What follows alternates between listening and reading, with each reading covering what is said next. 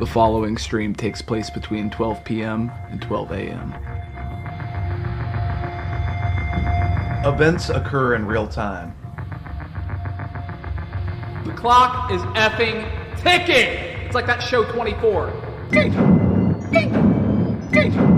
Ding! Ding! Ding! Ding! Ding!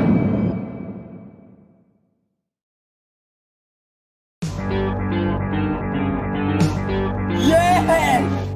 Yes!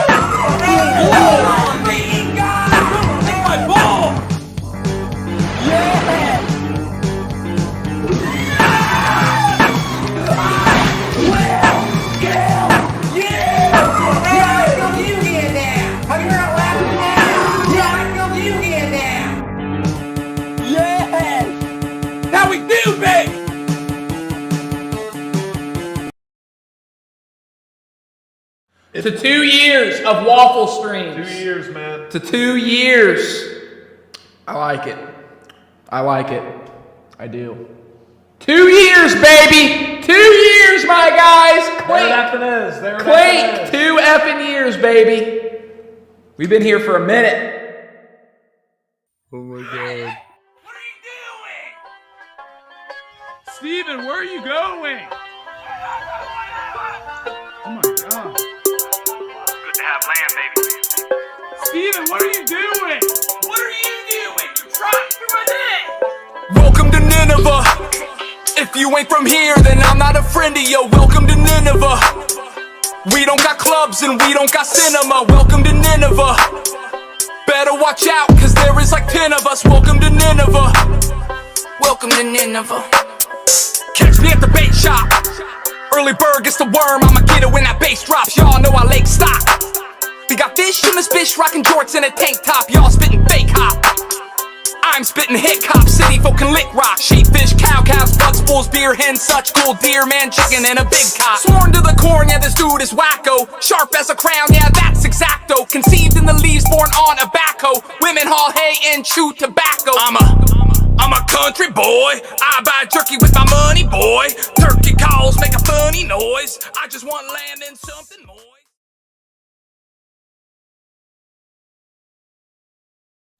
Yo, yo, yo, welcome to this edition of Waffle Pone's Friday stream. It is good to be here. I will say there has already been an inadequacy today.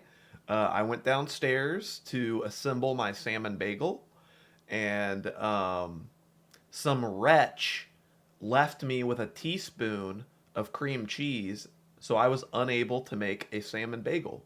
So if I seem a little on edge, now you know why.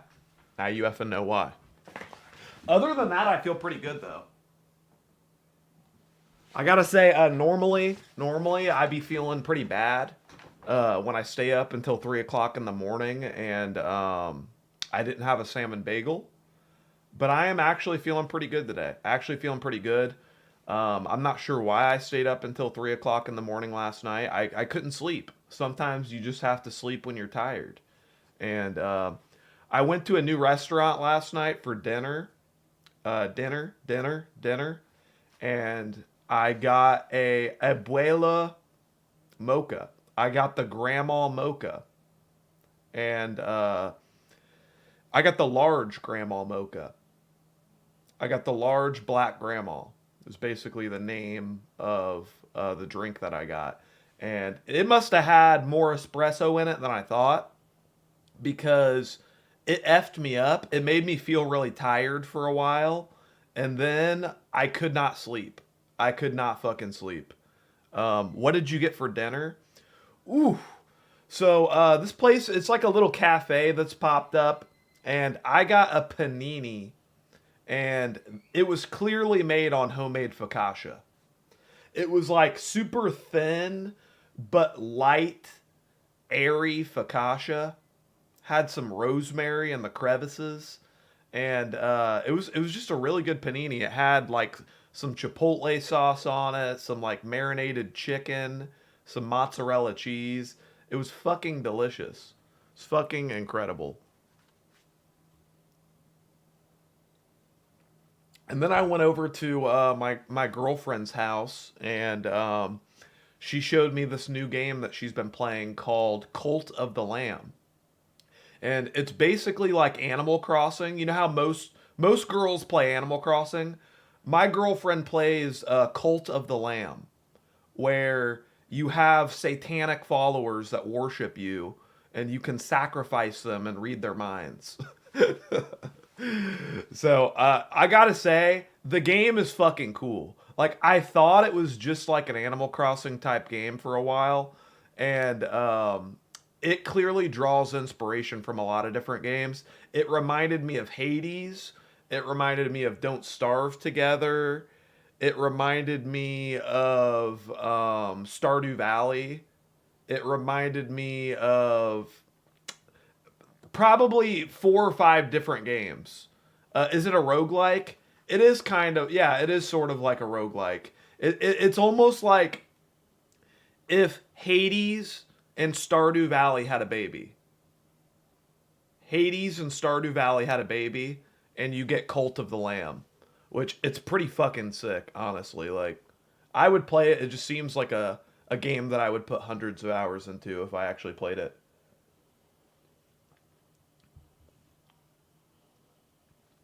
It is a very unique combo, you know? I think that is going to be the new, like, movement, the new big trend that we are already seeing in games, is you're going to see smaller developers borrow really good ideas from games that have already solidified their legacy, and they're going to mix and match and, you know, put their favorite classics together into one indie game, which is really cool. Is it specifically on PC? I know it's on Steam, but I don't know if it's like on console or something. You'd have to look it up, to be honest. Have you ever played Animal Crossing, Jack? If so, did you like it? I never really like got into it, but I like briefly have tried it out, and I've played like parts of it. And I think that the depth of Animal Crossing is pretty impressive with like, I think somebody just 100% complete Animal Crossing for the very first time. For the very first time. Which is pretty freaking crazy. Apparently there's a lot of little items in that game that are not super easy to obtain.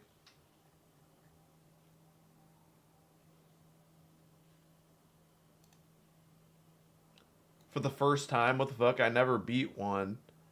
I never beat one, but I didn't know that it was that damn long. Yeah, there's all these like little trinkets and stuff that you can connect, and did I say connect or collect? There's all these trinkets you can collect, and they're models. You basically have models of buildings, and they're like the rarest items in the game. I was kind of fascinated by it. How's your day going? It's going well. You know, I haven't been up very long. My brain probably isn't all the way functioning yet, but I feel good. I feel pretty good today. I bet Steven is going to make a pied pizza. What does that mean? Like it's going to be super doughy? Beck Wheezy said, "Damn, I thought the Freakout dude was making pizza." Well, he is going to be making pizza. It's just that these live streams usually are 7 or 8 hours long. So, you know, we're not going to make pizza for 8 hours. What kind of crust is he going for? I'm not 100% sure. Like, I tried to give Steven, like, some, like, pointers and tips and stuff for him making his pizza. And he was laughing at me with everything that I said. And it got to the point where I'm no longer really interested in trying to help him make his pizza because he thinks that he already has it figured out. Which is funny because on Tuesday, when we didn't stream, he was practicing making pizza. And I swear he fucked up like 6 pizzas. He fucked up like 6 pizzas. So, like, I'm not going to try to help somebody that doesn't want help and fucks everything up. Like, it's pretty hard to help somebody like that. So, he doesn't want my help, no. Like, I was asking him about his sauce, and I was trying to give him a couple pointers on his sauce, and he was laughing at me like he, like, was like a pizza expert or something. So, yeah, so we'll have to see how that turns out. Actually pretty excited to see how his pizza turns out. Frozone, thank you for the subscription, man. You guys should both make pizza and have your mom judge who's better. No, because my mom, you know, she tries to be nice to Steven whenever he cooks something because he's not the best cook. So you want to be encouraging to somebody like that. You know what I mean? You can't just put Steven next to me every time and say that I'm better because that's uninspiring. You know, it's like, how is he supposed to gain the motivation to improve? You know, when he's getting beat like that. You know, I think it's pretty effed up. I think that he should just, you know, he should be his own worst enemy. He should compete against himself and just try to get better than what he is right now. Because him trying to compete against me, it's just not going to work, unfortunately. I'm on a roll. I'm on a roll, man. Everything that I've been cooking lately, I've been putting my heart on the platter. When someone laughs at you and doesn't have an explanation, then they know that they're wrong. I wouldn't say that's always the case, but yeah, that was definitely the case with Steven. Definitely the case with Steven. Have a panel of judges, Mom, Dad, and Bree. Yeah, I mean, it would have to be a blind test, but like, I'm not trying to make today about me. I just want to watch Steven fuck up a pizza. Like, I know that I can make great food. I know I can make great pizza. I would rather just watch him fuck it up, though. You know what I mean? I think it would be funny. And, yeah. Jack, thanks for your inspiration. I'm having a salmon bagel with a cup of tea for lunch. Hell yeah, Avocado Antics. Getting all those omegas in. Good on you. Good on you, Avocado. I actually had to skip out on my,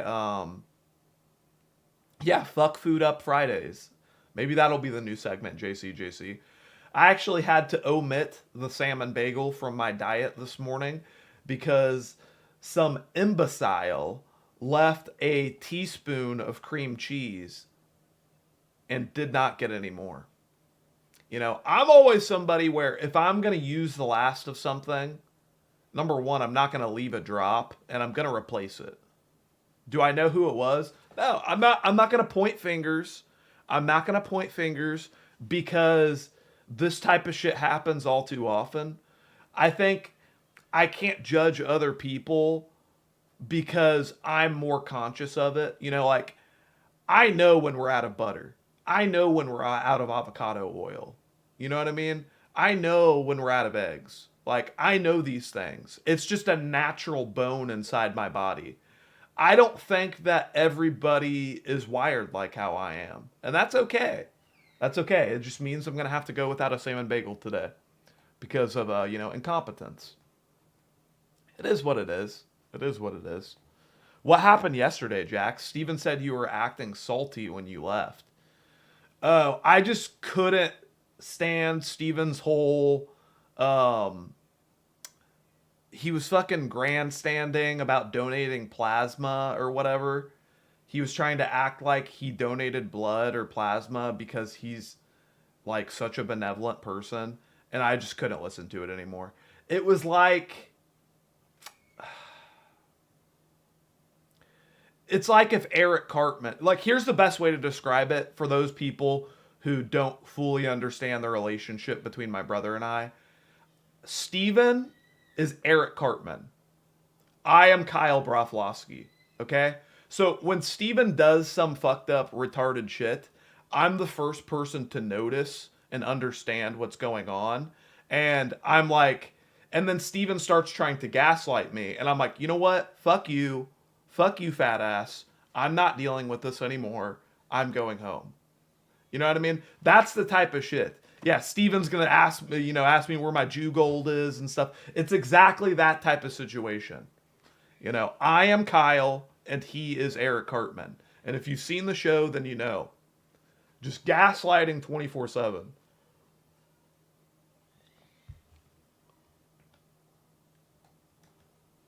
And you know, even though we know Eric is funny, and you know, we watch the show for Eric, we do know at the end of the day that Kyle is right. You know, it's like Kyle may not always be the funniest guy, or you know, he may not always be the most entertaining, but he's right. He is right at the end of the day. I thought you were either Stan or Kenny. No, I would definitely be Kyle. I would definitely be Kyle.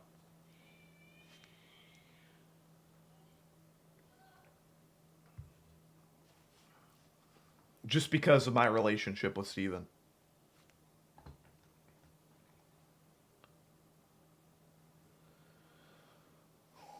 Dinky is Kenny. There you go.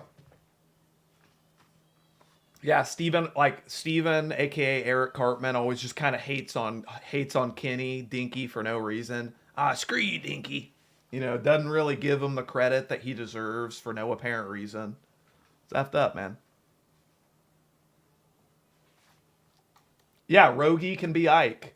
Rogie will be Ike.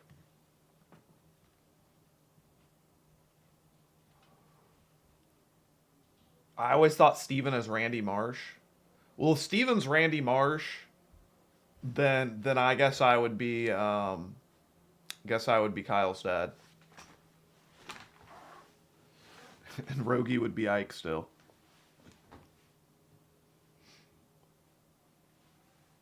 Who would that make Binky? Binky would be the guy who had like the book van, the reading van that actually turns out to rape chickens.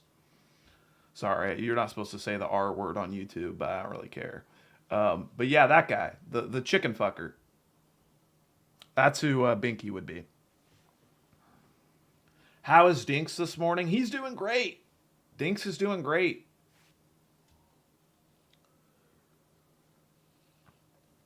It's funny, I swear, Dinky was right there. And we were having a moment right before the stream started. Like a millisecond before the stream started. It was like he saw the end of the intro and he knew it was time to leave. Like straight up. I don't even know how he gauges that. But like I was kind of like talking to him to try to keep him out as long as possible so I could videotape him for the stream. And as soon as it was time for me to pop my cam up, he went under the bed.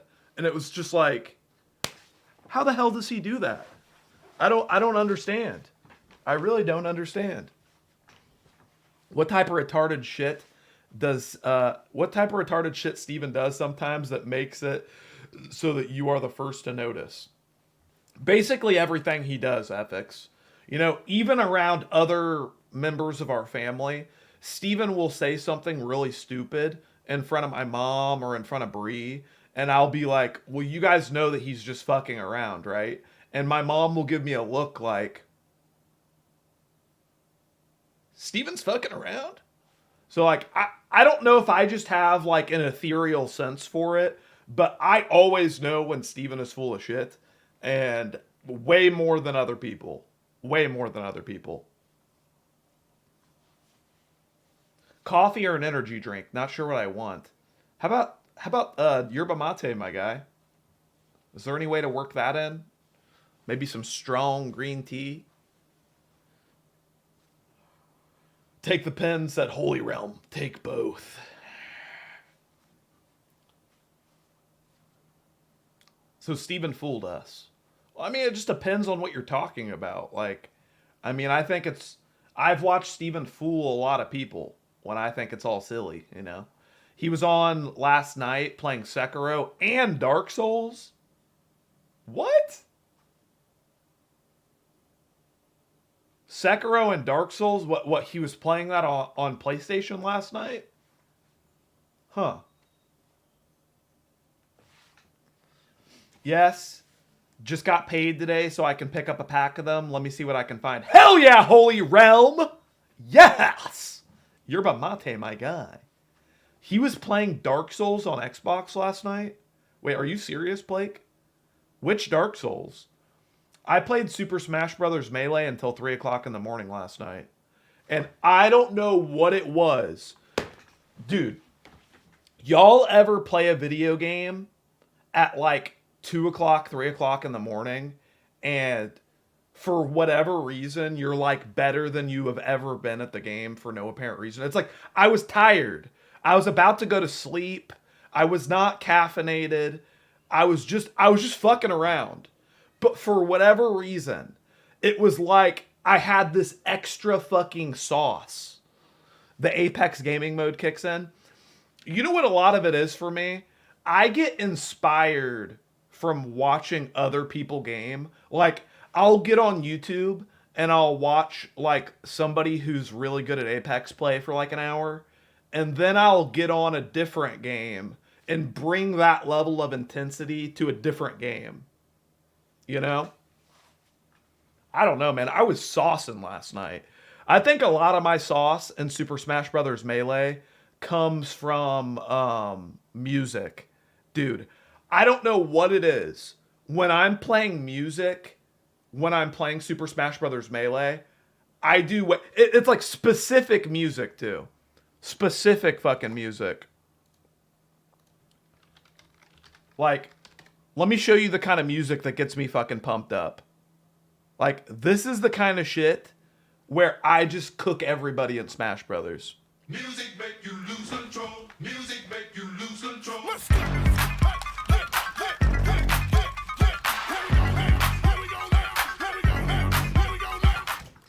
You know what I mean, though? You know what I'm saying, guys? Like, I don't know what it fucking is, bro. When I put on Missy Elliott, I just go in. It's like my rhythm. Nobody can even touch me when I'm listening to Missy Elliott, dude. It's fucked up. It's so fucked up. I'm like twice as good. Holy Realm said, please tell me that's what you were listening to last time we played. Well, generally how I pick music when I'm playing a game is specifically Super Smash Brothers. I'll find a song that I really vibe with, right? I'll find like, you know, Lose Control by Sierra and Missy Elliott. And then I will have Spotify create a playlist based on that song. so I can keep that same type of energy flowing. You know what I mean? Because there's nothing worse than when you're really feeling a song and then it switches to a different genre or something that is just like that I can't get pumped to. You know what I mean? Justin says, what about Go Flex by Post Malone? Dude, I'm not gonna lie. I fuck with Post Malone. I don't know why my brother does not like Post Malone. Dude, I can game to Post Malone. When I play Post Malone, it's just inspiring for me. Justin Platt wanted me to play this song. Wait, Justin, will you sing that song for me? Justin, are you here? Will you sing Go Flex by Posty? I would love to hear you sing Go Flex, man.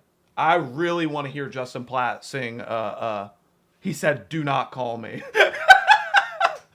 Okay. I'm sorry. I'm sorry, Justin. I'm sorry. I will not call you. I will not call you. We'll just pretend Justin's singing it.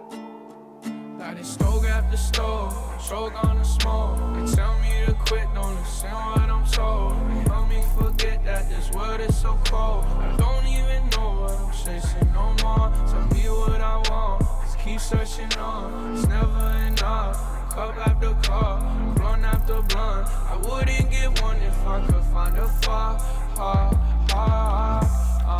in the car, then I put that on my mama. And my bitch call, talking about some drama. I swear there ain't no time for women on a coma. Justin said, oh, I'm sorry. I thought Justin said it for a second. But guys, I swear, I've said this before. Like, not only am I a fan of Post Malone's music, but if you were to ask me that corny question, if you could be friends with one celebrity or you could meet one celebrity, who would it be? It would be Post Malone. And here's why. Here's why it would be Post Malone. Okay? Let me show you why.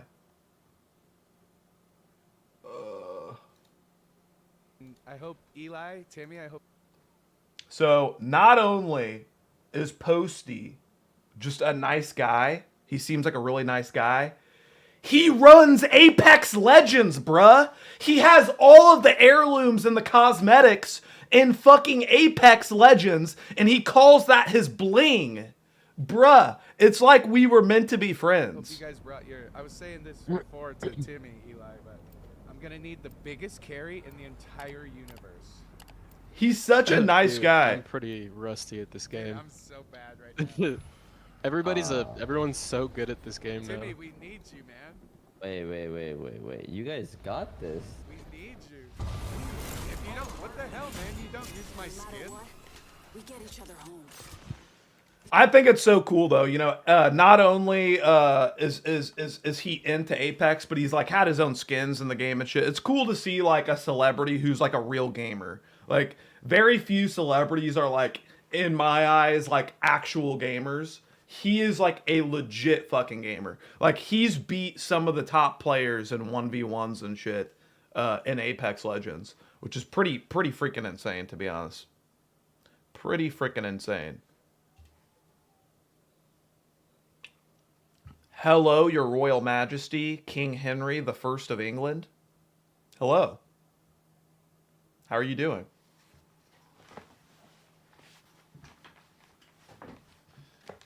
You know, that was kind of what solidified it for me for RuneScape. Like why I realized that RuneScape is such a like dull game for nitwits, even though I played it for longer than anybody. Because I remember I used to be obsessed with the idea of a celebrity playing RuneScape, and I would like Google it. I would just be like celebrities who play RuneScape, and I'll never forget the only celebrity that actually comes out and talks about RuneScape is Walt Jr. from Breaking Bad. And I was just like, you know what? Maybe I shouldn't play anymore. Maybe I shouldn't play anymore. Yeah. Walt Jr. Yeah, watch this.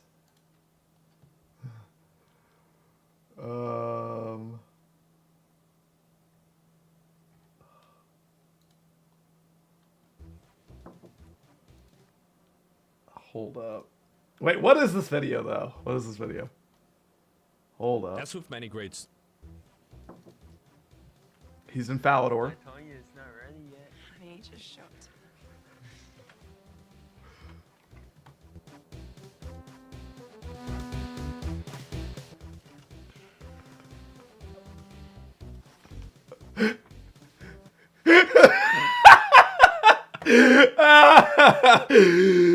Oh, fuck, bro.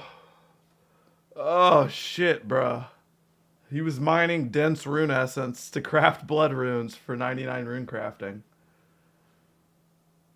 Sad. Adam said that's you. I swear there used to be like a video of Walt Jr. talking about RuneScape in an interview. Huh.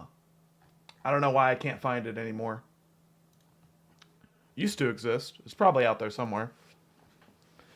Hey, Jack, can you answer my question? Is Steven feeling like Collins today? If not, that's okay. I'll call in when I get to the house to myself. Like, I can't tell you how Steven's feeling today. I cannot tell you how Steven is feeling today. Type in Walt Jr.'s real name. Okay.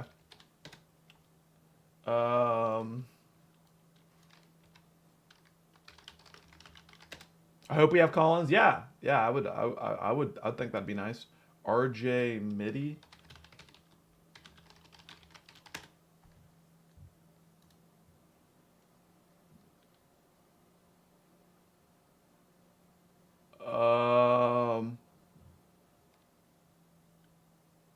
I don't know, bro. I remember there was like an interview a long time ago where he just randomly brought up RuneScape in the interview, but I don't see it. I definitely remember it back in the day though. Holy Realm said Bluephoria or Revelberry. Both sound good as fuck. Now if you talk to me, if you ask me, my guy, okay, you're talking about the Guyakai. You should try both. You should try both. Unless they're in a pack, then you're just gonna have to pick one. But I'll say Revelberry is a bit sweeter, and I really do love Revelberry. But Bluephoria is a classic. Bluephoria is a classic that slaps. But I will say that after drinking this one, it's hard to go back to Bluephoria. It is. Berry Blue is just so much better than Bluephoria. It's unbelievable. Brit Up said boneless or traditional wings. I don't know what you mean by boneless wings. Wings have bones, my guy. Wings have bones. Thank you. Where did the crown come from? Jack looks like the kid where the wild things are. One of the people in the chat sent it to me to my PO box. It is from Friendly Mushroom in the chat, and it is a purple party hat from RuneScape. He sent me other party hats too. I've got a red one and a blue one and another purple one. Pretty cool. Friendly Mushroom said, oh yeah, Friendly Mushroom asking the real questions. He said drums or flats. Flats. Absolute flats. 10 out of 10 times, I'm picking flats. Flats, my guy. Easy flats. Easy. I found the interview, Jack. I sent it to you on Discord. Thanks, Moffy. Appreciate that, brother.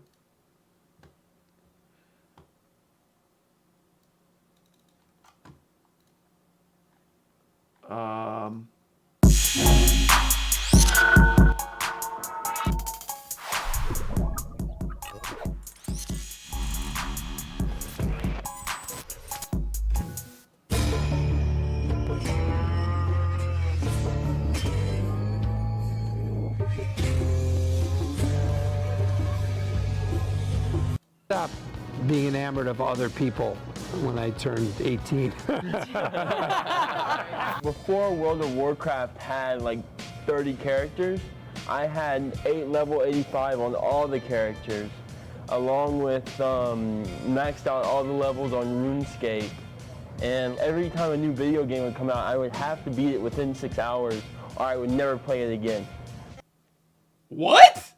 What a psycho! Yeah, I don't know if That's a true RuneScape player right there. That is the most psychotic RuneScape mindset I've ever heard in my fucking life. I have to beat the game within 6 hours of it coming out, or I'm never playing it again. What a hardcore motherfucker. You kind of have to respect that. Like, that only a RuneScape player would say something like that. Like, setting these arbitrary goals just to make things impossible for yourself. Like, that's actually hilarious. You gotta respect the grind that RuneScape players put into shit. I had a Farrah Fawcett poster. Am I right?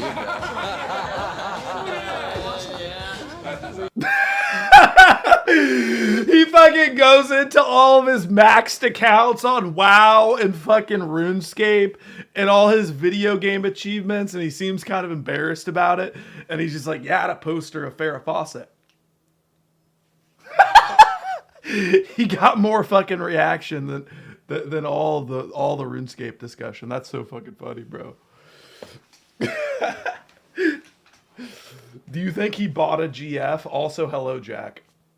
Now, well, what's up, EDF? And if he bought a GF, then that would be XP waste. He would be wasting time and XP. How the hell is he supposed to achieve the next 99 skill in record time if he's out wasting his time frolicking at the Grand Exchange? My guy. He doesn't have time for such nonsense, such kiddish behavior.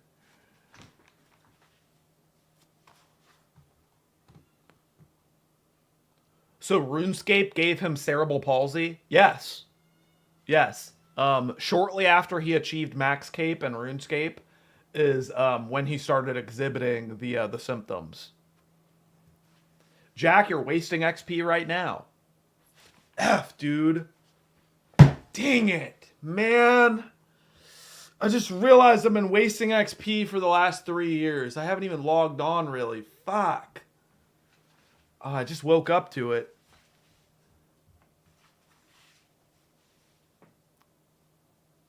You got brain rot from it? I just wasted XP typing. What the fuck?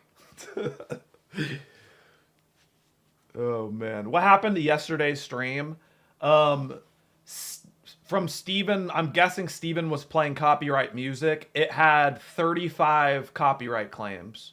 So there was 35 different things that shouldn't have been played on yesterday's stream. 35.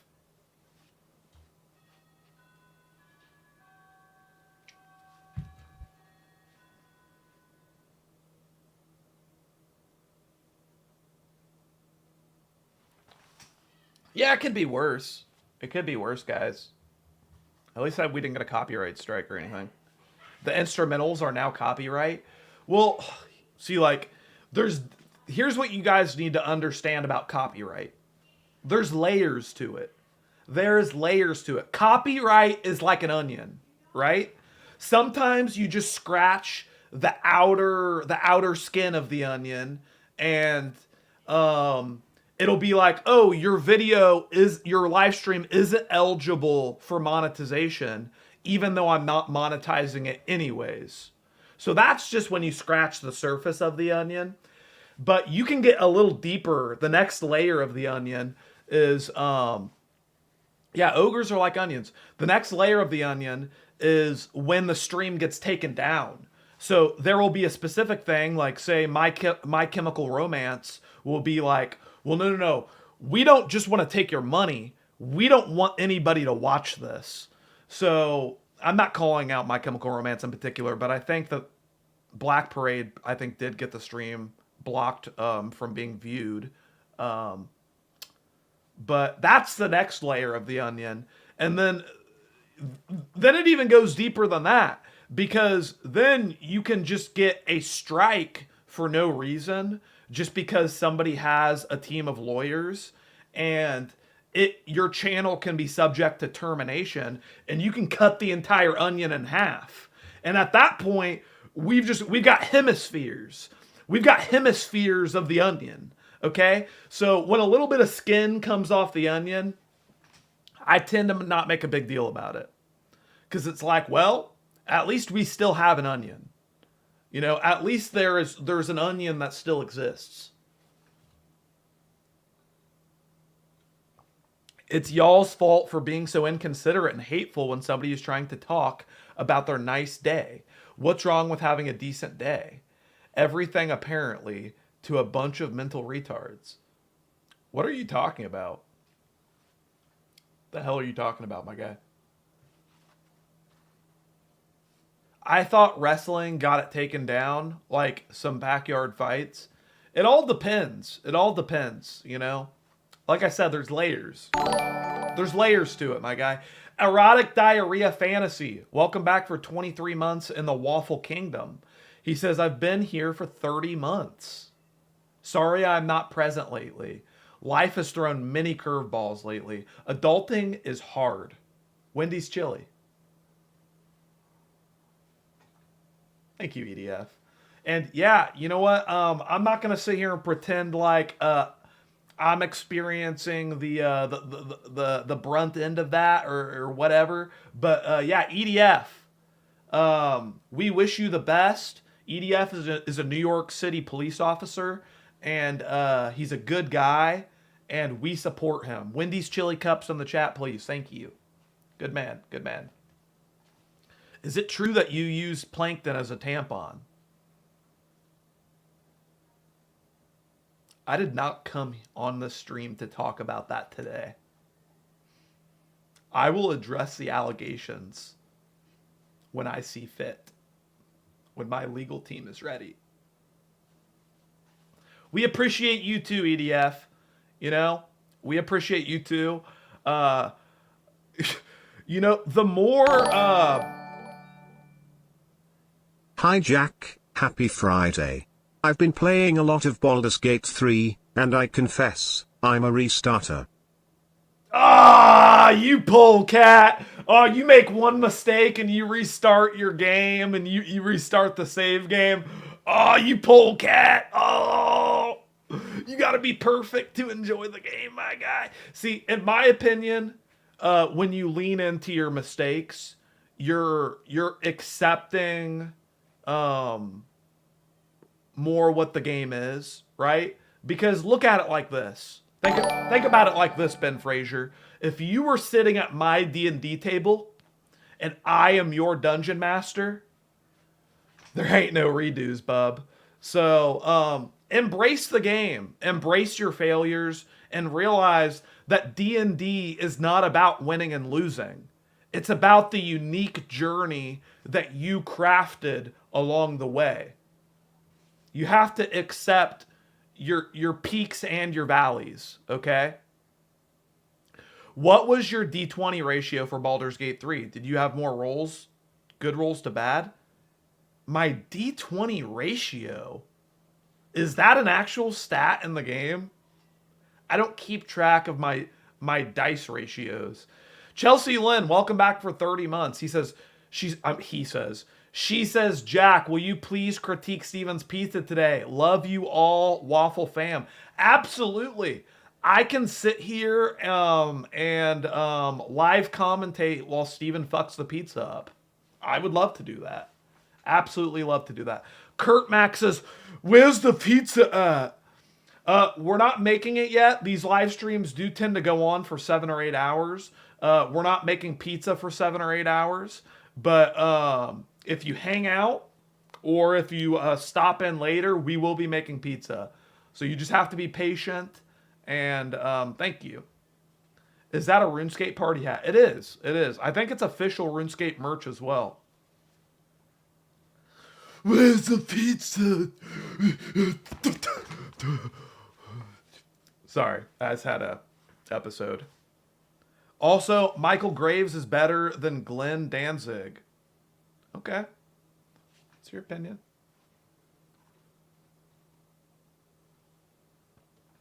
Monkey Head Jaden says, I gave the idea for pizza.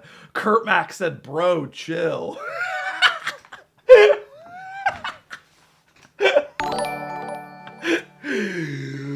You have a party hat for each different day of the stream. That's very true, Mothman. That's very true. You know? And I'm pretty sure, I don't want to speak too soon, but Friendly Mushroom asked me if I wanted a party hat set. We might have one. My good rolls to bad are 50-50. I also want to romance all the companions in my party, mainly Astarion, Karlach, Lesl, and Shadowheart. Maybe the Guardian. Well, you just want to fuck everybody then. You just want to fuck everybody in Baldur's Gate. You know, you're not picky at all.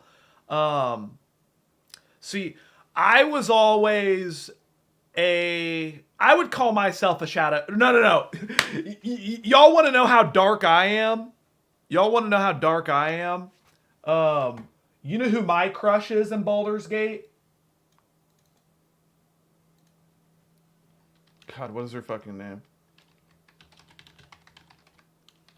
Yeah.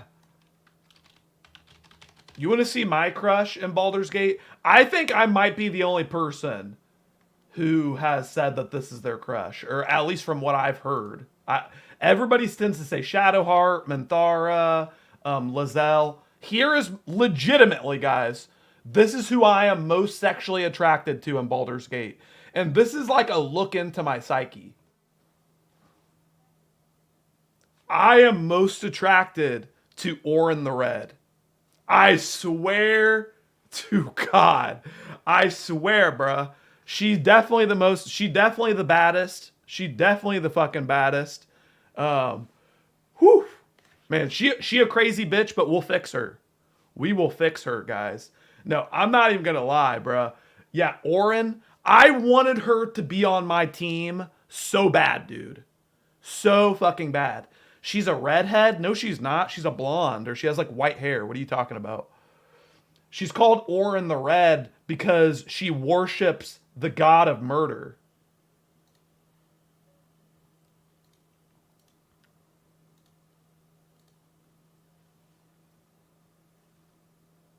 Her hair looks red there.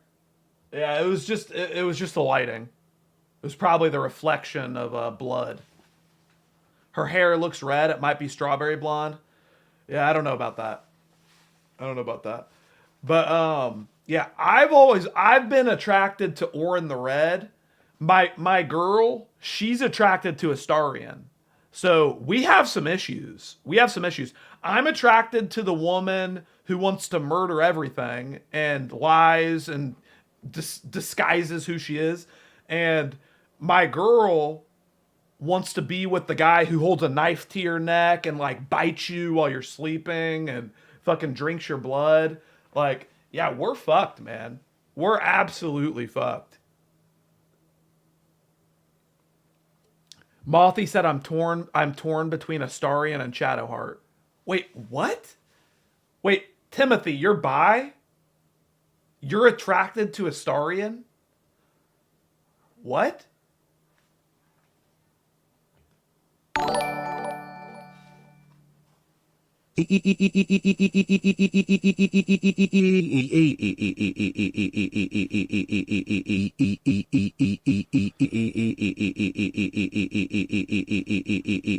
Mothy said, in the game, I think he's funny. So you're sexually attracted to Astarion. Because that's what we're talking about here, Timothy. I'm giving you an opportunity to back out of this. But, yeah, we're talking about which Baldur's Gate character we want to bang. And you said Astarion. He said, well, I'm not bi in real life. So you're just bi in a video game? He said, I'm not sexually attracted to Astarion. No. Well, what are you attracted to his personality? In a sexual way? What? Huh? What are we talking about here, man? What? Bro, we're talking about, he said yes? So you're just bi whenever you're playing ball. So you're sexually confused. Let's be honest. Timothy, you don't know what you are, and that's okay. Did you open Dark and Death's gift? He's in the chat. Thank you for telling me that, Blake Parker. I will open up Dark and Death's gift right now. Right effing now. Like, you want to see Astarian's feet, don't you? You're curious what Astarian's toes look like. And if he could be refitted with a bussy.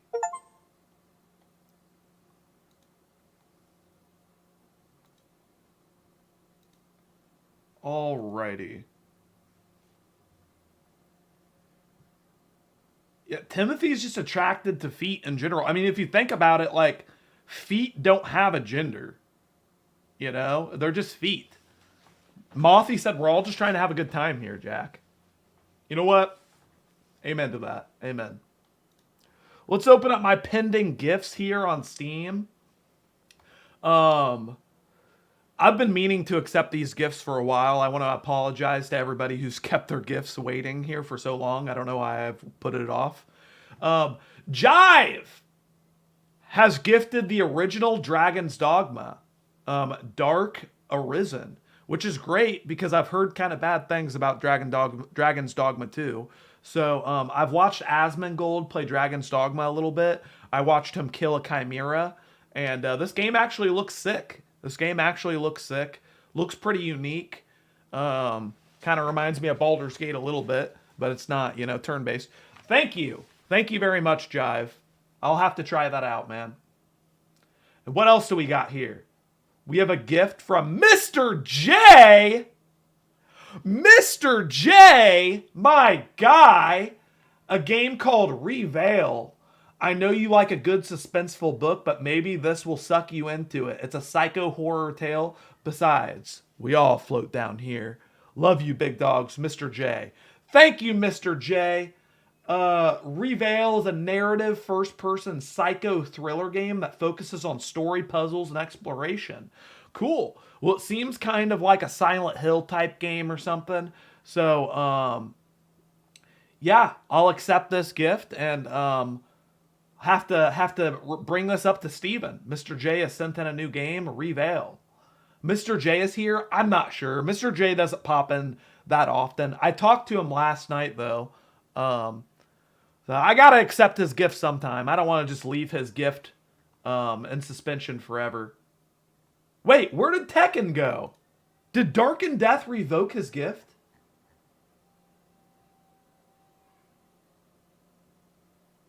Bruh.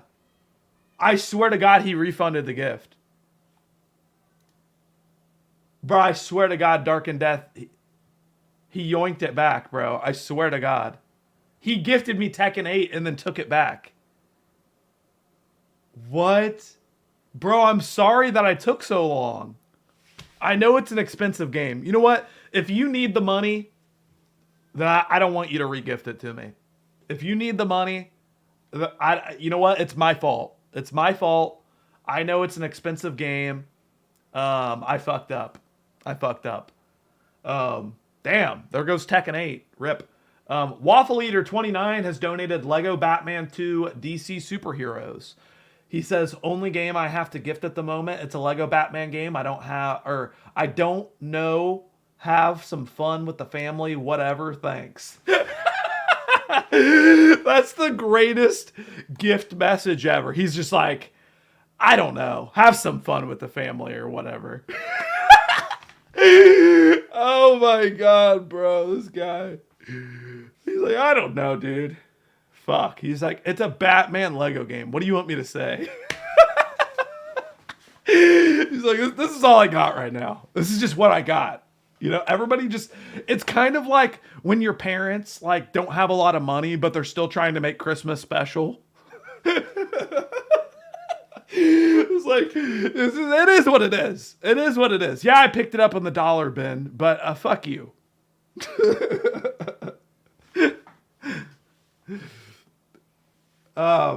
Mr. J has sent in another game as well. I heard someone gifted Steven Remote Adventures IV. Wow. Mr. J is also gifted a game called Silent Breath. Is that breathe or breath? Silent Breath. Whoever wants to attempt this Blair Witch style game, have fun and stay quiet. Or maybe scream in frustration and start all over again. So is this one of those games where you're not allowed to talk? I don't know how I feel about these games for streaming. But I will accept it. You're not even allowed to breathe and the monsters come get you. Thank you very much, Mr. J.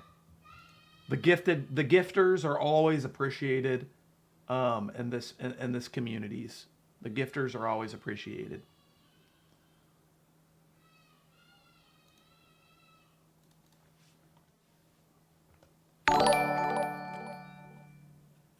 Ordered the Yochok yerba. Excited to try it, Jack. Yes! That's what I'm talking about, my dude. Yochok? Yo! He got some Yochok! Thank you, man. This is straight good butter, dude. It's juice for the soul. Dark and Death said, Jack took so long to open the gifts that Steam canceled my gift. I want to apologize from the pits of my soul, Dark and Death. I want to apologize to you for leaving your game not accepted for that long. It's inexcusable. And I deserve to pay the ultimate price. My guy.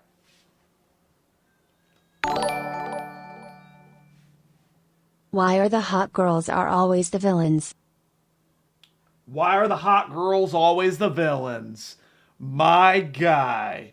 That's what I'm talking about. It's kind of like a forbidden fruit principle, I think. You know, because it's like, I feel like Baldur's Gate is trying to iterate to you. Yeah, Orin is never going to accept you.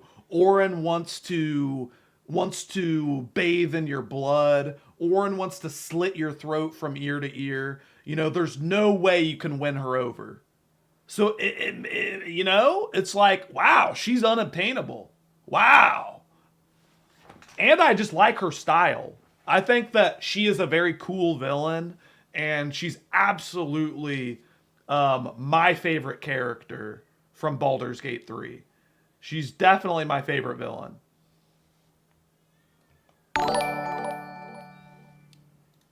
Let's beat Shadows of Colossus today, Jack. Excited to see what your next game will be after this masterpiece of a video game venture. You know, I've been kind of chilling. I didn't have my salmon bagel this morning, so I kind of feel like I want to just do things off the cuff and do whatever I want today. And I kind of just want to play Apex. You know? When I don't have a salmon bagel, I cannot be guided. I cannot be guided. I feel like even if I tried to beat Shadow of the Colossus today, I'm just going to edge it and I'm not going to actually beat it today. So I would rather play it on Monday so that I can guarantee that I'm going to beat it on either Monday or Tuesday. Personally. I don't want to edge the game and then think about it. That dollop of cream cheese would annoy the hell out of me. Dude, there's nothing more annoying than when somebody leaves a fucking teaspoon of milk, when they leave a drop of juice in the jug. Steven's the king of that. Steven is the king of literally using everything and then putting the trash back away. Oh, that pisses me off. Whew. That's like how to piss Jack off 101. Leave a teaspoon of cream cheese. Whew. Whew. Ooh. Makes me want to fight.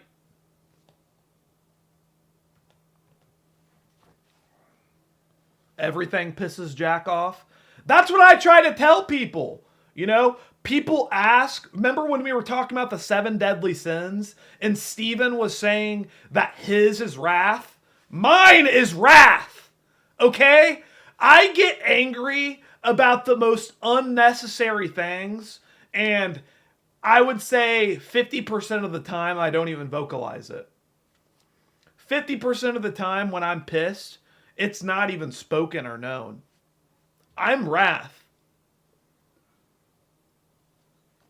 Steven is pride. Steven thinks that he can't be advised on how to make a pizza that he's never made before. That's not wrath. That's pride. Steven thinks that he has everything figured out and that he can just succeed naturally with no preparation. That's pride. In fact, let me prove a point to you guys. I've been holding this book for a while, but I feel like the 7 Deadly Sin thing is really bringing it out for me.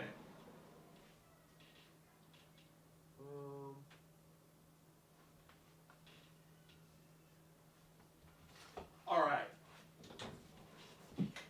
I have such a fucking cool book.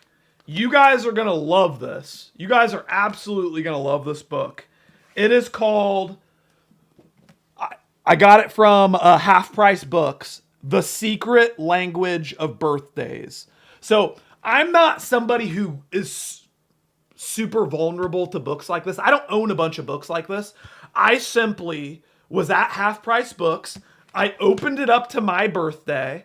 I read it. And I was like, what the actual fuck? And then I started reading Steven's birthday. I read my parents' birthdays. And I was shaken to the core. So let me share it with you. I've never seen like a Zodiac thing that encapsulates shit like how this book does. This book is just, I mean, you guys know me well enough. All right, guys. Here it is. About to drop a knowledge bomb. You're about to learn more about me, okay? July 14th, which is my birthday. The day of the convincing storyteller. July 14th people are convincing, and how? What confidence they don't gain by forthright, trustworthy image they magically induce through an unassuming charm. Some born on this day boldly inspire confidence from the first meeting. Others win hearts through precisely the opposite, a low-key, even self-deprecating approach. Those July 14th people who impress one as conservative or even colorless can nonetheless be very credible due to their objectivity and professional image. The marvelous thing about the seductive powers of July 14th people is that they can work their magic in the unconscious. Even those who realize they are being won over may go along anyway, feeling it to be a meaningful experience. Perhaps this is because those born on this day are not playing at seduction for its own sake, but seek to enlighten others in some kind of way. Most July 14th people have a technical command of their profession, skill, or business that is remarkable. Their stories are fascinating and believable. Thus, should they prove to be unscrupulous, they can get away with murder before they are discovered. Is this not me, guys? If they are honest, their charming personalities are a faithful indication of a real worth of their product or service. Unfortunately, those born on this day are difficult to read and may fall under suspicion as they sometimes seem too good to be true. Despite their charm, confidence, and general good humor, those born on this day become deeply depressed periodically. This is me. Seemingly for no apparent reason.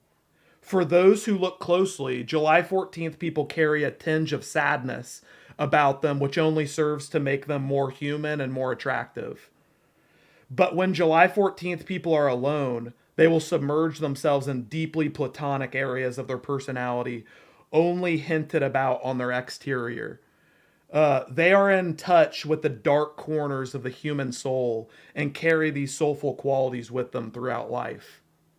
Because people tend to admire them and give great weight to what they say, July 14th people should try to be sure about their veracity of their statements and advice.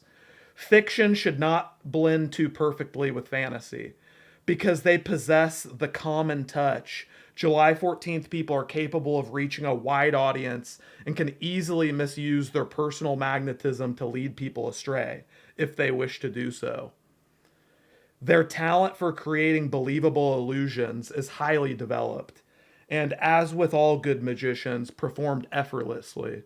Those July 14th people do not understand themselves. Those July 14th people who do not understand themselves perhaps misuse their influence and manipulate others unconsciously.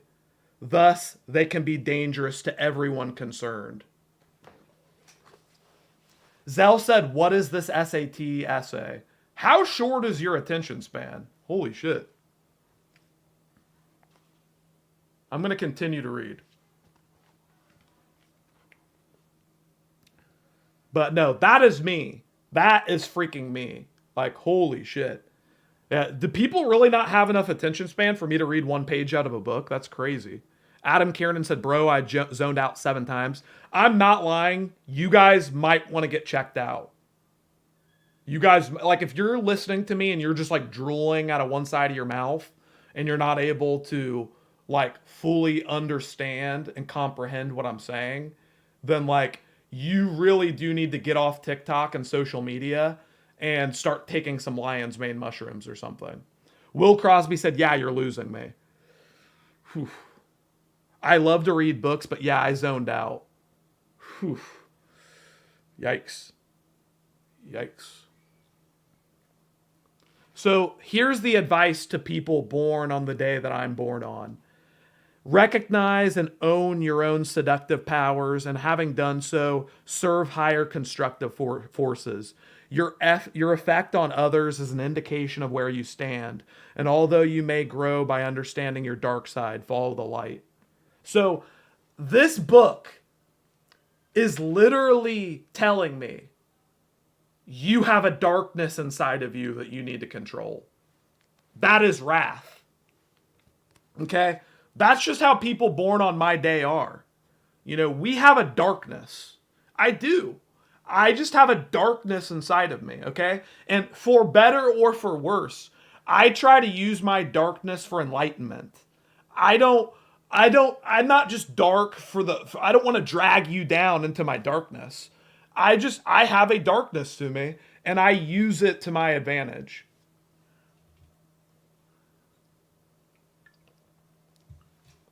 I'm only human after all.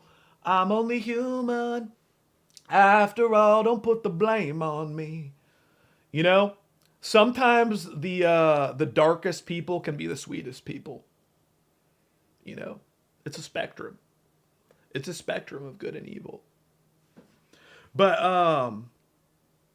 yeah. Let me read Stevens really quick. I hope people aren't tuning out. Let me look at the view count. I don't know if I read and people just like fall asleep and like stop watching the stream, but let me see. Okay, view count's okay. You rotted their brains, Jack. It's just, I thought that I could read a page without people like going total brain rot. I want to read Steven's birthday too.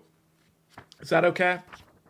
I want to read Steven's birthday when he's not here, because if I read it while he is here, he's going to interrupt me every 5 seconds and say something stupid.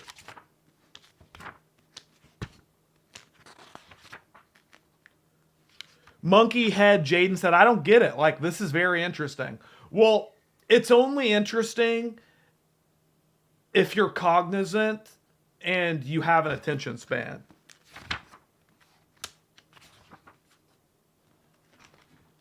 This is your birthday too, Aza? Wait, Aza, were we born on the same day, Aza?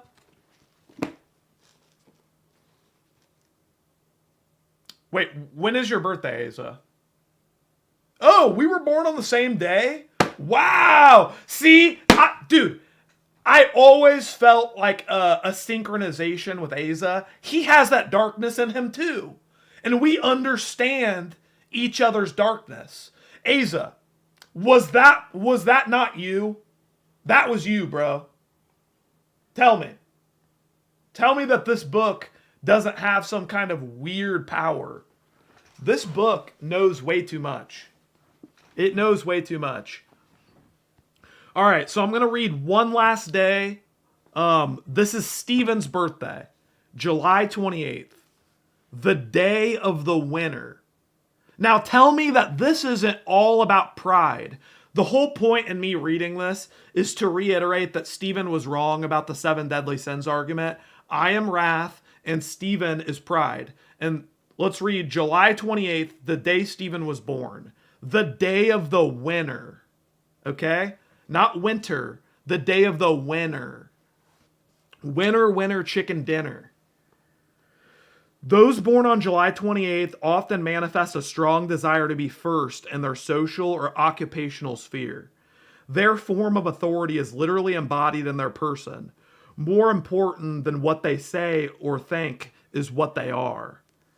Those who come in contact with even the mildest persons born on this day will soon learn that occupying a secondary position is not what July 28th people had in mind. Those born on this day are real survivors who are not content to just weather the storm, but to come out on very top. In every realm of life, from the game room to the bedroom to the inner sanctum of the corporate boardroom, those born on this day seek to prevail. Of course, such driven persons or personalities face great emotional challenges. Others may find them unresponsive or accuse them of being insensitive when they go for their objectives at all costs. Furthermore, July 28th people are apt to arouse resistance to their plans when others realize how determined they can be to get their own way. Certain people skills must be cultivated by July 28th people which can make their way in the world easier. Among them, diplomacy, patience, and understanding.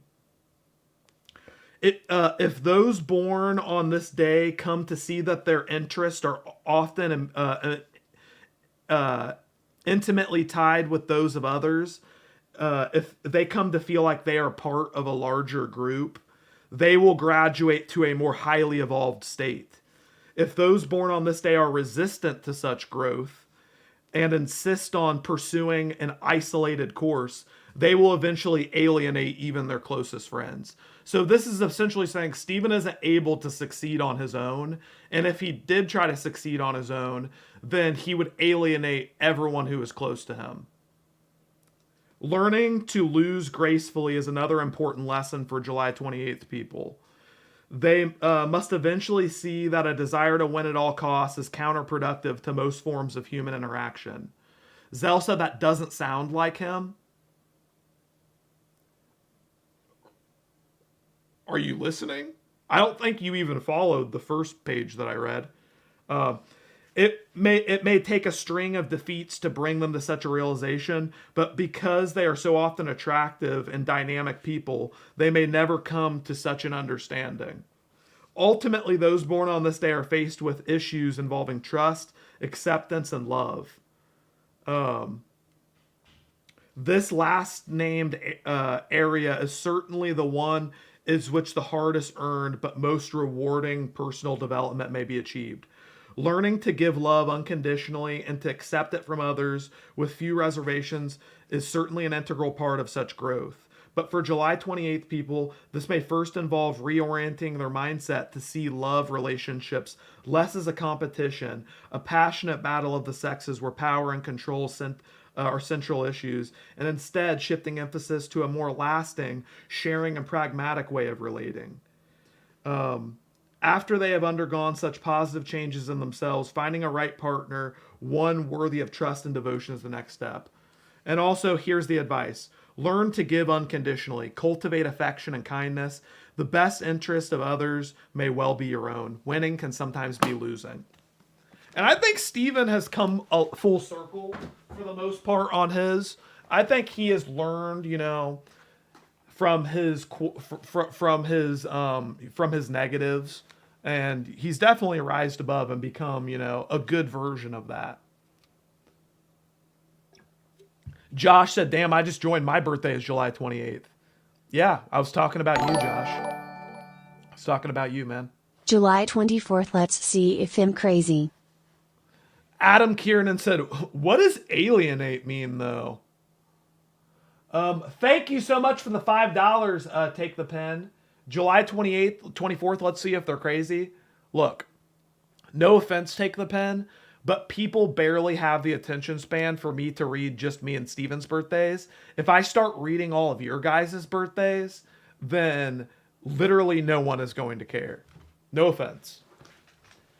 If you want to look up the book yourself, though, and you want to look up your birthday, it's called The Secret Language of Birthdays by Gary Goldschneider.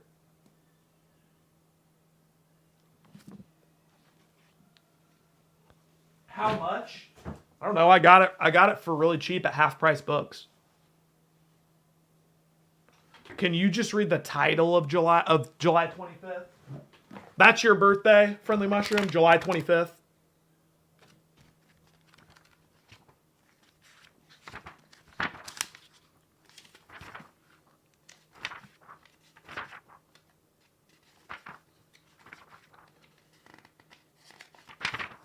I'll read the title of yours too, Take the Pen. You look, I'll read the title. He just wanted me to read the title, okay? Calm down. What's your birthday again, Take the Pen?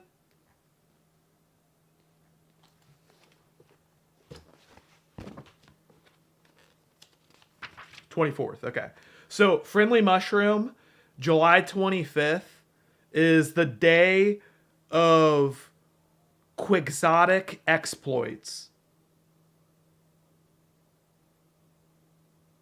So those born on this day have a yearning to see far-off lands and accomplish imaginative deeds. Their dreams are often difficult to realize. Idealism is generally a bit ahead. I don't know, bro. Like, I'd have to read a lot of this to understand, but concentrate more on the present moment. Try to be here rather than there. Pay attention to what others around you are saying and doing. Be more accepting of yourself. Continue to reach for the stars, but with your feet firmly planted on the ground. Maybe it's not being literal, Friendly Mushroom. Take the Pens is the day of exciting instability. Take the Pens is the day of exciting instability. Oh my God, bro. Here's the advice it has for Take the Pen. I like the advice. Here's the advice I have for you, Take the Pen. Yeah, if any of you ever ask me for advice, I'm going to consult this book.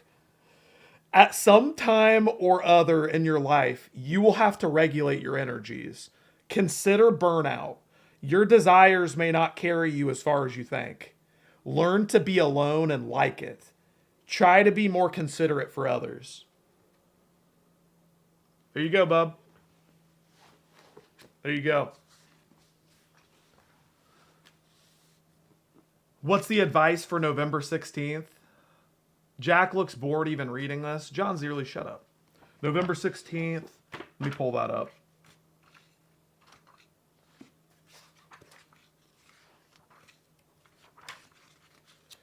Take the Pen said, I love being alone and I'm very considerate. Maybe, you've rised above the flaws. Because it's just giving you stuff to look out for if you do have flaws. It's like, hey, if you do have flaws, these are probably the flaws you have. The advice for November 16th. By the way, November 16th. Wait, Blake Parker, is this you? Is this Blake Parker? November 16th? Oh, man. The day of the boss. Always keep the interest of others in mind. Act responsibly and exercise your authority wisely. Do not give in to power urges. Watch out for sabotage, but don't get paranoid. Remain both calm and alert. Huh. So, do you have a natural feeling for authority, Blake Parker?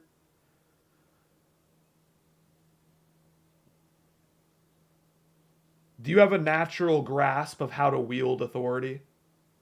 Like, you think you're a responsible leader? He said kind of. See? Guys, I would have never expected Blake Parker to say that, but clearly this book is tapping into something that not humans can't always pick up on.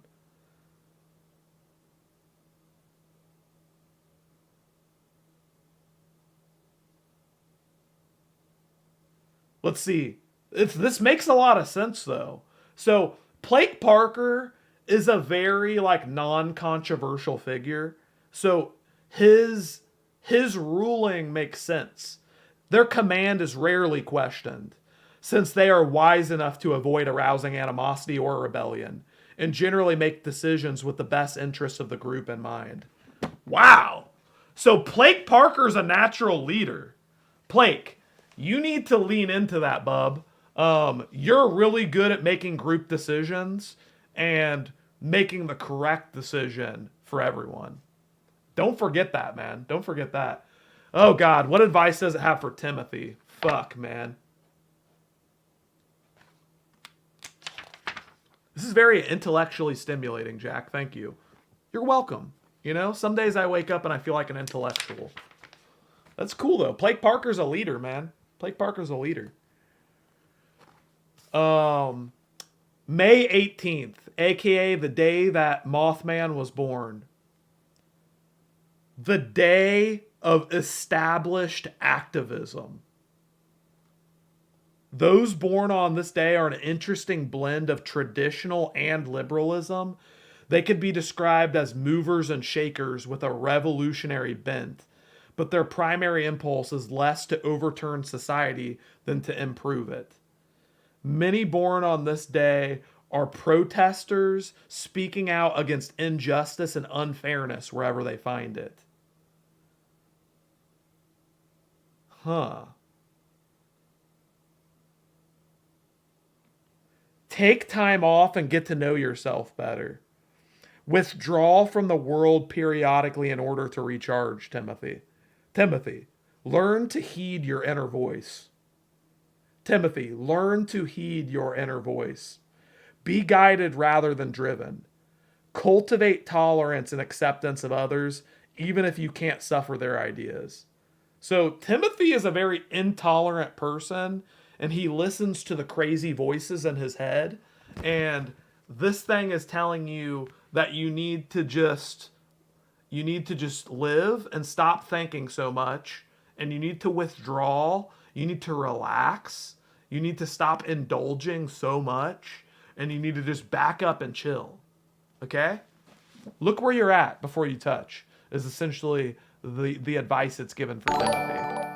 Road Rat 1100, thank you for the sub. Great advice, Jack. I'll take it. Hey, it is what it is, man. You know? Yeah, what is up, Jack? How's everything been? Just a curious question. If you guys were asked to recreate the infamous first Freakout vid for a good chunk of cash, would you do it? I don't... Like, what does that even mean? What? So you're gonna pay me to make a video that I've already made? Like, it's a question that's so commonly asked that I don't understand it anymore. I don't understand the question anymore. Thank you though for the 250, Michael. Hey man, I saw that the last stream with Steven playing a difficult game about climbing was blocked by SME, which sucks. I'm still glad that he beat the game, though. Oh, he did? I didn't even know he beat the game. I was not aware. I was not notified that Steven beat the game.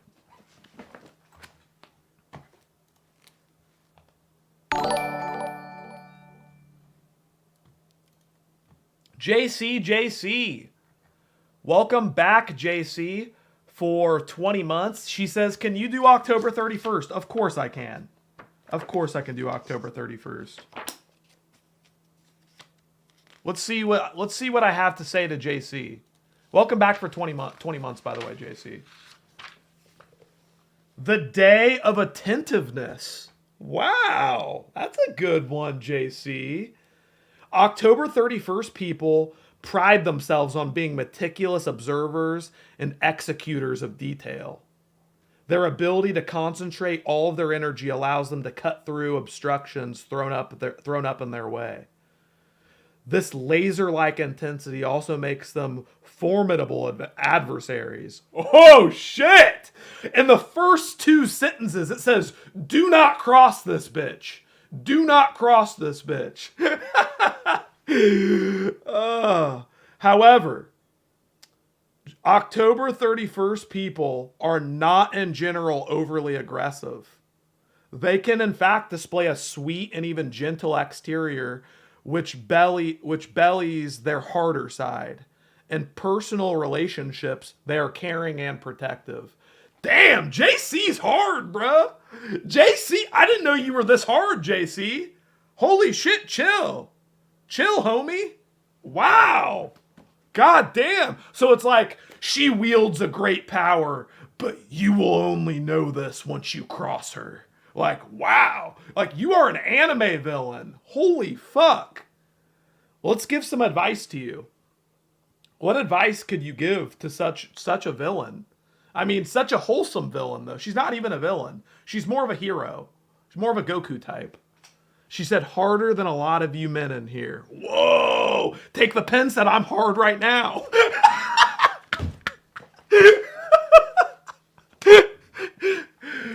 Oh, shit, man. I'm glad I decided to open up this book. See, guys, opening up this book was a good idea, wasn't it? I've been holding on to this book to share with you guys. I have. JC, let me give you some advice. So, push yourself a little more. Okay? Achievements are important. You have to drop your guard to let someone in. Doubt less, trust more. And try to be less critical and argumentative. Cultivate diplomacy. Self-assurance is key. And I'm not even saying that you are any of these negative things. It's just, hey, if any negative creeps out, then it might be those things, right? It's just like for me, where it's like, well, the dark side of mine is I'm the most manipulative psycho murderer, or I can be somebody who's just trying to inspire you with seduction. You know, it's like things can go different ways. It's a spectrum. It's definitely a spectrum. So yeah, pretty cool. Why not both?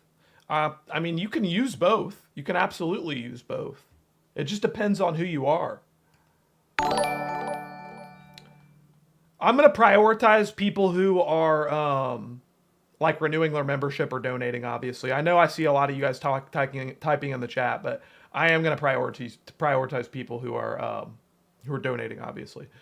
Fat Nutmeg coming in for 20 months in the club. He says, 20 months, glad to be a member. Thank you, Fat Nutmeg. I appreciate that, brother. And thank you for sticking around. Thank you for sticking around with us.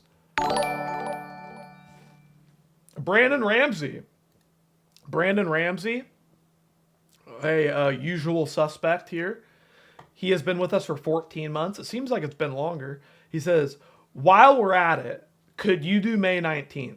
Also, next weekend, me and a few friends are going to play Cards Against Humanity online. Do you want to join, Jack? Possibly. We'll see. We'll see. I'm kind of a spontaneous fellow, but we'll see how I'm feeling at the time. You know, we'll see how I'm feeling. Let me look up Brandon Ramsey's his birthday though. It is May 19th. May 19th.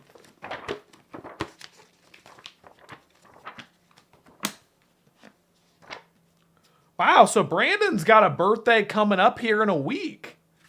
Wow, Brandon.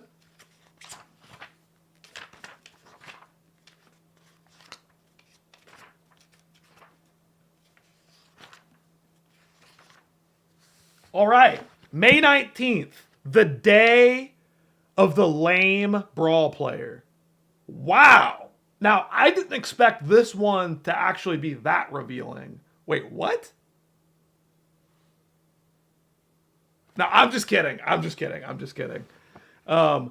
The day of heartfelt persuasion. Okay. The day of heartfelt persuasion. Brandon Ramsey has plenty of energy. all right, but he has to learn how to keep it under control and direct it well. Dude, this reminds me of when he's playing Apex. It's like he has so much energy, but he's just doing nothing. It's like he's moving around and spazzing everywhere and like talking really fast, but nothing's happening. This is indeed crucial because many born on this day have great leadership potential, although they often go through trying times both physically and emotionally. They emerge successful when their purpose is focused. Their energy can be quite elemental, like the weather. It is perhaps best put to use in long-range projects involving the building of a structure in social or family life. So Brandon's in it for the long haul. Brandon, he's a committed guy and a potential leader, which is pretty freaking cool. But let's see. People born on this day are usually self-taught and value a natural approach to their work. They get in trouble, however, when they overuse logical and reasoning faculties at the expense of intuition. Ooh, so it's telling you, Brandon, to stop trusting logic and start trusting your intuition. You have a really good intuition, Brandon. You just need to trust it more. Sometimes leave others to their own devices. Don't be so controlling, Brandon. Brandon, it doesn't always have to be the Brandon show. Don't be so controlling. Follow what is best in you and allow yourself freedom. When you feel your temperature rise, put some distance between yourself and what's bothering you. Try not to overheat or try not to overreact. Let go of your attachments at least once in your life. I know, Brandon, I'm just playing around with you. So I was just trying to relate the advice just to actual shit I know about you. But I'm sure that you could find some use in that. Thank you, Brandon. Violet, the Foria fan. Violet, the Foria fan. I don't see you on here, but thank you. Thank you, Violet. Skynut. Skynut has re-upped his membership for 16 months.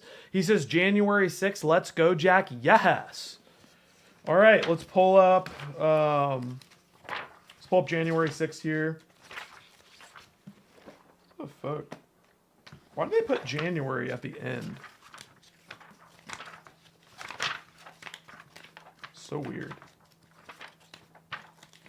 All right, January 6th, aka the day that Skynut was born. The day of substantiation. Substantiation is a central theme in the lives of January 6 people, exploring or proving for themselves and others the truth of any given situation. Dude, that's so true. That's so fucking true, bro. Anytime there's a situation, Skynut will type his opinion in the chat, and he's always fucking right, bro. Skynut is always fucking right, dude. Wait, what? Hold up. Be it metaphysical or pragmatic, such an urge to make sense of life can manifest in many ways, from philosophical speculations to a basic search for the best way to live. Even the most materially oriented January 6 people usually believe in divinity, nature of the universal spirit or soul. For them, their physical existence alone can be proof of the wonders of the universal force. The most spiritual January 6 people seek to embody intangibles in their everyday existence through devotion, love, duty, and sacrifice. Wow! So Skynut's like, fuck everything. Give me those abstracts. Give me love. Give me wisdom. Whoa! Whoa! Whoa! All right, here's some advice for you. Here's for some advice. I know this is going to be rough, Skynut, because you're clearly an oracle, but here's the advice I have for you. Remember that it is your life. Don't live it for or through anyone else. Look after yourself, but remain open to sharing with others. Serve only that which merits your service. Stop! So, oh my God. This is like when you ask some piece of shit what their biggest flaw is, and they say, I'm too generous. It actually is the case for Skynut. For Skynut, it's like Skynut. Love yourself for a second, okay? We get it. You are a gift to the world, and you keep giving. But share some for yourself. Save some for yourself, my guy. Stop being so benevolent. Stop being so giving. Wow. Holy shit. This is getting deep, guys. This is getting fucking deep. Nakonos has been with us for 21 months. Thank you, Nakonos. I appreciate that, Nakonos. Good man. I purchased today, and today I bought this Mario plushie. What? What the fuck are you talking about, bootleg toy lover? Speak English, you little freak. Asa Flores with the 5 gifted waffle members. Oh yeah, Asa. We can sense that darkness inside of us. We can sense that urge to manipulate. But we just want to serve greater wisdom, and we just want to be passionate to help other people, okay? It's all about benevolence, man, and inspiring people and, seducing people into wisdom, man. Life is all about seducing people into wisdom, bro. Rusty Nail, welcome back, my guy. You can thank Asa Flores on your way in. You thank that man before his dark side comes out. You do not want to see the dark side of Asa come out. You do not want to see the dark side of Asa come out, guys. So treat Asa nice. He's a nice guy. And you won't have to see the demon.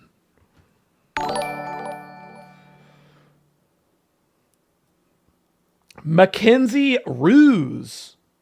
That's something that people born on July 14th have in common. We love to time and ban people out in the chat. Like, that is, we get our rocks off on banning people who don't say exactly what we want them to say. I feel like I can relate with Asa so much more now that I realize we're born on the same day, man. Yeah, you know what? You know what's great about it though, Asa? Your darkness is humanizing. People look at you and they're just like, whoa, he's got demons, but that means he's real. Your favorite Mexican. You can thank Asa Flores on your way in, my guy.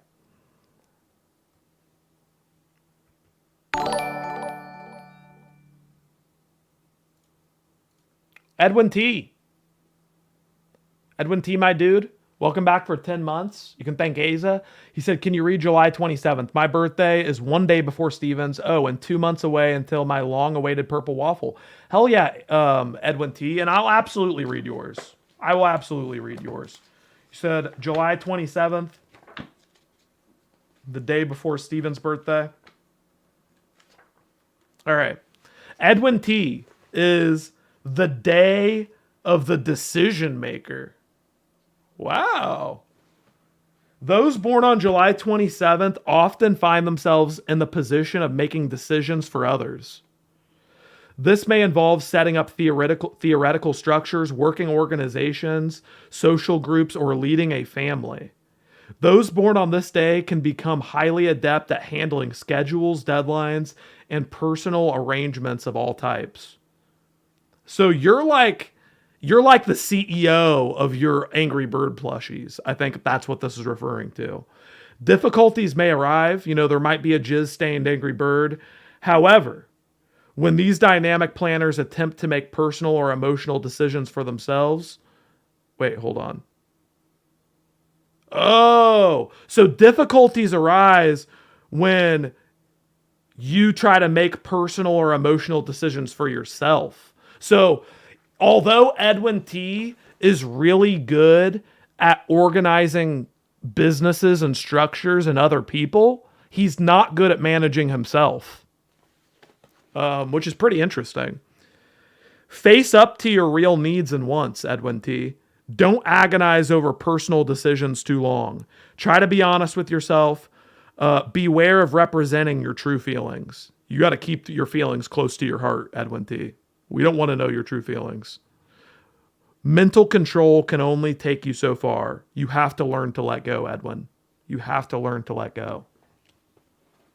There's some dark shit going on with Edwin T, but I'm sure he knows what I'm talking about. He says, I am not good at managing my emotions, to be honest. You know, I got that vibe when I was watching your videos of you throwing flip-flops at your stuffed animals. I did kind of get that vibe. PTSDs. PTSDs. Welcome back, man. You can thank Aza. You can thank Aza, dude.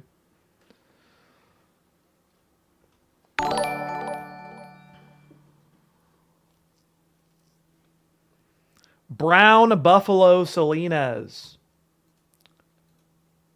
Welcome back to the Waffle Club, dude. Standing tall with your purple waffle. Love to see that. Love to effing see that.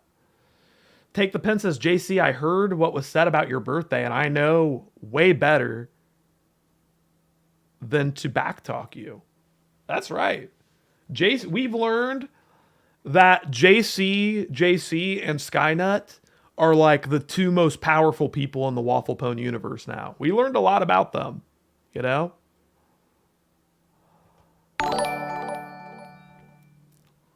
Can you do mine, Lord Jack PLS March 21st, praying gesture?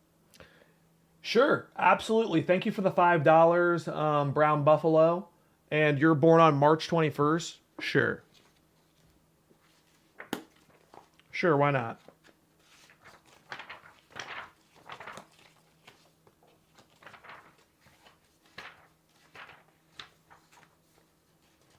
Guys, what's the view count out? I'm just curious. I don't normally look at the view count, but I'm just curious, like, when I just, like, monologue and fucking read out of a book, how many viewers I lose. 144. Oh, it's going up. Okay. We gained 10 viewers. Okay, that's good. That's good. I just wanted to make sure I wasn't losing you guys. Just wanted to make sure I wasn't losing you guys. All right, so this is Brown Buffalo Salinas' page. The Day of Clarity. March 21st is a pivotal day of the year, traditionally marking the first day of spring and the vernal equinox, on which the day and night are of equal length. Its characteristics must always be seen as primary in nature. In keeping with their symbolic heritage, March 21st people tend to have forthright and essential personalities, rather than complex or ultra-sensitive. They are often misunderstood, and they find themselves unwilling or unable to fit into the ordinary social mold. You know? That makes sense, because it's like, even though Brown Buffalo Salinas has been with us for so long, I feel like he is kind of an enigma, and we don't really know that much about him, even though he's such a part of our community. So here's some advice for you. Here's some advice for you, my guy. Don't feel sorry for yourself.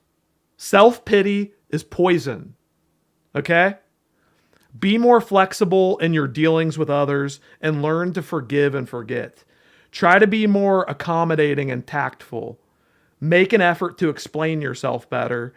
Beware of undue pride and of arrogance. So yeah, just be careful. Watch out for pride and arrogance, because you being overly confident is going to be your downfall 9 times out of 10. Okay? So yeah, just try to forgive and forget and be more accommodating. There you go.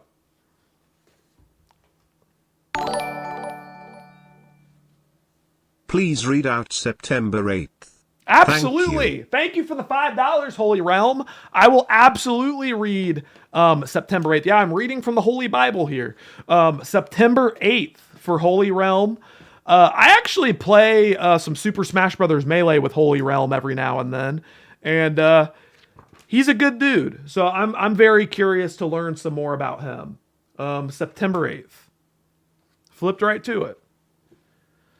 So this one is for Holy Realm. The Day of the Puzzling Purist. The Puzzling Purist. The enigmatic individuals born on this day are by no means easy to figure out. In their own minds, they are interested in cleaning up shop, straightening things out, and generally improving the lot of their family, social or national group. Yet if and when they go off on the wrong track, they are likely to maintain the absolute belief that they are acting reasonably and responsibly. Whether their efforts turn out well or badly in the end, there is no denying that September 8th people impact greatly on their environment. Those born on this day are often misunderstood by others. Not in the least because they tend to be secretive. Wait. Oh, okay. So you tend to be misunderstood because you're so secretive. Yet they can be representative or even symbolic of a lifestyle or group through the role they play. They are supreme actors on the stage of life, capable of playing many parts. But as Marcus Aurelius advises in his Meditations, usually content to play just one very well. Wow. Okay. So you're able to play many roles, but you're content playing one. Your ideas are not always easy for others to accept, Holy Realm. Don't push them too hard. Let others breathe a bit. Strive to be yourself and be aware of a tendency to be bossy or insensitive. I've never seen this side of you, but I mean, you know more about yourself than I do. I mean, according to this, it says you're pretty secretive. So, I haven't deduced any of this really from talking to you, but yeah. Maybe don't try to be so bossy or insensitive. I'm not saying you are those things, but that's just the advice it gives for your page.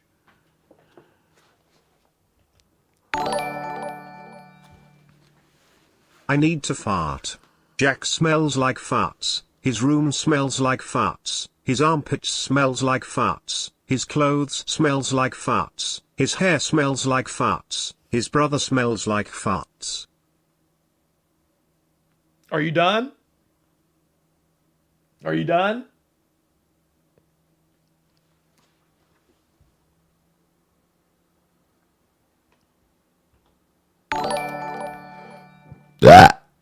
Could you do March 15th? Absolutely, Anomaly. Thank you for the $10. I've been having a lot of fun with this segment. I can absolutely do March 15th. I will open it up to March 15th.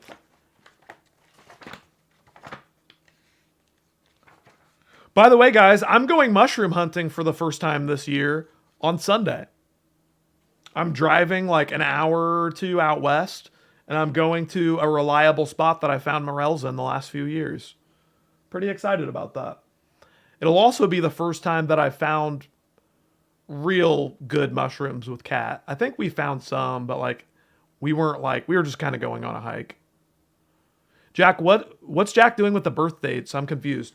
So I have a book called The Secret Language of Birthdays, and it was written by this wizard, and he somehow knows way more than any other human that's ever written about this shit. I don't know. This is just a good book. It's just a really good book, in my opinion. It encapsulates certain personality types, and I feel like it's just extremely accurate. Anomaly. Thank you for the 10. I will search March 15th. Okay.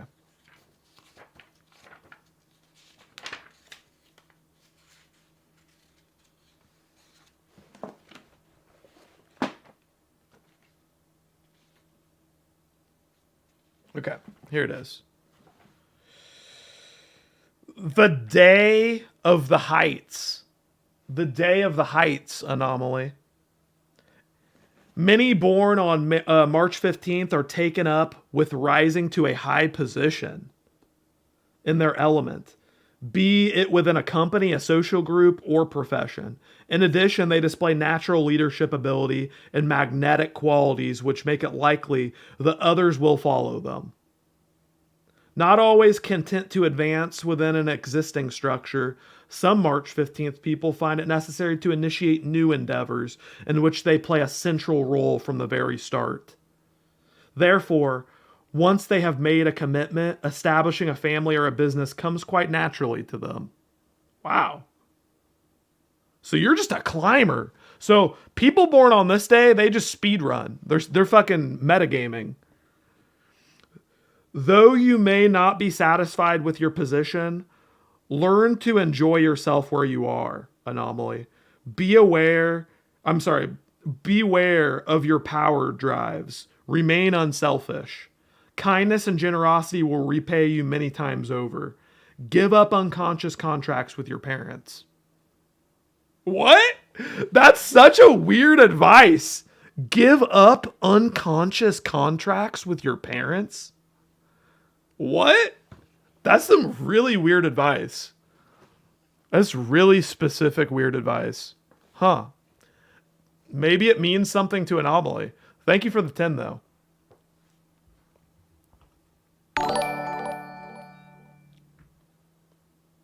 Will Crosby coming in for 17 big months in the Waffle Club, and he says, December 29th. I'm curious.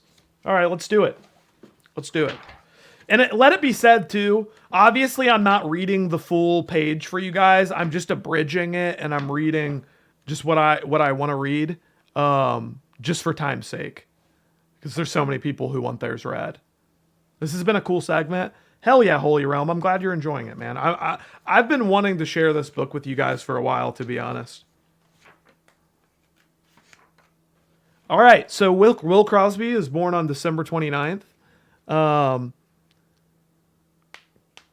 So, the day of preeminence. Those born on December 29th are often destined to play a leading role in the life around them. Although they may not desire to be a boss, somehow they are chosen by fate to occupy positions of responsibility. Those born on this day who are suited for leadership roles can function in an executive post year after year in a steady fashion. Those who are not may one day find the apple cart upset and themselves unceremoniously toppled. The apple cart? I've never heard somebody say that. Again, it should be emphasized, December 29th people are not in general overly ambitious, but they have a knack for being in the right place at the right time. The question which only they can answer is whether they wish to accept the opportunities that are offered to them. So here's your advice, my guy. Have the courage to lead, but also to compromise and admit your mistakes. Just walk away and begin over when necessary. Fulfill the opportunities you have been given by living up to your potential.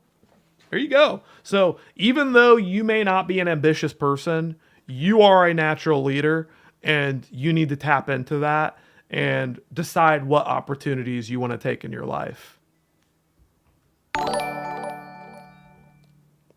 Too ugly, too stinky.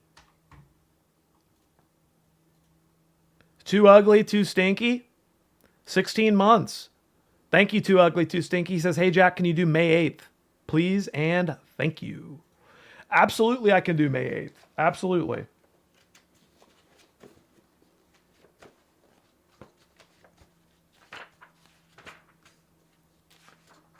All right. May 8th. The day of the outspoken spokesperson. Those born on May 8th are not at all about expressing their ideas and concerns. They are all about expressing their ideas and concerns. They are outspoken, forceful, and opinionated, tending to verbal statements, but often adept with the written word as well. They are comfortable when preserving established values, sometimes even reviving ancient ones. Not afraid to take action, they will make use of modern means and advancements in technology, but always with an eye to tradition. For better or for worse, those born on this day have an unusually strong connection to their surroundings. Decisions about the environment in general or their living situation in particular can be paramount importance to them. But though many May 8th people are deeply involved with their surroundings, they are not necessarily tied to their place of birth.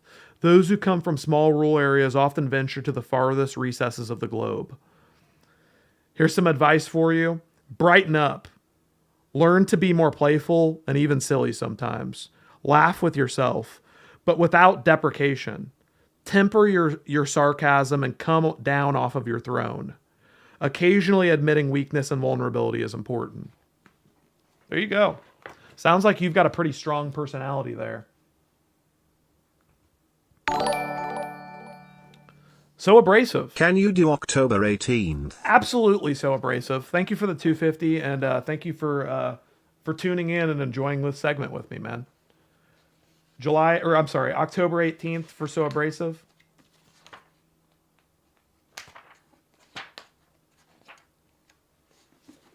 All right, So Abrasive. The day of personal leadership. My guy. Those born on October 18th are often destined to play important active roles in life's great drama. Not only cut out to be players, however, they may also function as powerful directors of what goes on around them. Be in the concerns of their family, business, or social circle. October 18th people are not shy about pushing their way to the top. But though their desire to be king or queen of the hill is great, they can keep a low profile if necessary. Yet October 18th people are hardly typical leaders, for they have many other interests in life. If they are the head of a company, for example, they may steal away when they can devote themselves to an endeavor for which they have still greater passion.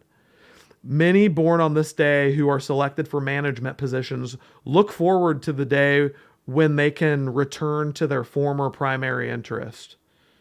When they leave, they are likely to be missed for their integrity and unimpeachable honor and honesty.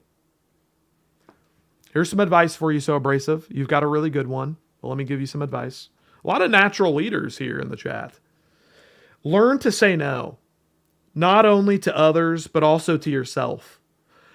Producing is one of the aspects of life. Let yourself be pampered occasionally and give yourself the benefit of the doubt when you can. There you go, my guy. There you go. There it is. Number 15, Burger King foot lettuce. The day of the personal leadership.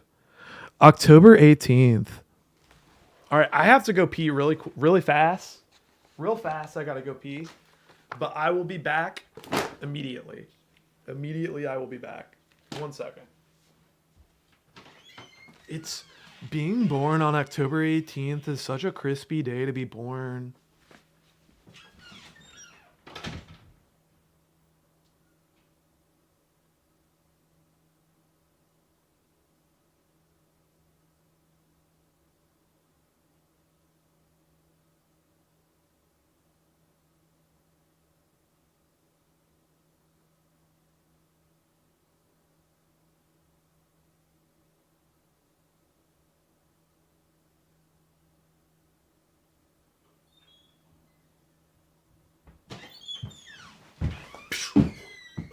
So crispy. That jump kick was super crispy.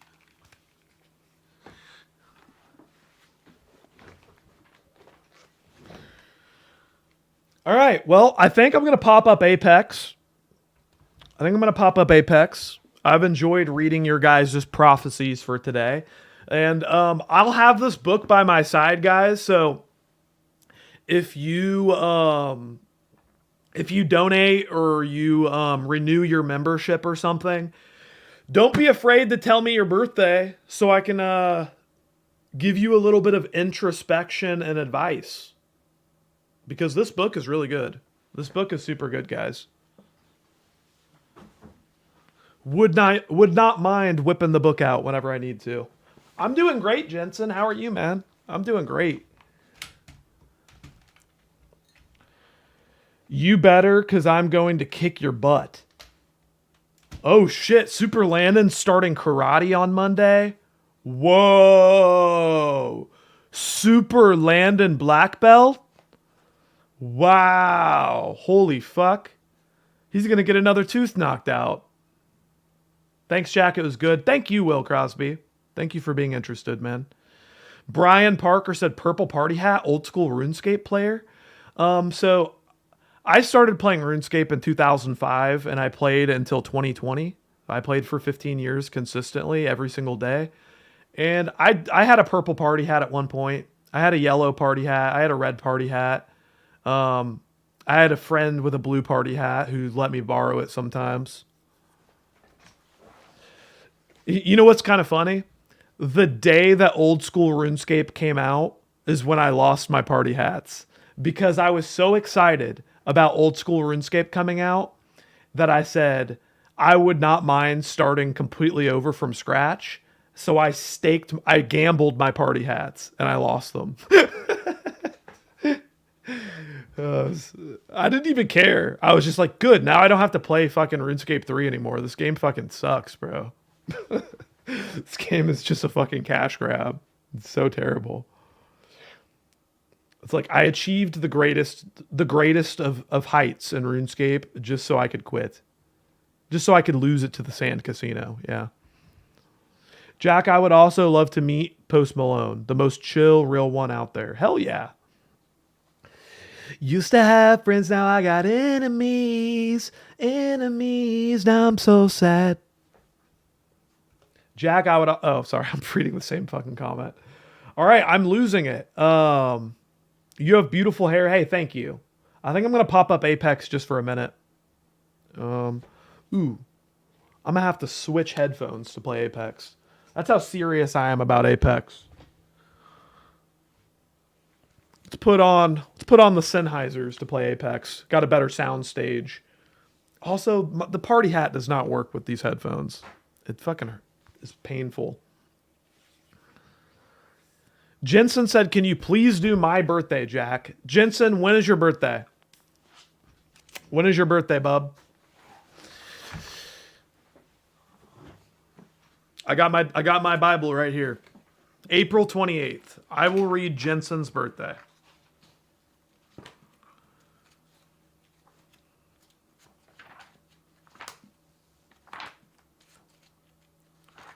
What's up, Jay Schizoid? All right, this is Jensen, guys. Ow, my foot. This is Jensen. April 28th, the day of steadfastness. Oh my God, that's so funny, bro. Jensen probably is the most steadfast person that I've ever met in my life. Holy shit, that's funny. Let's continue to read. Sorry. April 28th, for those who don't know what steadfastness is, that's like persistence. So like Jensen is in the chat typing like the same things every day and he doesn't give a fuck like about other people hating on him or whatever. April 28th, people are capable of using their physical, emotional, or psychological presence in an opposing, if not intimidating way. Oh my God! Oh my God! This is the funniest fucking one that I've read yet. Bro, there's no way that that's the first sentence, bro. That is the funniest fucking shit I've ever heard of my... What? He uses his he uses his presence in an imposing and intimidating way. Oh my God, bro. That's so fucking funny. Among the most determined people of the whole year. Oh my God, he has the most determined personality type. They will not give up once they have embarked on a project or a course of action. Jensen does not give up. He has way greater willpower than any of you. Against great odds, seemingly, contrary to their best interest and that of those closest to them, they will hold out. No matter how persuasive or commanding their opponents may be, they will hold out. The drive to manifest their position is powerful, and what they stand for is not easily forsaken. Holy shit! Jensen is the unshakable. Jensen the unshakable. Holy fuck. This is a really cool one. I love this one, Jensen. Look at the graphic they use for Jensen. It's a fucking closed lock. It's like, yeah, you ain't getting inside this, bub. You ain't breaking this lock, bub. Holy shit. Oh my God. I should have showed the pictures for all of them because they all have a pretty funny picture. I don't know why I'm just now thinking. Here's some advice for you, Jensen. Here's some advice for you, man. Try to take yourself less seriously. Cultivate a greater capacity to have fun and be lighthearted. Think very carefully about the effects of your ideas and manner have on those around you. Above all, strive to recognize the feelings of others and remain sensitive to their needs. Hey, cheers, Jensen. You've got a hell of a personality. You've got one hell of a personality, bro. Respect. Respect to you, Jensen. Respect, man. He commands respect. What the fuck? Why is my controller lighting up? July 25th. What the fuck? Bruh. Is somebody fucking with the PlayStation downstairs? Why is... Okay, it stopped. Alright. Prestonian wants me to look up his birthday, July 25th. Absolutely. Thank you for the $3. I will look it up. July 25th. Sure thing, Prestonian. Prestonian, July 25th. Oh, we actually already read this one. There was already somebody who had this. The Day of Quixotic Exploits. So, this was the same as... Is that a zodiac sign book or something? Can you do May 24th, Blaze? Yes, I can. Yes, I can. I'll read it again. I forget whose this was. But the Day of Quixotic Exploits. Those born on July 25th have a romantic yearning to see far-off lands and accomplish imaginative deeds. Unfortunately, their dreams are often difficult to realize. Regardless of practicality, most July 25th people act on their desires, achieving either a surprising success or perhaps a more predictable mixed result. Their idealism is generally a bit ahead of their reality factor. Even when July 25th people fail, they may feel the experience of having tried to be self-validating. Many of those born on this day agree that it's not whether you win or lose, but how much you play the game. That is the most important. Thus, July 25th people are primarily interested in motives for actions. And rather than focusing on how successful a person is, they are likely to judge how pure his or her intentions are. Fair enough, they apply these standards to themselves as well. Okay, so I read a bit more about this. It's pretty good. And here's the advice for you, Prestonian. Concentrate more on the present moment. Try to be here rather than there. Pay attention to what others around you are saying and doing. Be more accepting of yourself. Continue to reach for the stars, but with your feet firmly planted on the ground. So this was for somebody else's as well. I read an extra paragraph this time because I just wanted to know more about it. But yeah, the emblem for you, Prestonian, and people born on July 25th is the sleigh, meaning that it's not about the destination, it's about the journey. Life is about the journey. Sorry to make you repeat it. No, I read some new stuff and I learned more about it. I feel like last time I read it, I kind of didn't understand it fully, but now I get it more. I get it more. I think the picture helps me understand it as well. And then Shams donated $3 and asked me if I could do May 24th. Yeah, sure, Shams.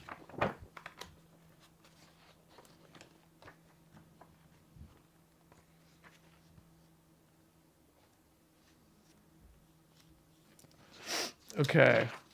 So this is Shams' birthday. May 24th. The day of the magnifier. I don't know why. So Shams, I like, you know what? We'll just get straight into it. Shams, you are a magnifying glass. This is going to be the entire stream. I don't care. I'm okay with that. Steven's still going to make pizza. But the day of the magnifier. Oh, I already can tell this is going to be funny. Those born on May 28th seem to have an opinion on every issue under the sun.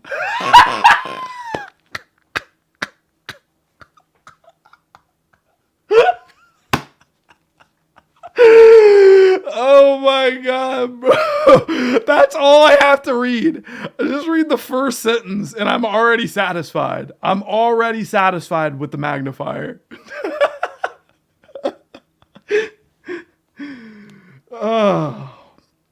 Their main interest, however, is in society, and their orientation toward it can range from mildly critical to outspoken or even revolutionary.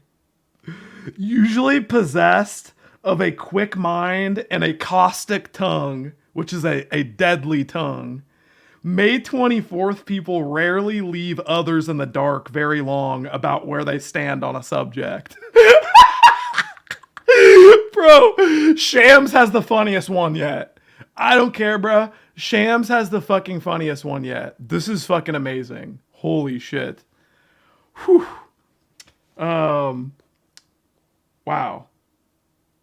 Their problem is, however, that every few years, or even every few weeks, their viewpoints may shift. And therefore, people around them may be left bewildered, standing there with their mouths open in amazement. So people think that Shams is a troll, but really he just changes his mind and he's very opinionated. That's so fucking funny. I don't know why that's so fucking funny, man. Oh, man. Everyone's sitting there with their jaws dropped at Shams' opinions. And they're real opinions. Although they have a lot to say about society and may be in the limelight, May 24th people are usually quite reserved. Indeed, they can be resentful of encroachments on their private life. Basically, they only want to say what they want to have to say, where and how they wish.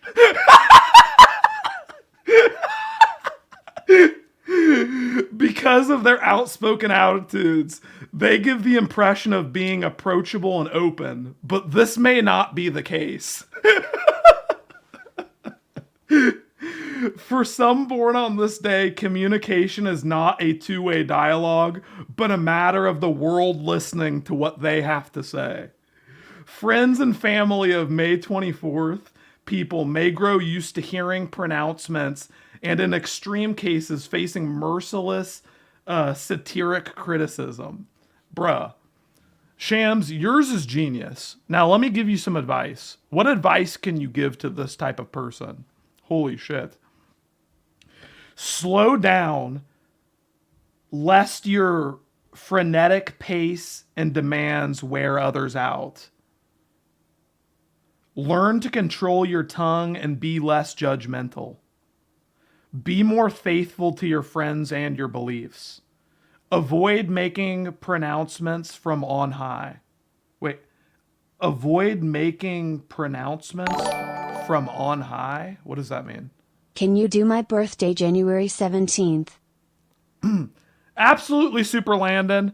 You know, this will teach you more about yourself. You know, this is important to know. Dude, Shams, you might have had the funniest ones I've ever read in my life. I have never read The Day of the Magnifier. But that is the perfect way to describe you. You are a magnifier. Whatever is going on, Shams will magnify it. You know what I mean? He will he will multiply whatever has happened. He will create an exponential result. Thank you for the 3, by the way, Super Landon. January 17th for Super Landon.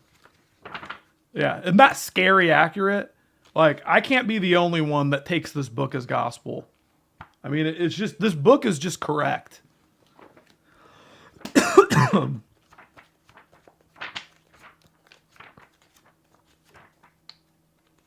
JC's was the best. JC did have a good one. Shams was my favorite, though. So Landon is January 17th.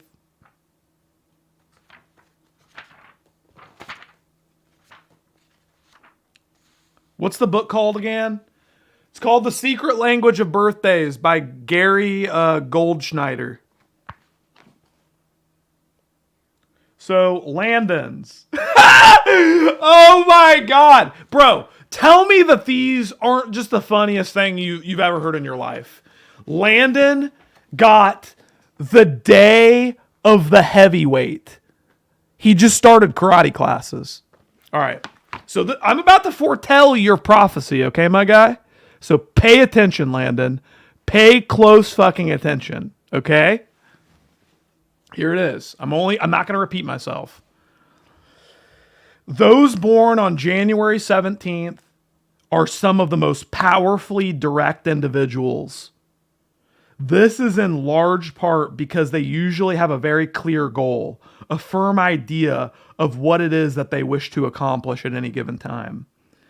They are also able to effectively assess their chances for success based on past experience and difficulties that lie ahead. Early on in life, January 17th people learn what it is that makes a human being tick. They come to understand the importance of motivation, that needs and wants are what impel people to action and often determine how they will respond to any given situation. Most born on this day also realize early on that it is the person in control of him or herself who exercises self-discipline who succeeds in life. Dude, Landon, I've call me crazy. I've said this since we met Landon, that he is wise beyond his years. And Landon has a very, high potential. Landon has a very high potential. Do not sleep on Landon. More highly developed January 17th people are in touch with their own drives and desires and are able to inspire themselves repeatedly to rise against life's challenges. And one more thing. Less highly developed individuals born on this day focus on how they may control their environment without first knowing control themselves. on the boxer door. I stop, drop, and roll like the cops to patrol. I do not know what I got to go, but I got to go. I got to go. It says That's an awfully hot pot of coffee. Get this bunny. Get this money. Get it all off me. It says that I got a package. They sent the mic. They sent the mic. I hope this mic is right. I might bite if it's not. It says that Landon has the potential to become a master of manipulation. A master of manipulation. Well, I think it's assuming all this before the snapping turtle incident. So here's some advice for you, Landon. Give others a chance, okay? Relinquishing control can free you. Cultivate humility and stay in touch with the times. So basically what this is telling you is, yeah, you're a warrior. It's like, yeah, you're a warrior and your personality, you have the personality type. You were born on the same day as Benjamin Franklin, my guy. Okay? You were born on the same day as Joe Frazier and Muhammad Ali, okay? You have God's ember inside of you, but you need to, bitch, be humble. Sit down. Yeah, bitch, be humble. That'd be the Sit advice down. I give to Landon. Bitch, be humble. That's basically what this says. It says, bitch, be humble. It's like... This is meant This is assuming he before the snapping turtle accident. Also, dude, I feel like I'm learning so much more about everybody in the chat today. You know what I learned about Blake Parker? Is that what you've been doing? Yeah, dude. You know what I learned about Blake Parker? Blake Parker puts himself in a situation where he's so agreeable that he is just the leader by default. Like, Blake Parker is like benevolent and he always acts correctly for the group. Like, no, you can't call Blake Parker out on his nonsense because there isn't any. And he kind of knows he's a leader, but he keeps that card like very close to his chest and he doesn't like go around like saying it. Skynut said mine made me sound like Gandhi. Bro, Skynut is a fucking oracle. Dude, Skynut, dude. So does it ever give like a bad? Yeah, bro. It says a lot of bad shit. Skynuts, though, it's like Skynut's negatives where we're like, dude, like, make time for yourself. All right. Like, what it said about Skynut is that he basically is always spot on about his analysis. I would agree with Like, that. whenever... I tend to agree with Skynut. Whenever something happens, Skynut types something in the chat, and me and you are both just like, true. Skynut is right. Yeah, I typically agree with like, Skynut. Skynut is like an oracle, dude. I think, yeah. I typically agree with Skynut. Yeah. JC had a really good one, too. Shams had the funniest one I've ever seen. Shams, by far. Was Shams like the jester? Shams is the magnifier. The magnifier? The magnifier. And it was the most accurate thing I've ever read in my life. Like, you realize that Shams isn't a troll, right?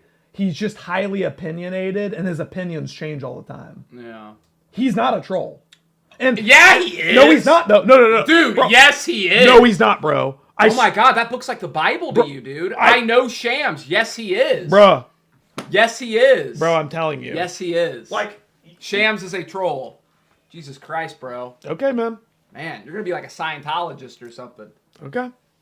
I told you I'm not trolling. Shams, you know what, Shams? You can officially trick Jack now. And you know what's funny about Shams is he's actually a very kind of like secretive private guy, and like he doesn't really pay attention to a lot of what people say. Like Shams, he just wants to be up on a grandstand and be heard.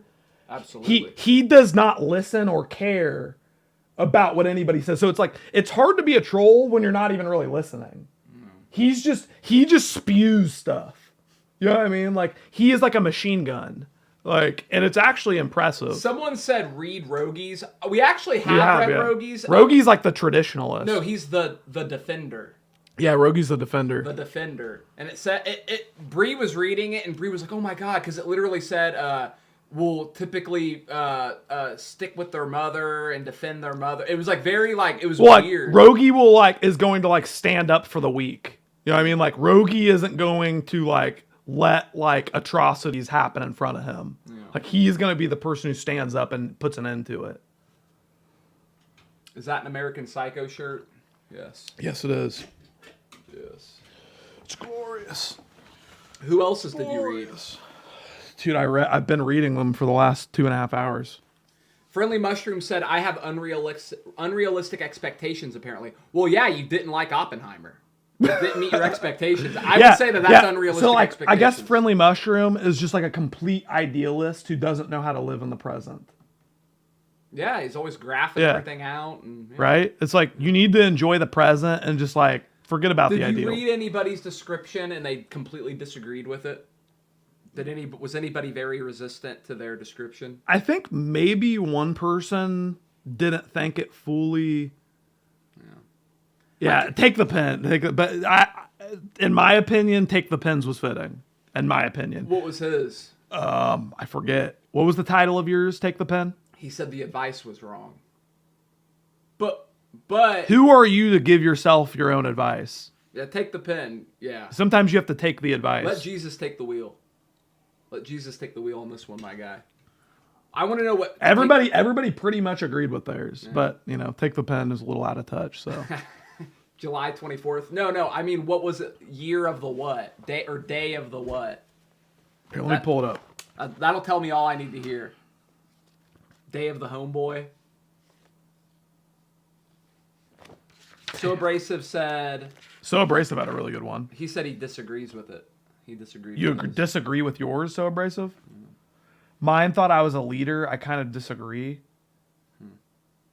I mean, if that's all you got out of yours, then maybe you need to like roll the tape back. I read like a whole lot about Let's you. take so the pins abrasive. to the day of the what? Oh yeah, the day of exciting instability. Like, is that not him just in 2 words? Yeah. Like, you are excited instability. Take the pen. Yeah, I mean that sounds. And that sounds- you saying that your page doesn't fit you is a mark of your instability. Take the pen said, "Can you read more of mine?" Okay. So, Wait, did you read Timothy's? yeah. Okay, just making sure. So the dramatic flair of July 24th people invariably surfaces. And well it should be. And well it should. The great danger is that emotional eruptions will periodically make things difficult for their families and business associates, leading to possible alienation. Such a situation is highly unfavorable because for those people born on July 24th in particular, a stable emotional life will make for a stable career and vice versa. Huh. Wow. So apparently you have emotional eruptions that can cause alienations with people. Take the pen. Nah, I couldn't picture that. No, never. Never. Gwimbly. Hey James from Idaho. A little birdie told me it's your birthday today. And you're also a big fan of Gwimbly. Oh yeah, ooh ooh ooh. And I'm also seeing I should tell Tyler to go to hell. I don't know who Tyler is or what that means, but Thank you for the 5, Gwimbly. dude. I have no idea what you're talking about. Jensen had one of the best ones. Jensen's was literally like a closed lock, and it was like he has the strongest willpower of any day. Like, there is not a day you can be born on where you have stronger willpower than Jensen. Like, when Jensen sets his mind on something, he accomplishes it no matter what. No matter what. Whether it's for his downfall or what, he accomplishes his goal. And he almost comes off as like intimidating to people. You know what I mean? Like, I feel like that one was so good. Jensen's was so good, dude. He intimidates me. Oh, that was a Smiling Friends reference. Okay, the Renaissance Men. Okay, I thought that was like hitting something in the back of my head. Is the Renaissance Men? Take the pen says, what was my picture? A broken clock or something? Oh, take the pen. It's what the fuck is that? A ring? What is that? It actually does look like some sort of weird... It looks like a clock with no numbers or hands on it. Chat, what is this? See, look, doesn't it make sense, though, that we wouldn't even know what Take the Pins is? Chat, what is this? Like, what are we looking at? Is that an alarm clock? Is that a bell? Only Take the Pin will know. Chat, what is that? What are we looking at? It's a broken alarm clock. A ring? What's the thing on the ring? It's like a welding That's not ring. It's a welding ring? It's an alarm That's, clock. he said wedding, not welding, you dummy. I thought it was an alarm clock, too. I think it's a bell. I think it's like a bell. It looks like a bell. Like, it looks like it would ring. You know what I mean? It kind of looks like one of those bells that you would press, like that teachers have on their desk. Inverse. Read my birthday, February 23rd. Watch it. Please, nut boy.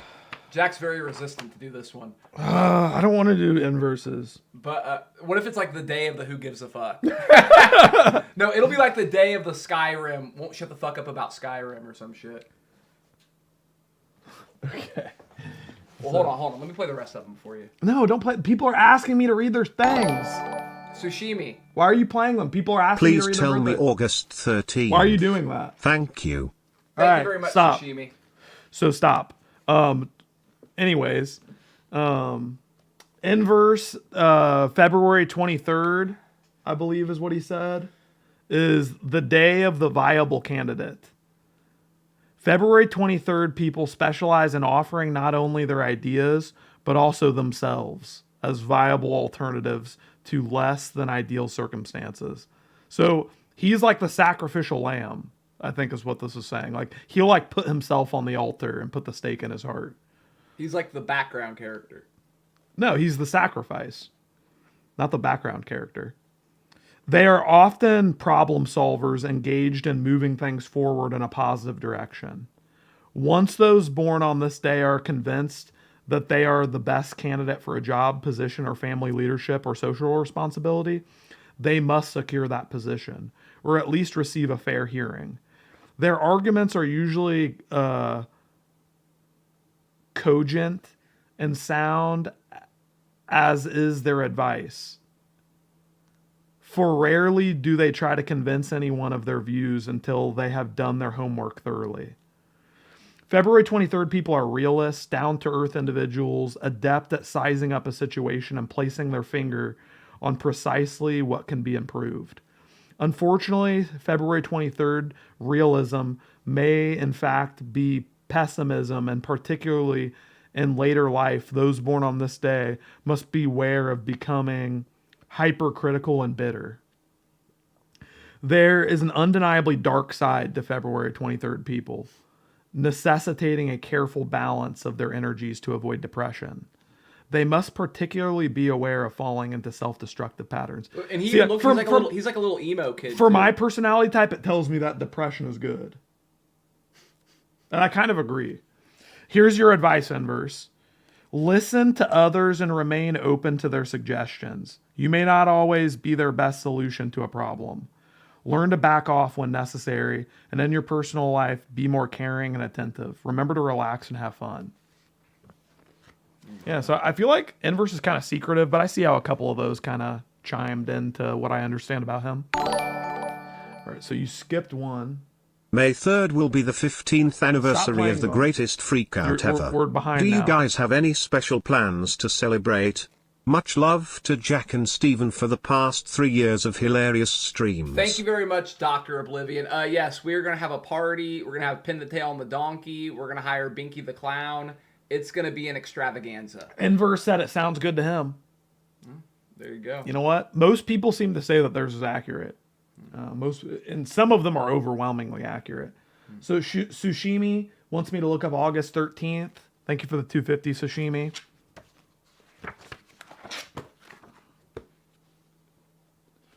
But if you read Sushimi's, will it be like, oh, that's so Sushimi? Do we really know Sushimi? It doesn't matter if I know him or not. He donated and he wants me to read his thing. Yeah. It's not all about you. That's so Sushimi. The day of long odds. Normally, August 13th people, or normally 13 is not an unlucky number per se. But those born on August 13th at various times in their lives have had to face seemingly insurmountable odds in their fight to come out on top and stay there. Securing a desired position, struggling to reach personal goals, or searching for fulfilling relationship are lifelong challenges for them. Whether born unusual or made unusual through circumstance, August 13th people have a highly unique personality and outlook on life. Do your best with what you have and never allow the world to get you down. Find others of like taste and mind. Beware of anger and tyrannical tendencies. Try to remain open and trusting, and don't retreat into your own private world too much. That's so Sushimi. Ah, Sushimi. No, that was him. That was so Sushimi. That was him. Now, Dr. Oblivion is May 3rd. I will read Dr. Oblivion's.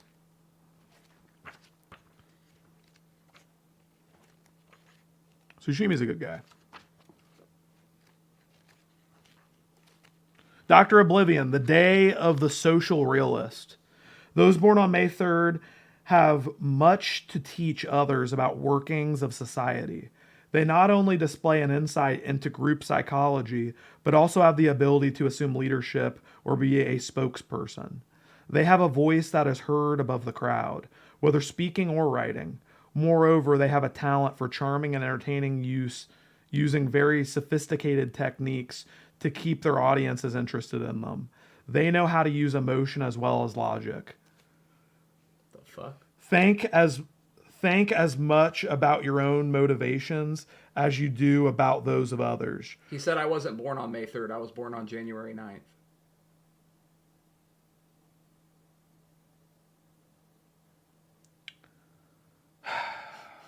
So that was the anniversary of the greatest Freakout video. Yeah.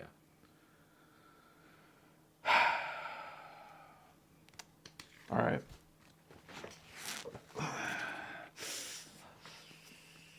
All right, January 9th. Let me pull it up. Stop! Stop playing donations! God, you're so annoying, bro. So fucking annoying, bro.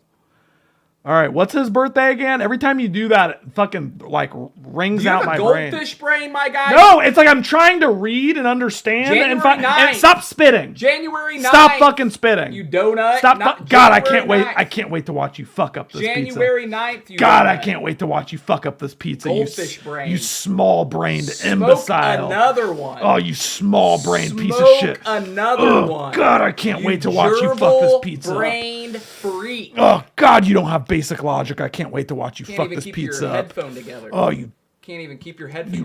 Your life is falling apart before your eyes. Dumb ape. Oh, you fucking ape. Reading this book like it's the Bible. Oh God, you ape. Oh, astrologist freak. What was the date again? Oh my God. Oh, you piece of January 9th? Jesus Christ, yes. Oh God, you dumb ape. Goldfish brain. Oh, you fucking See, they say marijuana doesn't cause issues. I disagree. Long-term exposure and abuse. Bro, my reading comprehension is twice as good as yours. Your comprehension. I noticed I didn't read that. Your comprehension. Yeah. Yes, you have very good comprehension. My reading comprehension is hemp. Look, he said twice hemp. as good as yours. He said hemp. Your brain is rotted. Continue. I said hemp. Comprehension. Now you're slow. But anyways, Dr. Oblivion was born on January 9th. And he is the day of ambition, which this definitely wouldn't be Steven. No. The tough, hard-driving individuals born on January 9th are highly ambitious people, not only for themselves, but for their family members as well. They want to reach the top and be the best, and are capable of devoting all or most of their energies year after year to that end. Dr. Oblivion. That is so him. January 9th willpower is not to be underestimated, and those born on this day are capable of applying great pressure to bend others to their will. Furthermore, they have a knack for recognizing opportunities and rarely, if ever, miss a chance to better their situation. Watch children at play. This is your advice. What? Watch children at play. No, it does not say that. Let me continue, bro. You're just cutting me off and making it sound weird. Watch children at play. Learn from them. Don't allow your ambition to lead you from the best in you. Remain open to advice. Take what others say about you seriously. You don't see what's being said there. It didn't get any better. It's like, learn how to act like a child. Dr. Oblivion, I'm going to recommend you don't start going to parks and watching. So Dr. Oblivion, basically, if you picked up on the first part of this profile and you didn't just cherry pick out the one statement to make it sound weird, Dr. Oblivion is so overly ambitious and highly achieving that he doesn't stop to smell the flowers and enjoy where he came from. Is this true, Dr. Oblivion? It doesn't matter what he said. The book said it. Is it true, Dr. Oblivion? Do you feel like you're so ambitious and such a go-getter that you just can't even stop and smell the roses? Is it true? I want to know. Yes, I'm a big workaholic. See, good for you, man. Most people wholeheartedly agree. I'm surprised. This book, it kind of shocks me because the only people who have tried to fight me on me reading what they are is Steven and Take the Pen. Two of the most out-of-touch people that I know. Those are the only two people who have tried to tell me that theirs are wrong. I'm just saying.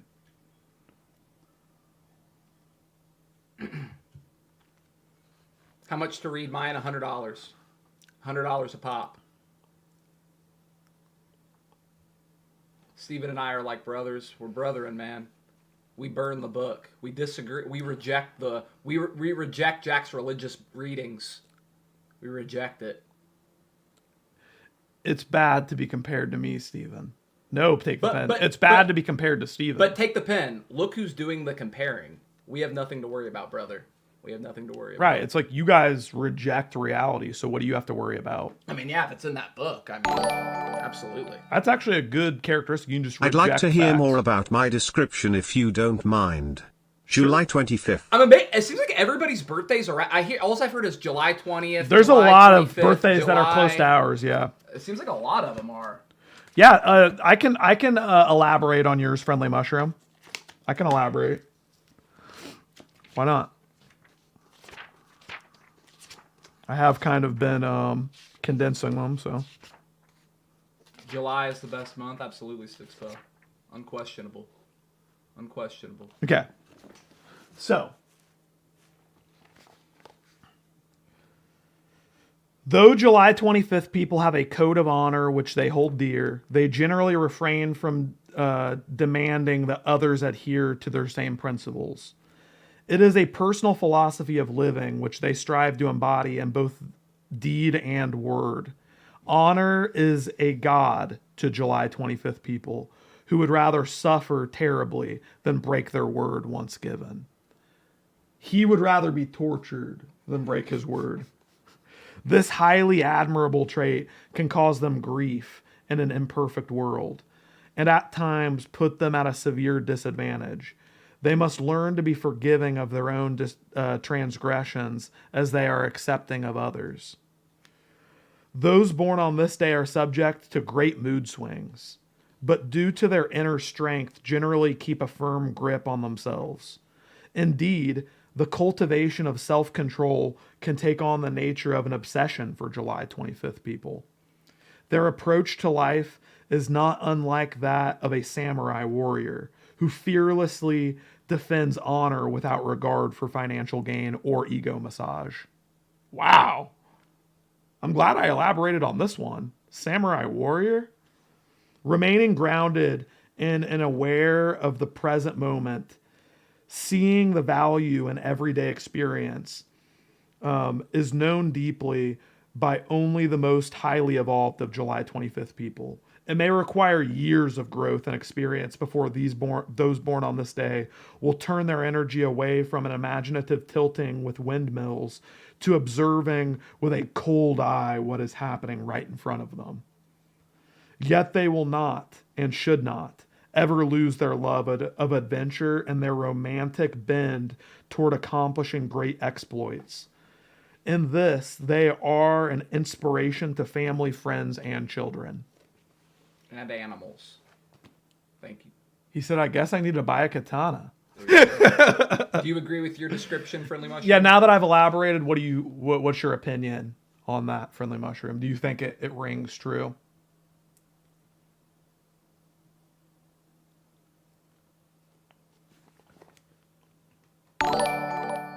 He said it's a bit off, I'd say. Can you check? No, you're wrong! You're wrong! Okay, it's not off! Okay, you're gonna have to switch me headphones, bro. It's not off! You're gonna have to switch me headphones. If you're gonna scream and you're gonna ear rape and deafen me, you just don't know yourself, Friendly Mushroom. It's not off. I'm gonna need the noise. You are a samurai warrior! You're wrong! Yeah, no, Mushroom. It is accurate. Anybody... No, I don't care. You're allowed to think that yours isn't accurate. No, I'm just he's wrong. I'm pointing out the fact that most people completely agree with theirs. And if you reject yours, then that's fine. I think that's perfect. He might have gotten his birthday wrong. Maybe he was not born on the day he thought. That's possible. That's possible. I mean, like me personally, I see you in this, Friendly Mushroom. Maybe I feel like I know you well enough to where I think that this is you. But you're allowed to disagree. I'd like others to have my code of ethics. I don't impose it though. That's what it says. That's literally what it said. You have a very strong code, but you don't impose. You're wrong, Friendly Mushroom. PTSD said, it's a book! Duh! Duh! Sorry. I went off the rails there, guys. I get silly sometimes. By the way, I don't know if Jack let you guys know this, but he did not have a salmon bagel this morning. Like, I don't know if like he's been keeping that a secret, if he was upfront about it in the beginning. No, But sorry. I kind of like knee jerk reacted there, and I just need to chill. It's just a book. Jack walked out of the kitchen. No, He was it's like, just a "Well, looks like there's no cream cheese." I was like, "Oh yeah." No, it was worse. Somebody left a teaspoon of cream cheese. There It was you like go. a kick in the balls. Yeah, and like if you can't tell from his sweatiness and I'm not sweaty. frothing at the mouth, I would say that I'm so fasted that my mind is like a diamond right now. So you have a hard brain. My That's not reading good. comprehension is off the charts. It's off the charts. You're okay. But yeah, Dr. Seuss's September 9th. September 9th. Let's check it out. Let's check it out.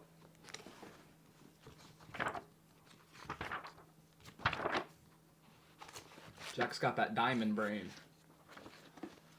I was thinking that while Jack was not reading. everybody is just like a complete peanut like you. You know what I mean? When Jack was some reading, people actually like use their brain. When Jack was reading, I was like, God, he has good reading comprehension. Here, I'll let you read this one. So who is this Dr. Seuss? Dr. Seuss, September 9th, the day of the difficult demand. And your No, not the difficult demand, just difficult demand. And your picture seems to be a pair of scissors cutting a flower, maybe? I'm not sure. That's not a flower. Those born on September 9th repeatedly face all kinds of demanding situations, usually more the product of their own complicated nature than of faith. If they could learn to more... It's not faith, guys. It was fate. If they could Wait, learn... restart, because like that completely threw me off. You misread the most important word of the first two sentences. You said faith. Those born on September 9th repeatedly face all kinds of demanding situations, usually more the product of their own complicated nature than of fate. If they could learn more often... If they could learn to more often. Guys, he can't read. Like, and I feel bad for him. Not everybody's brain is like a polished diamond, but man, like learn to read, man. Fuck, dude. I'm just trying to understand what you're saying. If they could learn to more often take the path of least resistance and not inadvertently the most difficult way. No, invariably. All right, give me the book. They would learn... Give me the book. Give me the book. Jesus Christ. Fuck's sake, man. What'd you say, inadvertently? Invariably. Did Jack read his own description yet? I did. Oh. It was the first one that I read. It's cringe. Yeah. Go on. Jack, please be the reader. Don't worry. I will take the reins because it's a crazy gift in 2024 to be able to read. But I will do that. I will do that. Those born on September 9th repeatedly face all kinds of demanding situations, usually more the product of their own complicated nature rather than of fate. If they could learn to more often take the path of least resistance and not invariably the most difficult way, they would lead much more peaceful but perhaps less eventful lives. There's no doubt that September 9th people are drawn to challenges. Easily bored, they find it insufferable to just sit back and do the same predictably rewarding or unrewarding things year after year. Consequently, they are either consciously or unconsciously the lookout for complex people, places, and things with which to become involved. Such a desire may grow out of internal longing, a feeling that there is somehow something missing, no matter how successful or fortunate they have been. Indeed, many September 9th people have felt the need to search for this missing element since childhood. And here's some advice for you, Dr. Seuss. Building your self-confidence is a big item. Allow for reflection, then find your real abilities and act on them decisively. Worry and fear will eat you up if you let them. You alone hold yourself back. Stay joyful and never despair. Here you go. That's so Dr. Seuss. Whew, I'm glad if you would have read it, we wouldn't even known what the fuck what was even said. I don't think they do anyway. Josh Flores. Let me get a reading for October 13th. Absolutely. Thank you for the 5, Josh Flores. October 13th is your birthday. So for Josh Flores, it's the day of the tough cookie. Oh, wow. That's a good one. Stop giggling. You can't read. You're slow. The I- day of the I tough enjoy listening cookie. to you read more, Those honestly. born on October 13th don't. Well, I'm sure you do, so you can actually understand what's being said. I do. Dummy. I do. Those born on October 13th don't fool around when it comes to their professional life. They take their career very seriously and pride themselves on their ability to deliver results. Tough to the extreme. They are dangerous enemies and have the capacity to overcome resistance through sheer guts and endurance. They believe that a human being should go for it. No ifs, ands, or buts. His emblem is a spinning saw blade. Josh Flores is fucking intense, bro. Holy fuck. Unfortunately, those born on this day can be rigid and unforgiving. They may find it difficult to be happy for extended periods and are sharply critical of much that goes on around them. They have a great need to relax, but at times find it near impossible to do so. And though highly talented, have difficulty simplifying their life. Therefore, October 13th people not infrequently encounter problems in personal relationships. It is hard for them to please others when they themselves are so restless. You must learn to relax, Josh. Chill out, bro. Relax, dude. Take frequent vacations or at least rest periods where you do absolutely nothing. Don't be afraid of satisfaction. Accept mistakes and avoid blaming when you can. Vulnerability can lead to happiness. So make yourself vulnerable, Josh. Have a day where you just do nothing. Stop giggling, you dumbass. Am I giggling? Was I giggling? Every time I look up, you're... Dude, it's not my I look fault. up Jack Weeds. Jack, you need to start taking care of yourself, bub. You need to start eating in the morning. Like, even if, your favorite food isn't available, make yourself some eggs, make yourself some oatmeal, have a bowl of cereal. You should eat oatmeal and walk in circles like me. I mean, you're scaring me. You're scaring me. Babbling idiot. You're scaring me. Hello Jack and Stephen. Could you please read my birthday page? November 21st. Thank you. And I think you are right, Jack. Stephen will fuck up the pizza. Dude, Jack's got issues today. It was he didn't eat. This is what happens. I'm fine. This is what happens. I'm completely fine. So Garage Lad, his birthday is on November 21st. I will read that. Look, I try to explain to you guys, my deadly sin is wrath. It's pride. It is. Hey, guys, is that not the most prideful thing that Steven could say so confidently? It's pride. Yours is pride. It's not wrath. It's actually pride. Bro, I'm an angry guy. I'm angry for no reason. You do have weird anger, but Right. I think mostly pride. I think it stems. stems. My from pride. anger isn't rooted in pride. My anger is rooted in anger. That's bizarre. Yeah. I'm human, man. I'm only human. November 21st. November 21st is Garage Lad, and it's the day of elegance. Ooh, it's kind of a good one.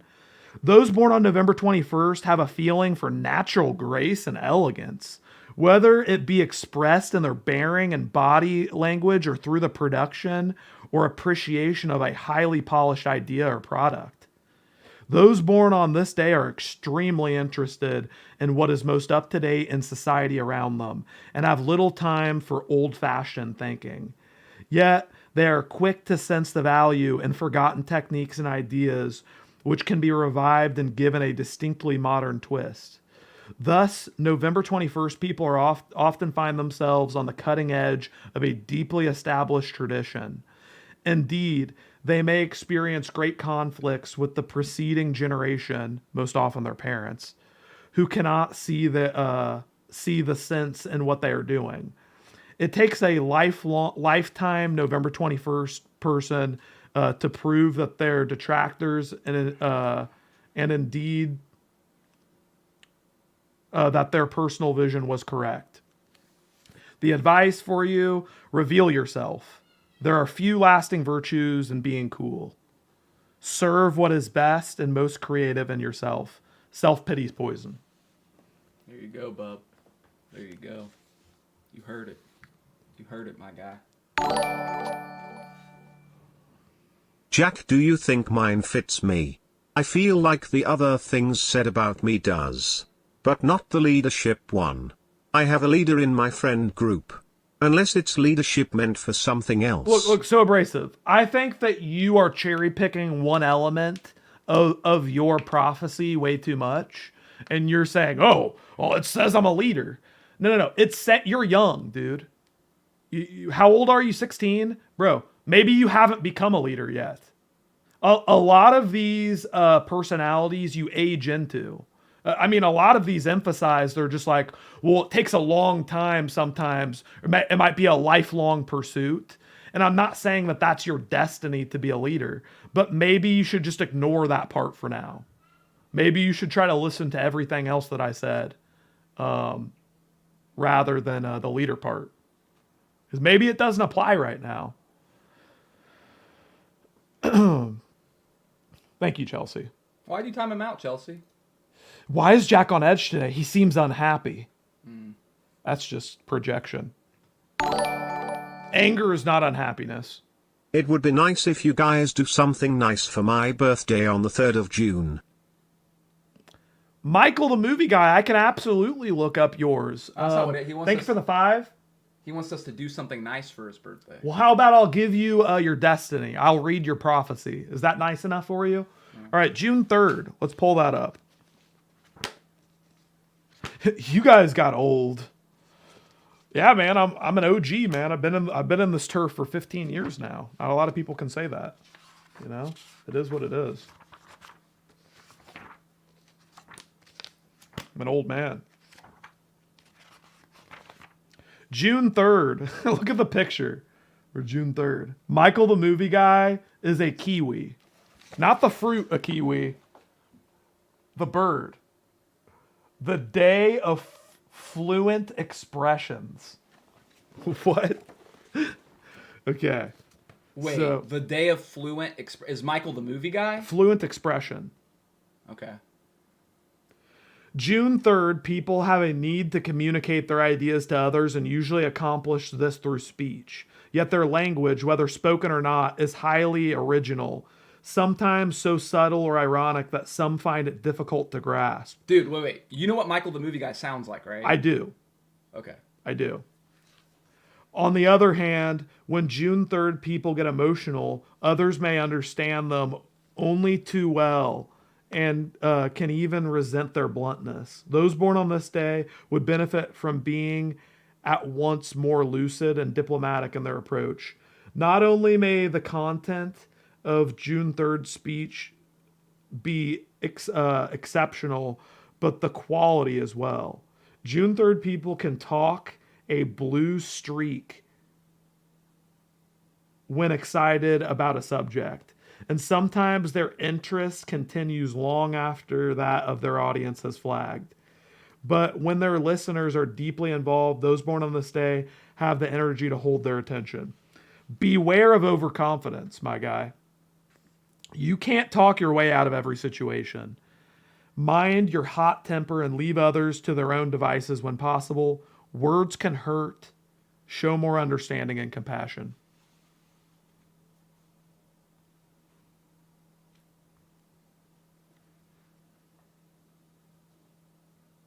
Hear that, Michael the movie guy? Hear that, bub?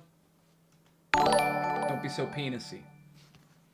Stephen, did you eat all the cream cheese then just put the almost empty container back in the fridge? Be honest. If you did, that was kinda a slap in the face to Jack. I just ate a container of cream cheese, my guy. I did. No, I haven't had a bagel and cream cheese in a minute. No, I did not eat cream cheese. I did not eat cream cheese. You know, I might have even sabotaged myself, but it doesn't mean that I'm still angry about it.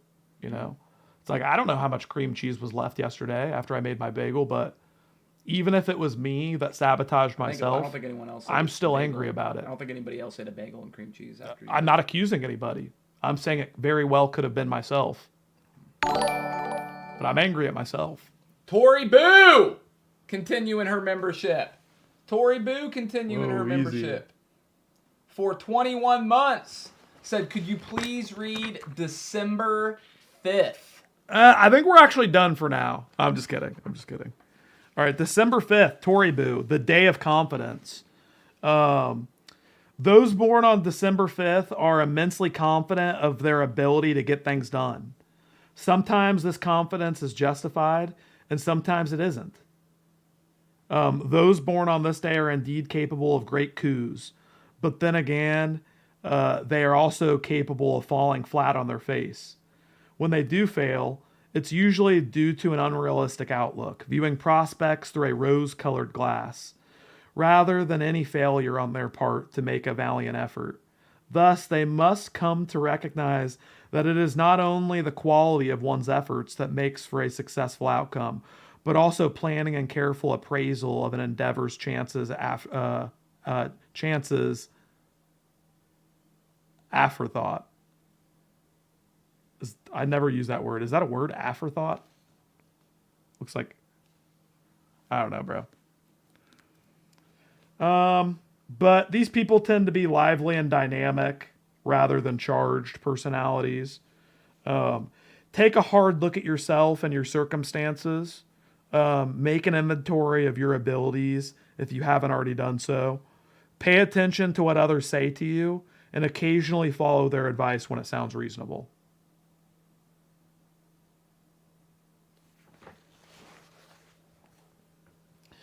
Pace said, you should know, man. You're so smart. I'm going to put you in timeout for 5 minutes. Wow. Wow. Be honest with yourselves. This book is spewing general statements that could be said about anybody, and Jack is so amazed. Stephen, by the way, I scheduled an appointment to donate blood next week. Wish me luck. All right, that was the biggest troll I've ever heard in my life. Good luck, Roderick. The fact You're doing that, a good thing. like, if he would have just said one or the other, if you would have just said, okay, that book can apply to anybody, or if you would have separately said, I'm donating blood next week, Stephen, I would have believed you. The fact that you combined those two statements is you just showed your hand. It's like we're playing a game of poker and you're like, look, I got a royal flush. Dummy. James Viveros, thank you for the gifted waffle member. And Famous James. Hey, from one James to another. Thank your fellow James, my guy. Thank your fellow James. Thank that man. Thank you, James Viveros. Famous James, welcome to the club. Welcome to the club, brother. Yeah, James only gifts to other James. It was weird that I called my picture without seeing it. Take the pen. See how Take the Pen has such a confirmation bias that he's still trying to convince himself that that was a broken clock. Take the pen. You are the one. Your personality type is you, even though you're in denial about it, and that's okay. It's fine, bro. It's fine. Could you please read May 27th? That is Pace's birthday. This could put all of the Pace hate to rest here and now. Bro. Let us see. Bro, Pace was throwing you under the bus so fucking hard yesterday, and you're coming to his defense. God, you're disgusting. Well, it might not be coming to his defense depending on what we read. You know, this might not be coming to his defense. Disgusting, Timothy. Fucking disgusting. What was he throwing him under the bus about? Bro, like, Pace was calling Timothy like a traitor and trying to be the arbiter of who Timothy can be friends with and not. And like saying Timothy is just like, you know, basically dead to him. And Timothy's like, here's some money so we can read about Pace. Dummy. Okay, he's May 27th. Yeah. Pace is the... It's gonna be May. Oh, Pace is going to love this. It's the day... It's going to be like the golden goose or something. The day of driven dedication. Oh, God. A lot of people are going to hate this, and a lot of people are going to love it. Whew. Let's go.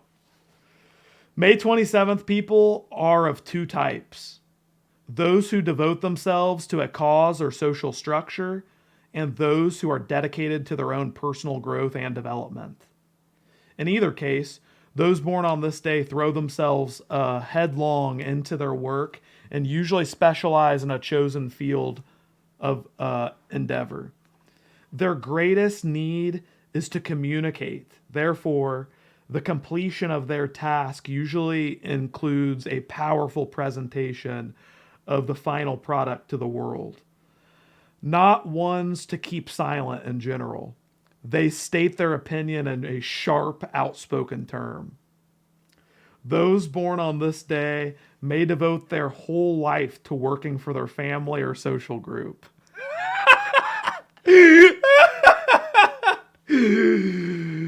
Or to developing their personal talents, but rarely to both.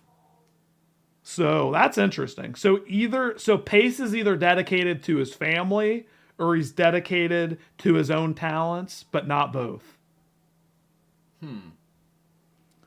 This is a strictly either or situation. Those who are taken up with themselves lack the social connection, and those who devote to working with others often bury their personal talents. Which one are you, Pace? However, in either case, their efforts are imbued with enthusiasm and passion. There is a key point to the lives of most May 27th people where an important decision is made regarding their career. So it is prophesized you will have a midlife crisis at the age of 40. Sorry. Pace. This is the only one that's just been like, yeah, you will have a midlife crisis and you'll have a choice that is regarding your career when you're 40. And the choice is generally permanent and rarely abandoned. And yeah, even if you do not listen to the criticism of others, pay heed to your conscience and let your higher self guide you. Don't push yourself so hard. Take frequent vacations. I mean, he does that. Yeah. Apparently that's what this person is supposed to do. Yeah. So be aware of the reactions you elicit. Don't overlook your faults so easily. So be careful of the controversy that you cause and don't overlook your own faults. I would say that this is extremely valid. There you go. What do you think? Yeah, I mean, that's Pace. I can see. Yeah, I mean, I'm always, you know what? I feel weird judging it based. Like, I like to hear what the person thinks. You know, I like reading it to the I don't care what the person and thinks. hearing like what their, you know. Pace said, "I'm timed out." All right, now that you're not timed out, what do you think? He said, "Yes, that is very much like me." There you go. See, that's what I like to hear. See, for me, somebody confirming whether that's them or not doesn't have any bearing on what I believe. For me, that's like a lack of self-awareness. Like, I do truly take this book as gospel, and you can call me crazy, but I haven't seen one example where it's wrong. Do you believe it? I think it is you to a T, Pace. I think that's you, man. It would be nice if you guys do something nice for my birthday, which is on June 3rd. Okay, Michael. Bro, we already did something nice. I just no. He wants us to do something nice on his birthday. I foretold your future. Okay, you're welcome. No, he wants something on his birthday. Now let's move forward. Thank you for the 5, Michael. Jesus Christ. Quarter Viking. These people, they want the skin off my back. Do you need a tissue? You are being such a baby these days. How did? Thank you for the 5. How did that webcam move, bro? Thank you for the 5, my guy. Thank you. Do you have a rebuttal?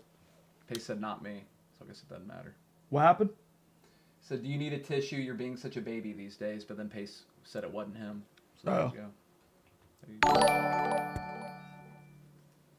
A midlife crisis?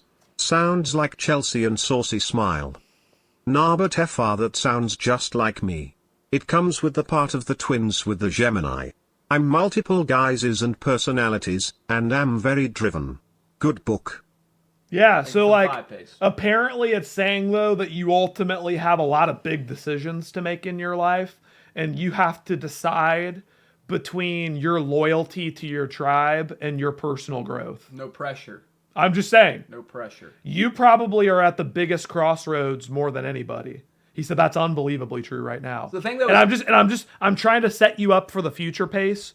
When you're 40 years old, you're going to have a huge career crossroads and you're going to have to make the correct decision.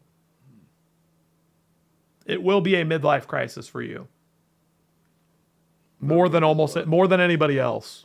There will be blood. There will be blood. Yeah, fingers crossed, man. See, I'm year of the winner, Pace, so I don't have to really worry about anything. It's all just gonna kind of Well, you have to worry about trying to take control of your own life. Is that what mine said? Yes. If you try to take control, you will alienate everyone around you. Like if you try to take control of your own career, you won't succeed. That's what yours says. I can read it for you again. What do you do with that information? You have to align yourself with the people around you, and you have to fit yourself as a piece of a structure rather than the entire structure. You know what I mean? So you have to know where you fit. Is this book astrology based on something else? Is this a book like astrology or based on something I think it is astrology based, but it goes way deeper than what a normal astrology guide would. There you go. You're not alone, Ray. Yeah. Brother. Basically, it's saying keep those who are closest to you close to you because that's your key for success. I hate Mexicans. And I'm racist. Fuck you, Jack. There you go. That was not actually Pace. Thank you. There you go. There you go, my guy. Tapioca Taka said, it's all bullshit. Numbers don't mean shit. And I'm sure you're going to go on to live a very enlightening life that inspires other people. Thank you. That had Chelsea written all over it. What do you think, Chelsea fake Pace? It's possible. Hey, man. Anybody can pretend to be anybody in this environment, you know? It gets wild. It gets wild. It gets weird. I really see almost everybody's profile in that. Like Josh Flores was so accurate. He is a razor blade, bro. He is a spinning saw blade of intensity. Steven's prophecy is interesting. So basically Jack is explaining it like you will never be the boss man as long as he is around. Seems like he doesn't want you leaving him, like he needs you almost. There you go. No, actually it's quite the opposite, Yami. Steven's page said that he needs the people closest to him. My page didn't say anything like that.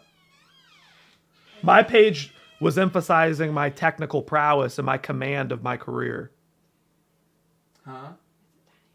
That is a tiny. Where did that come from? Your dad brought them. Look how tiny this I banana is. actually succeed very well by myself. I accidentally ripped the top off, but that's the entire banana. That's a tiny banana, my guy. That's a baby. Here, I don't want it. Enjoy. Huh? So enjoy. Okay, thank you. Thank you very much. Thank you. Appreciate that. Micro banana.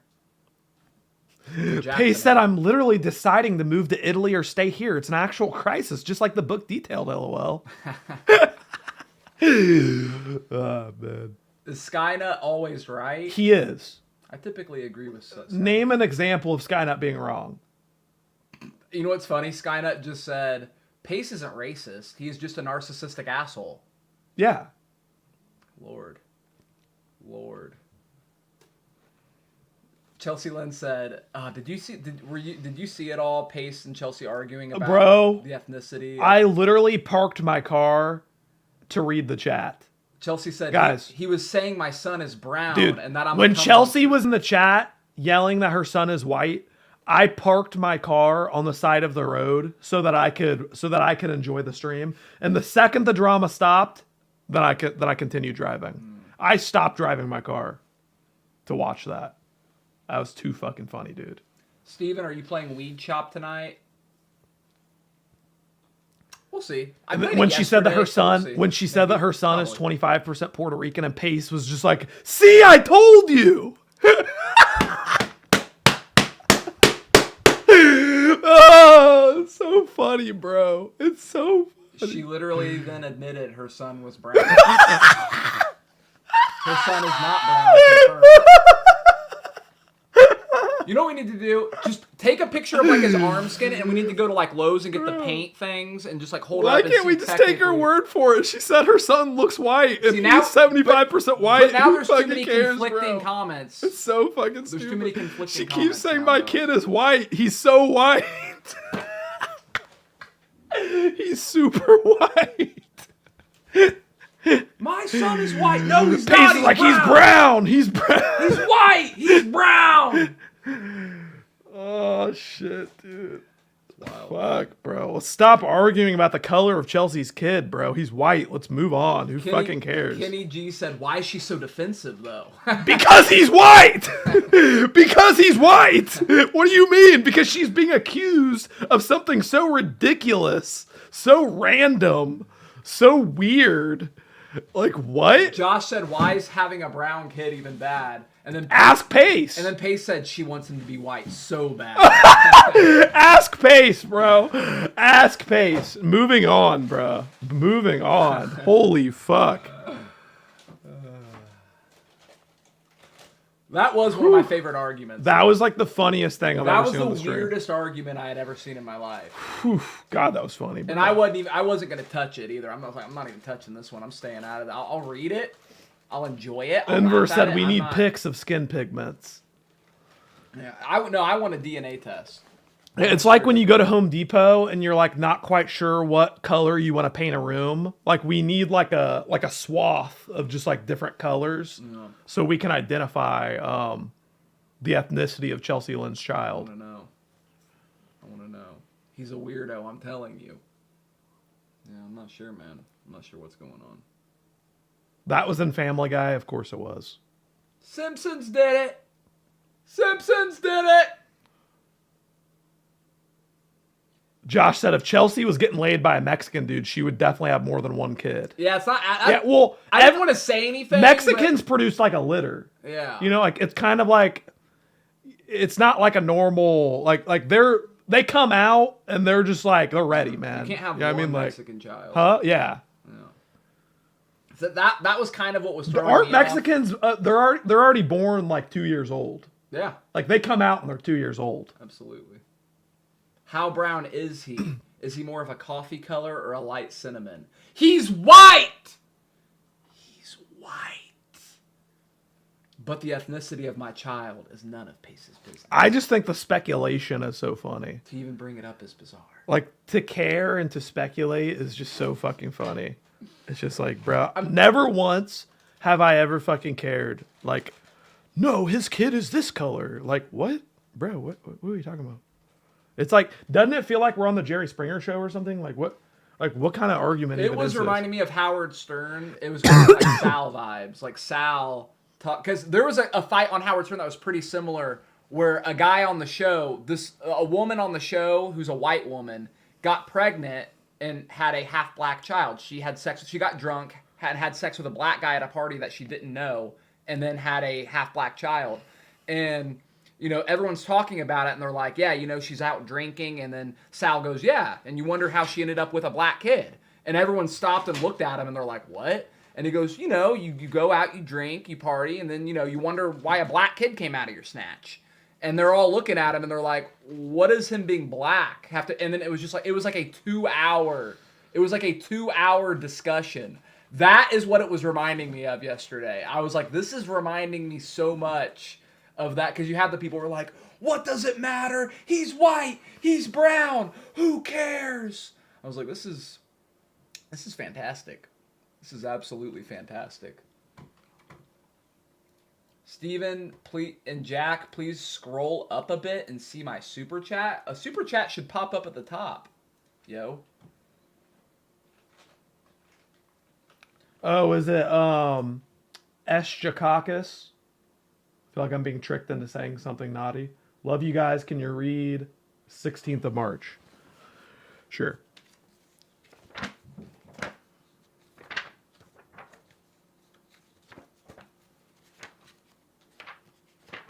Josh said, Asa is fair-skinned, especially compared to me. And then Asa said, Josh is brown. LOL.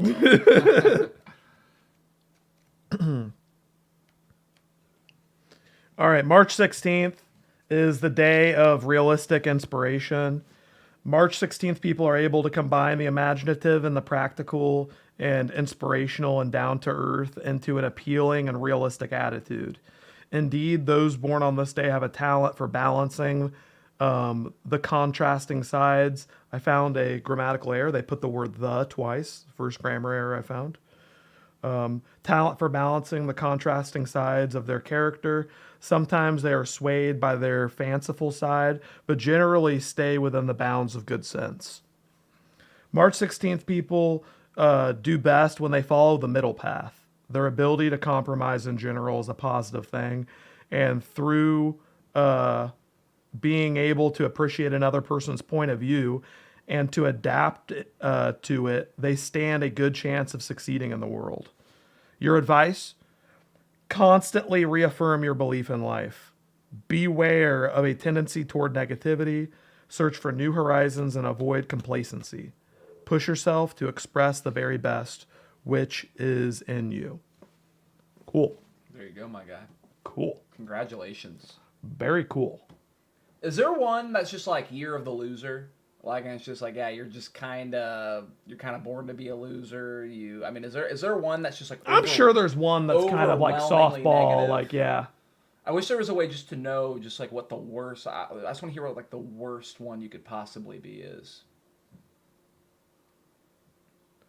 I have to show this fucking video though. I gotta show this fucking video, man. Yeah, this is weird shit. This is weird shit.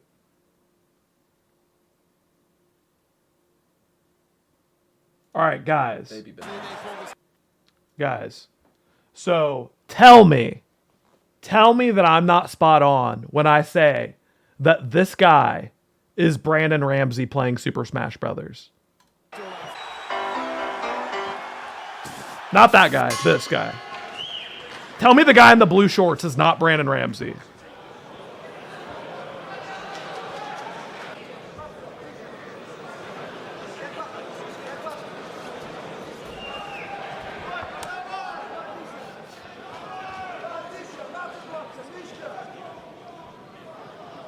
What the fuck is that move? I don't know, man. I've watched a lot of fights and I've never seen this move before. It's the Brandon Ramsey.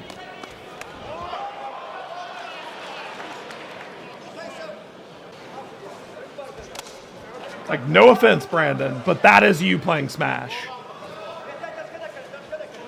See, I think it's more offensive than this guy.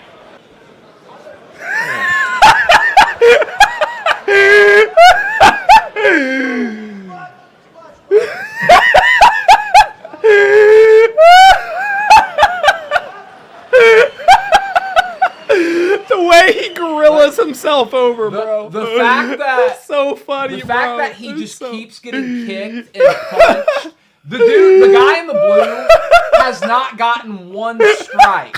He has not gotten one strike. He's down on his knees, bro. But when Jack first showed me this and I kept saying, I'm like, that dude's about to do something crazy.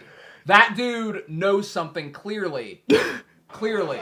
The guy in the blue is going to do something nuts. There's a reason why he's doing Brandon. And then that's it. And then that's it. That's it. And then he gifted 20 members after that. What he the gifted fuck 20 was that? members Yeah, after he gifted 20 to the guy. And it said double or nothing. Yeah, double or nothing. He walks right up to the guy. Double or nothing. It's such a disadvantage. Why would he do that?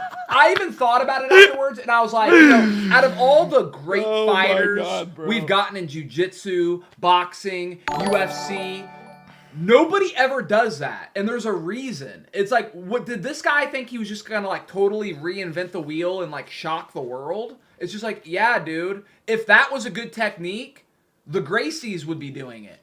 The great fighters of the world would be doing that shit. Nobody does that. Nobody purposely puts themselves on. What the fuck was he thinking? He thought, you know what? He must have thought he had something. He must train in a gym where he's like the best guy and he can get away with that. But then as soon as he got in a ring, man, it went bad. Did you ever play this on stream? No. So, guys, okay. I hope you're doing okay after yesterday's tragic loss of an innocent man. He'll always have his Fortnite skin to remember him. Hope he's looking up at us right now. Rip the juice. Rest in peace, OJ, man. Rest in peace, OJ. Rip the juice, man. Rip the juice. But thank you very much. Hello. But, Let me tell you about my new obsession. So I was telling you guys how I keep getting this fucking ad, and it is the cringiest thing ever of this guy obviously just trying to shill this game that he has no interest in, and he's faking such enthusiasm for it, and he's in his little streamer setup. This right here, I get this ad probably 30 times a day. Like, especially if I'm sitting there rapidly watching YouTube videos, I will get this ad 30 times a day. Tell me that this is not just such a shill cringe. Hello, let me tell you about my new obsession, AFK Journey. AFK Journey is the first strategic card RPG in the 3D world, powered by one of the core production teams from AFK Arena. We're missing it. We're blocking him. Oh, I'm sorry. I just have to point out watch how many times his camera cuts. AFK Journey. Guys, watch this. Let's count.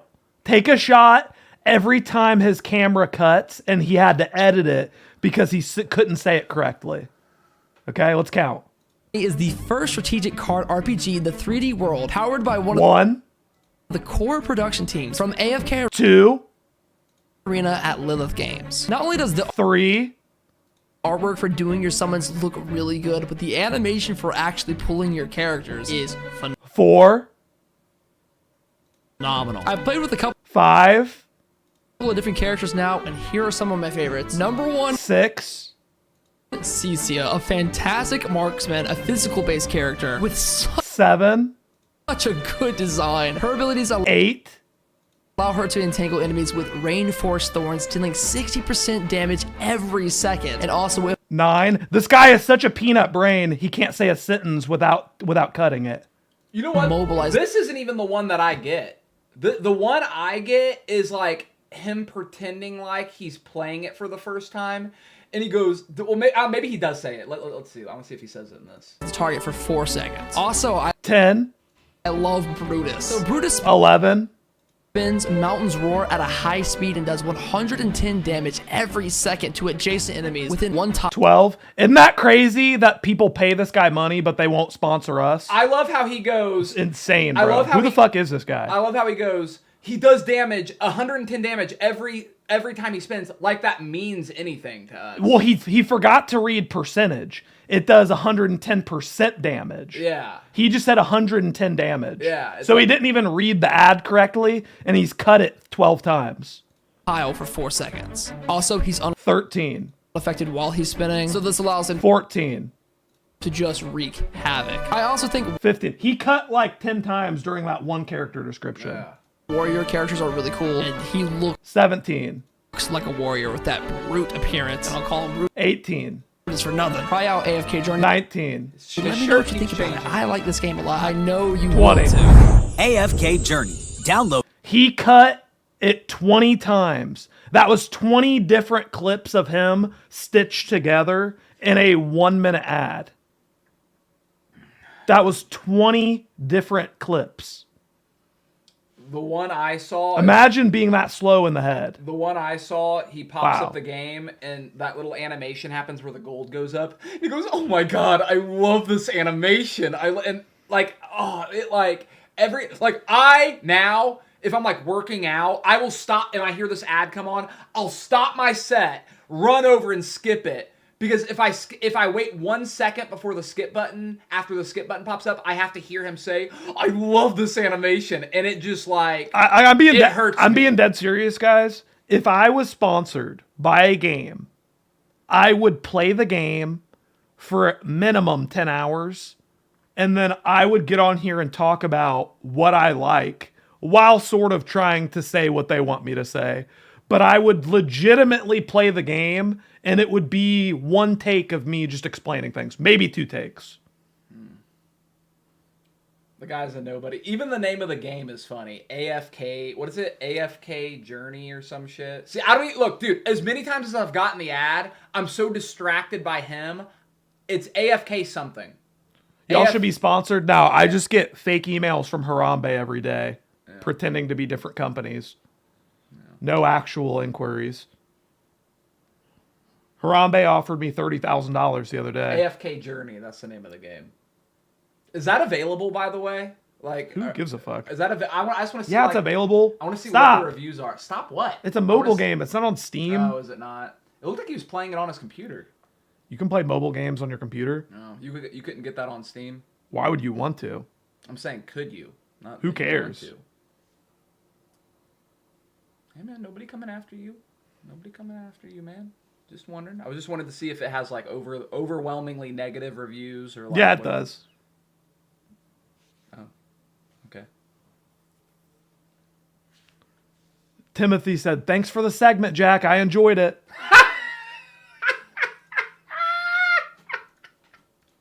Dude, how you gonna put Timothy? I'll unban you. I'll unblock You can't. Yeah, I can. No, you can't. I just put him in timeout for 24 I could hours. untime him out. How? Watch.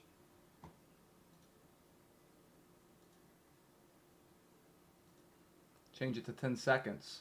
There you go. Boom. 200 IQ. 200 IQ.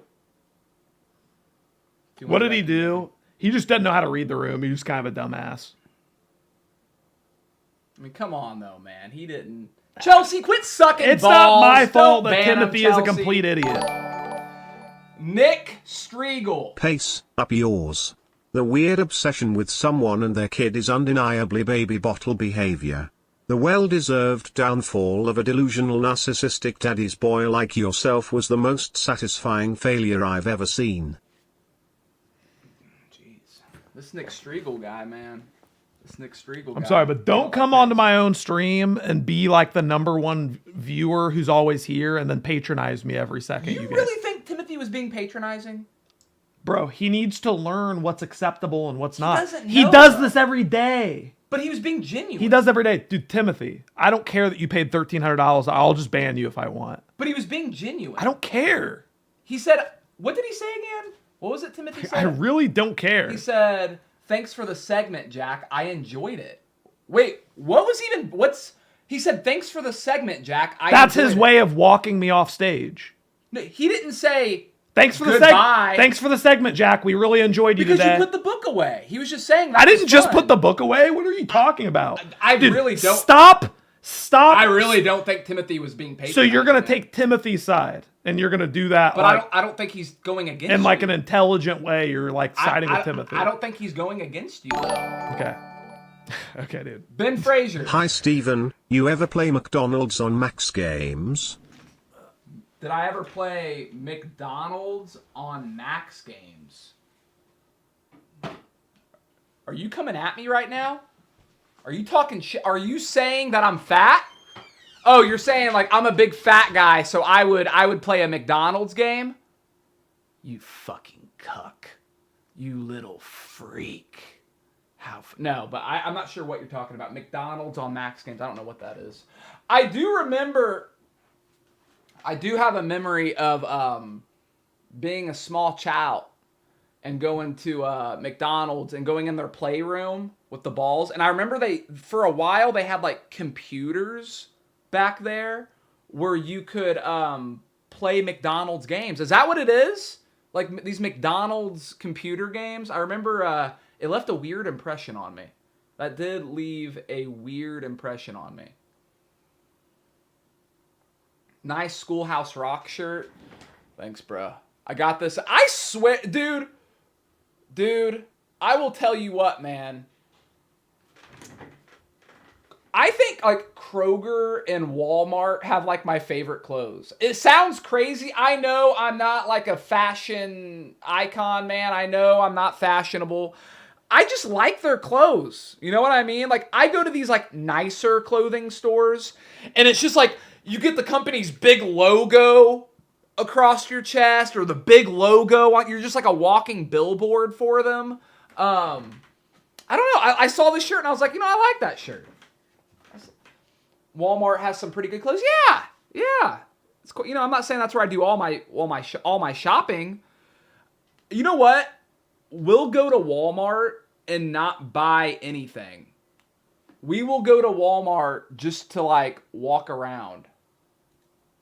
We will go to Walmart just to like walk around and look at the people. People watch. Pace said, dude, Timothy literally worships you guys. What is Jack upset about? He just laid into me about being mean to Timothy. You know what? I truly don't believe Timothy. So you think when Timothy was writing that comment, he thought, oh yeah, this is gonna like fuck with Jack. Like, I truly don't think, thanks for the segment, Jack. I enjoyed it. Just because it was the first time we had done that segment, you know, Jack had never read from that book. Timothy enjoyed it. I really don't think Okay, so if it was like, okay, if it was Pace that said that, I'd be like, yeah, he's probably being a little condescending. He's probably being a little condescending. Timothy? No, I don't think so. I don't think so. If you want to sell out your game, at least be like Goddess of Victory Nikki, where they're not scared to show off sexy ladies but also make interesting game and make some badass music. I promise you I am not selling out. I'm being honest here. Let me read that again. If you want to sell out your game, at least be like Goddess of Victory Nike, where they are not scared to show off sexy ladies but also make interesting game and make some badass music. I promise you I am not selling out. I'm being honest here. Thank you for the $50, Dark and Death. Appreciate that, my guy. Thank you very much, Dark and Death, for the $50. And yeah, you know, if you're gonna be a shill, just don't be so obvious about it. That's it. That's all I ask. Don't be so obvious about it. You know? That's it. That's all. That's all I'm saying. That's all I'm saying. You know? Come on. McDonald's is a game on Max Games. It's kind of real-life simulation. Sorry for the confusion. Thank you for the 3. I almost called you Bend Over. You know how I have a fucked up brain, man. I almost just straight face called you Bend Over. Ben Fraser. Ben Fraser. It's kind of like real life simulation. Okay, I've definitely never played that then. That's not what I was thinking of. Thank you for clarifying it though. Sorry for the confusion. No, you're good, man. You're good. I just wasn't sure. But thank you, my guy. Thank you. Shams. Steven, why are you always taking Mothman's side over your own brother? The man literally showed up to your place unannounced. Does he have something on you? You can tell us. All right, there's a couple pictures he has. No, dude, look, Shams. No. I do not always take Timothy's side. I'm just saying in this case, I don't think Timothy was purposely I think Jack's a little weird. I think Timothy is weird. Timothy is very weird, but Jack is also very weird. Jack is also very weird. Wink if you're in trouble, Steve. I'm not winking. Look. That was a twitch. That was different. That's not a wink. That's a twitch. Quarter Viking. Now I'm timed out. Jack needs to stop being passive-aggressive and walking out the room and be a man. I'm not trying to start anything, I just am asking a question. Bro is so emotionally unstable and that's coming from me. Thank you for the 5, Quarter Viking. Yo my guy. Long time viewer here. It is annoying when people in the chat try to make it about themselves. I am not here to watch Timothy or Pace. I am here to see you guys together. I think Jack should be able to do whatever he wants, it's his streams. I completely agree, Darian. I completely agree, my guy. Absolutely. 100%. 100%. Thank you, Darian. I agree with you, man. I agree with you. For sure. Yeah, if you have a streamer and someone is purposely antagonizing the streamer, I don't think the streamer should have to fill out a bunch of paperwork or give a long-winded explanation on why they got rid of that person. You know, if you're the streamer, it's pretty much like kicking someone out of your house. You know? It's pretty much like kicking someone out of your house. Like, I don't think you have to have it's like a friend that overstays their welcome and it's just like, hey, it's time for you to go. But why? You have to explain to me why I have to leave. It's like, no, it's my house. I don't have to explain anything. Maybe I just want to walk around naked. You know, that's it. That's the only reason. You didn't even do anything wrong. You know? Absolutely. Absolutely. Steven, do you know where is a Norway album called Bubblegum Mania? You can look it up, and Barracuda is on that album. Okay. Thank you. Thank you. All right. All right. Sounds good. Timothy can't be acting like that if he spent $1,300 to unban himself. I will continue to say I don't think Timothy wrote that to fuck with Jack. I will continue to say that. No one antagonized him. He just makes himself the victim 24/7. One day he's best buddies with everyone and then he treats them like disposable garbage. All the while Chelsea and her cronies can say and spew whatever they want. You're awesome, Jack. There you go. Thank you for the 5, Quarter Viking. Appreciate you. Thank you, Pace. Thank you very much, my guy. LOL Pace saying that. I don't know if it's somebody pretend. I don't know. Was that really him? I don't know. Chelsea Lynn said, I have no cronies. I have no cronies. Chelsea's a lone wolf. Chelsea is a lone wolf. Chelsea is a lone wolf. Okay, I'll admit it. I was saying Jack's segment was over because I wanted him to leave. But does that make me a bad person? Yes. Did I deserve the timeout? Yes. I'm sorry, Jack, my guy. Hey man, you fooled me. I thought you were being genuine, Timothy. I thought you were being genuine. I guess I don't even know you. You know what? I will never come to your defense again. I will never come to your defense again. I promise you that. I promise you that. Never again, my guy. Never again. Absolutely not. Well, at least he admitted it.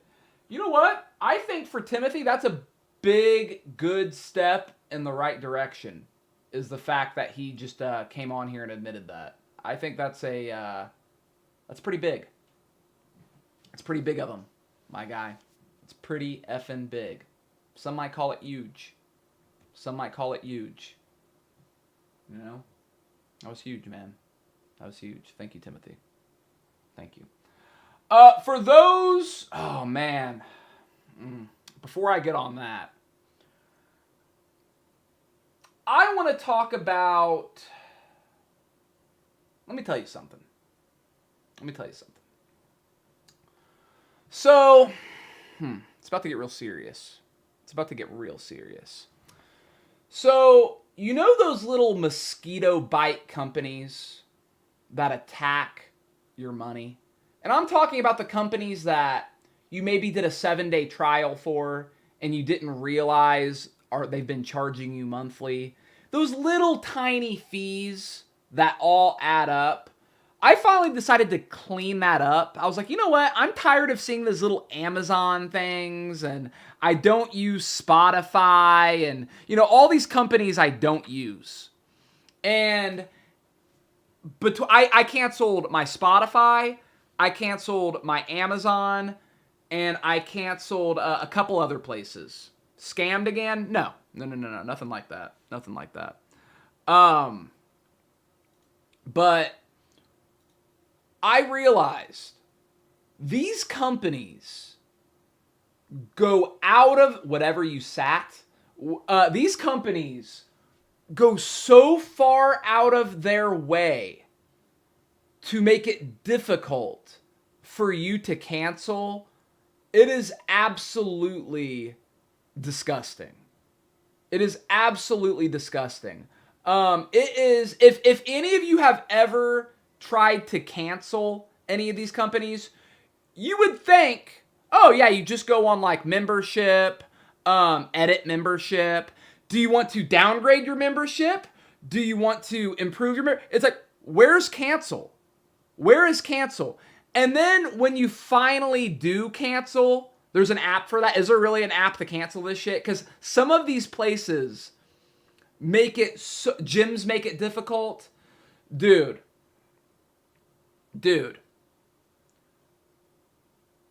Some of the gyms too, yes, absolutely. some of the gyms, my guy, that I've canceled, absolutely unbelievable how hard they make it to cancel. And they'll even sit there with you on the phone. Well, you're actually getting a special. Viewers are going up now. Keep going, Steve. Just your like tone of voice or the way that you're coming off, everybody thinks that you're about to like like this is like an ad that you're about to cut.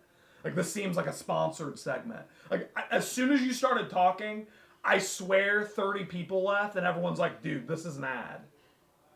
Oh, okay. I swear. Isn't that funny?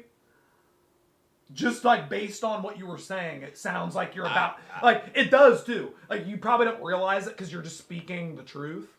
But what you say sounds like you're about to pitch a service to us. No. It sounds like you're about to give us a discount code. No, I'm not. I'm not selling anything. No, this is the opposite. If anything, this is the opposite. I'm saying cancel all these fucking companies. But yeah. So finally, I got everything canceled. And you know, I'm not saying like for example, Amazon, when I canceled them, okay, I finally found where to cancel them. They, you know, I found under the rug where they were hiding the cancel button, and I finally canceled it. Then it came up a tiny little message. By the way, if you don't confirm this in your email, it's not actually going to cancel. And I was just like, wow, I'm glad I stuck around and noticed that. I waited 20 minutes for the. You would think it would just automatically send. You would think it would just automatically send the email. They took about 20 minutes to send it. And they sent 2 emails. They sent the first one that I opened that said, congratulations on canceling your account. And I was like, this is a confirmation email? This is very strange. And then I looked under it, and they had sent an email directly before it, like a millisecond before it. That is the confirmation email to cancel your Amazon account. I was like, when a company, what you guys need to understand is when a company is like a damn near $1 billion company like Amazon, when they do something like this, that is an extra multi-million dollars in their pocket. When they're like, hey, you know, if you just put the cancel button, make it just a little bit harder to get to. Hey, if you make it where you have to send a confirmation email, but send 2 of them and make them think that they cancel, that's another $100 million a year for them. And finally, they try to nickel and dime you. Oh, yeah. Oh, absolutely. But it wasn't that. It was more of like an eye roll. It was more of an eye roll than anything. And then I came across Urban Air. For those who don't know, Urban Air is like a trampoline park for kids. And it's cool. It's like an indoor trampoline place where you can jump on trampolines. You can go in the ball pit. They have like, it's a pretty cool place. But they're charging us $21 a month, and we don't really go there that often. So I told Bree, I was like, hey, ad for Urban Air. Oh no, this is the opposite. And I told Bree, I was like, you know what? You should just cancel Urban Air. We don't really go there anymore. They're charging me $21 a month. And she's like, okay.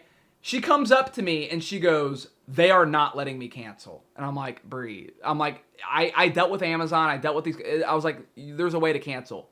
Guys, nowhere on their website is there a way to cancel. You go on FAQ. It's a contract. It is. But we've done the contract. So the contract is you can cancel after you've made 12 payments, which we've done. We've been a member of there for a couple years now. They own you now.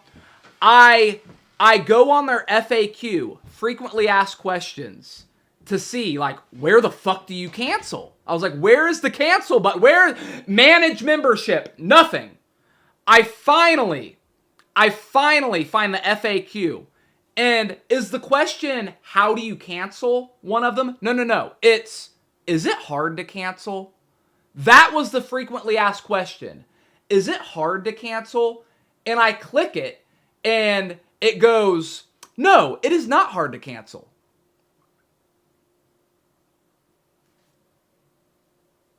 Any other information you want to give me here? We call them up, and I say, hey, I'm going to come down there and cancel in person. Actually, you can't cancel in person. You can't cancel in person. You have to do it online.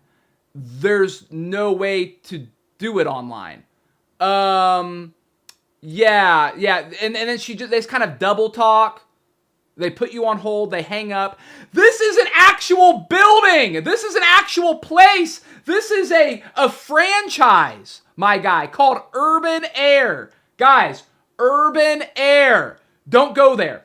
And then I was like, you know what? I'm just going to look.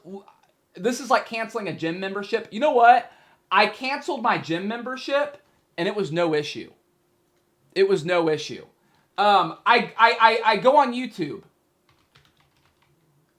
I go on YouTube where there's other people freaking out. How the fuck do you cancel your Urban Air membership? This is what the name of this video is the 3 ways to cancel Urban Air.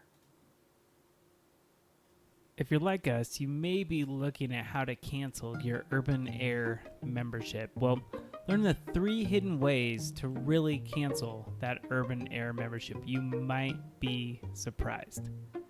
Now, before we there are 3 ways to cancel your membership. You might be surprised.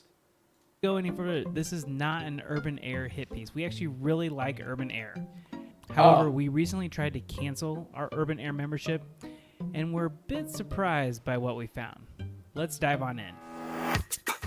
This man goes on for the next 5 minutes with so many trampolines to just talk about how awesome Urban Air is. I'm like, okay, so the company put this out to pretend like to be some sort of advice brokerage. I start looking up. I'm like, all right, you know what we're going to do? I hate doing it. I've had to do this before where you just cancel your card. You know what I mean? Oh, no. No. You cancel your card. I was reading everybody talk about it on like Reddit and on the on their Yelp reviews. If you cancel your membership with them, if you cancel your card, they send you to a collections agency. They fight you every effing second of the way. For real, why didn't you just call your bank? Oh, I'm going to. I'm not just going to cancel my card. I'm going to call and make sure. And makes sure, my guy. Bree was getting a hold of the Better Business Bureau. So I just wanted to put it out there as a warning to you guys. Urban Air, it seems like a fun place. And it is. You know, you can jump around, on the trampolines. You go in the ball pits. This place is just a flat out scam if you try to get a membership with them. And they do everything they can. Jack, you seem annoyed. Isn't it weird he's just like sitting in the other room? He's sitting in the other room. Call the bank. Done. To trick people like you. Who cares? Just call your bank. Steven is so dumb. Just call your bank. How do I... Jack, you are a sad man who is going to die alone. There's not going to be a redhead by your side. There's going to be no light at the end of the tunnel. You will have gone through 20 rabbits, and your world is going to be torn apart. Your world is going to be torn apart. And I hate to have harsh words with you. I hate to have harsh words. Steven, that's not nice. I'm being so negative. Dude, I know. I every time I would look down, it would be, who cares? Call your bank. This is boring. Steven is so dumb. You've been reading a book for the past 2 hours. But he's your only brother. I am trying to help him. I am, trying to help him, my guy. I'm sorry. Steven, you were so nice yesterday giving blood. What happened, bub? Dude, they took too much of it. They took too much of my blood, man. They took too much of my blood. I'm sorry. I apologize. Mothy. Guess my weakness is with my words. I really appreciated the segment and the reading from the birthday book. It was very accurate across. I'm sorry it feels like I'm constantly condescending you, Jack. Also, Stephen, that last Donna wasn't me, it was Shams. You son of a bitch. You were being condescending to Jack. Jack, go eat. For the love of God, go eat. Go eat. If I'm gonna be honest, I don't really like Jack anymore. After I got banned, he's really lost something. That's why I've been patronizing him lately. And I just want him to leave early. Also, I'm on the porch, open up. Alright, you had me until the last part. I'm sorry. I'm not letting you in. No one left because of the edits, because of Jack's horribly cancerous attitude and negativity. If you don't like it, Jack, stop typing in chat and do something in person. I was just weird. Yeah, it was strange. It was strange. It was odd. But thank you for the five. Stephen, can we call really quick? It's been a while. Oh, man. Oh. Ooh, Jacob Goldie, it has been a while, but is that a good thing, though?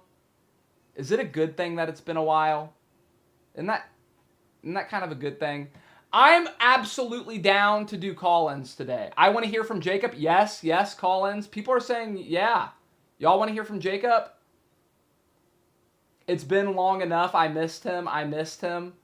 Yes, Jacob Goldie. Blake Parker said, nah. Collins. I want to hear this doc story. You know what? Maybe, you know what? I think the people do want to hear from you, man. I think the people do want to hear from you. I want to hear his story about Amba. All right, let's hear from Jacob. Let's do it. You know what? Let's hear from him. Yo! Oh my gosh. It's been a while, dude. Have you been banned or have you just been busy? I've been banned. Oh, I watched the stream still. I just can't type. Wow. So yeah. Wow. Kind of sucks, man. But What have I missed? What's been going on? Who banned you? I think it was Saucy Boy. By the way, Sham said he's already annoyed by you, so you better keep it quick. Oh, well, that's all right. It's okay. It's okay. Steven, how you been, bro? I've been good, man. I've been good. How you Good. been? How you been, man? Can't Good. complain. I'm eating chocolate chip pancakes right now. Dude. What? Of course you're eating something. Dude. You know what it is? You're like one of those skinny chicks who always has to eat around people to prove that they do in fact eat. Like, we all know you're throwing that up later. We all know you just vomit that up. Yeah, I think you Steven, might. come on. I think you're bulimic.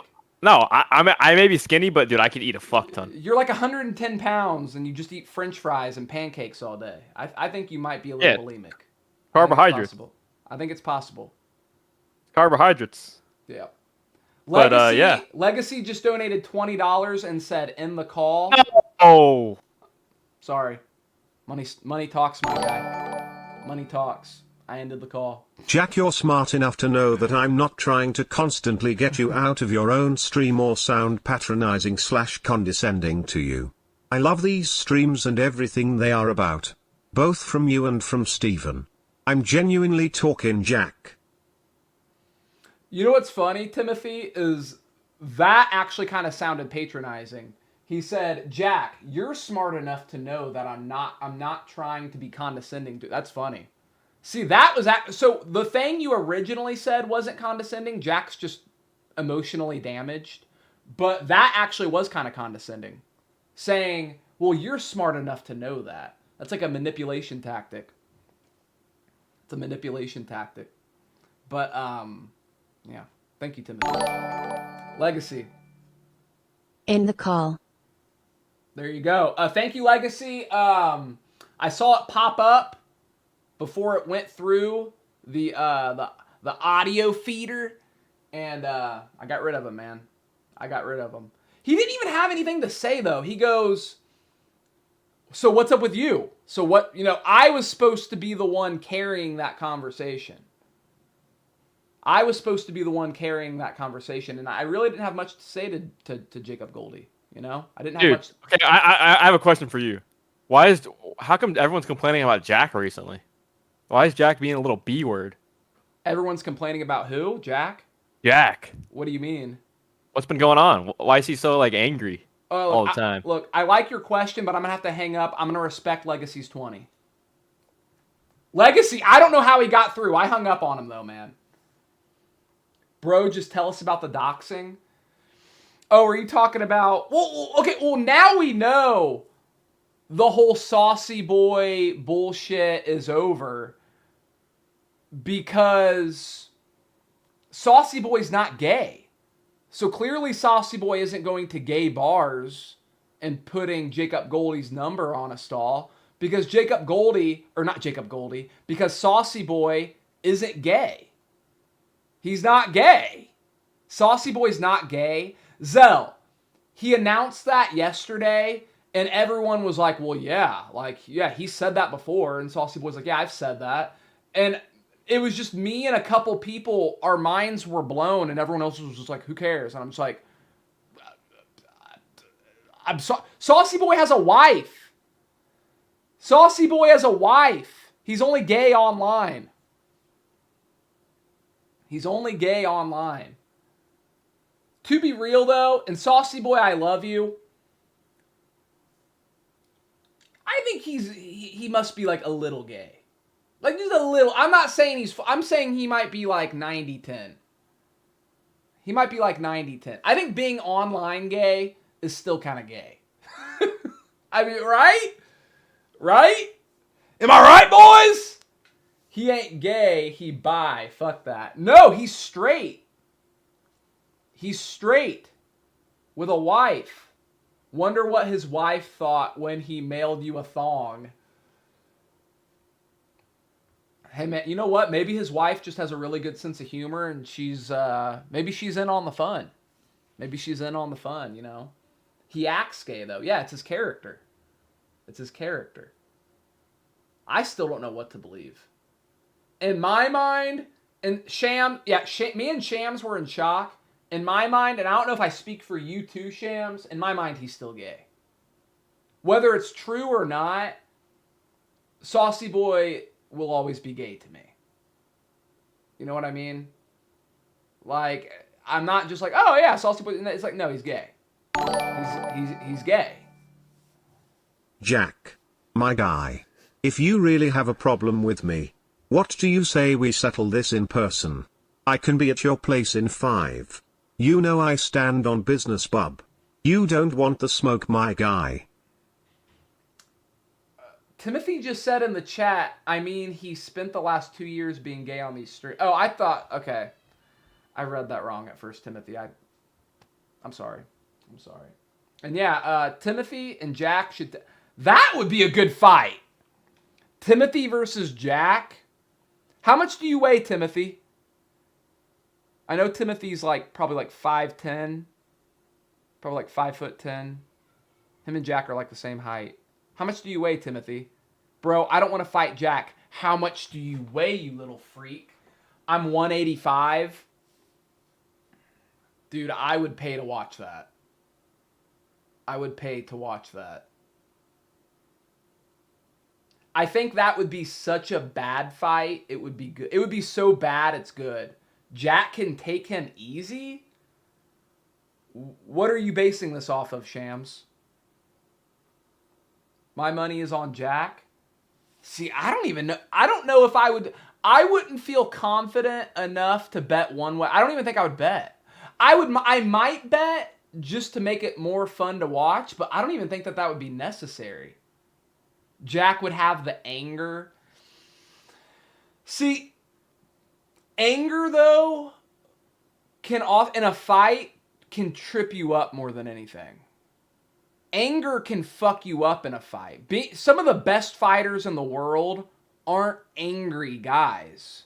They're actually very calm, meticulous guys. They're not just angry guys who bite at the wind. You know what I mean? Guys who bite at the wind get dropped. Guys who bite at the wind get dropped. Man drove 4 hours just to meet them. Yeah. Timothy has the drive. Yeah, man. Timothy, you know. And I think Timothy would train for the fight, and I don't think Jack's schedule would change at all.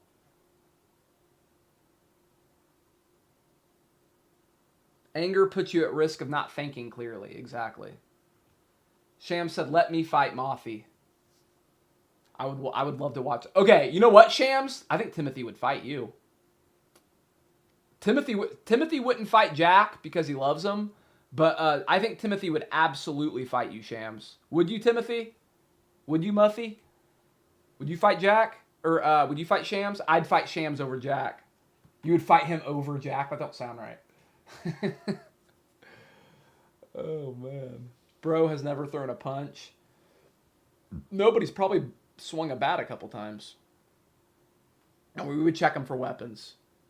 I want to see Steven fight Timothy. It would be awesome. I wouldn't fight Timothy. I wouldn't do that.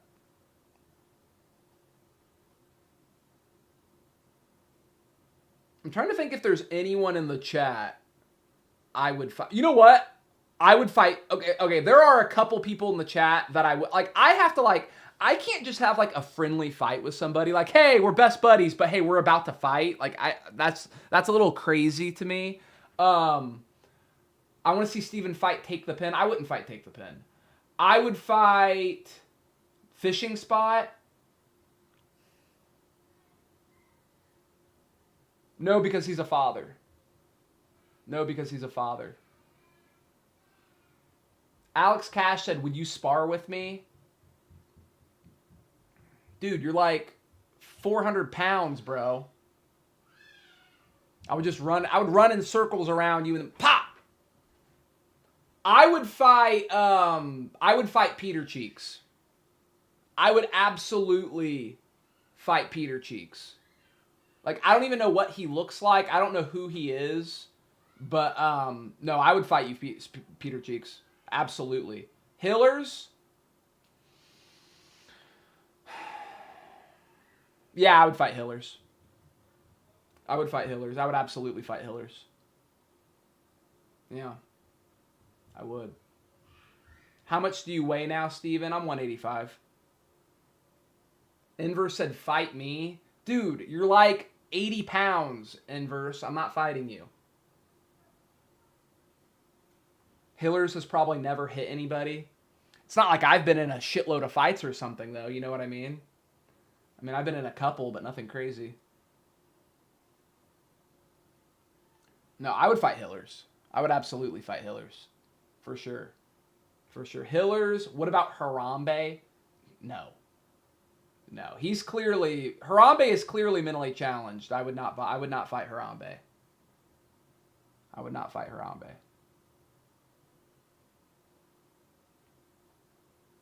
JHNSB. Nah, I wouldn't fight JHNSB. Brandon Ramsey.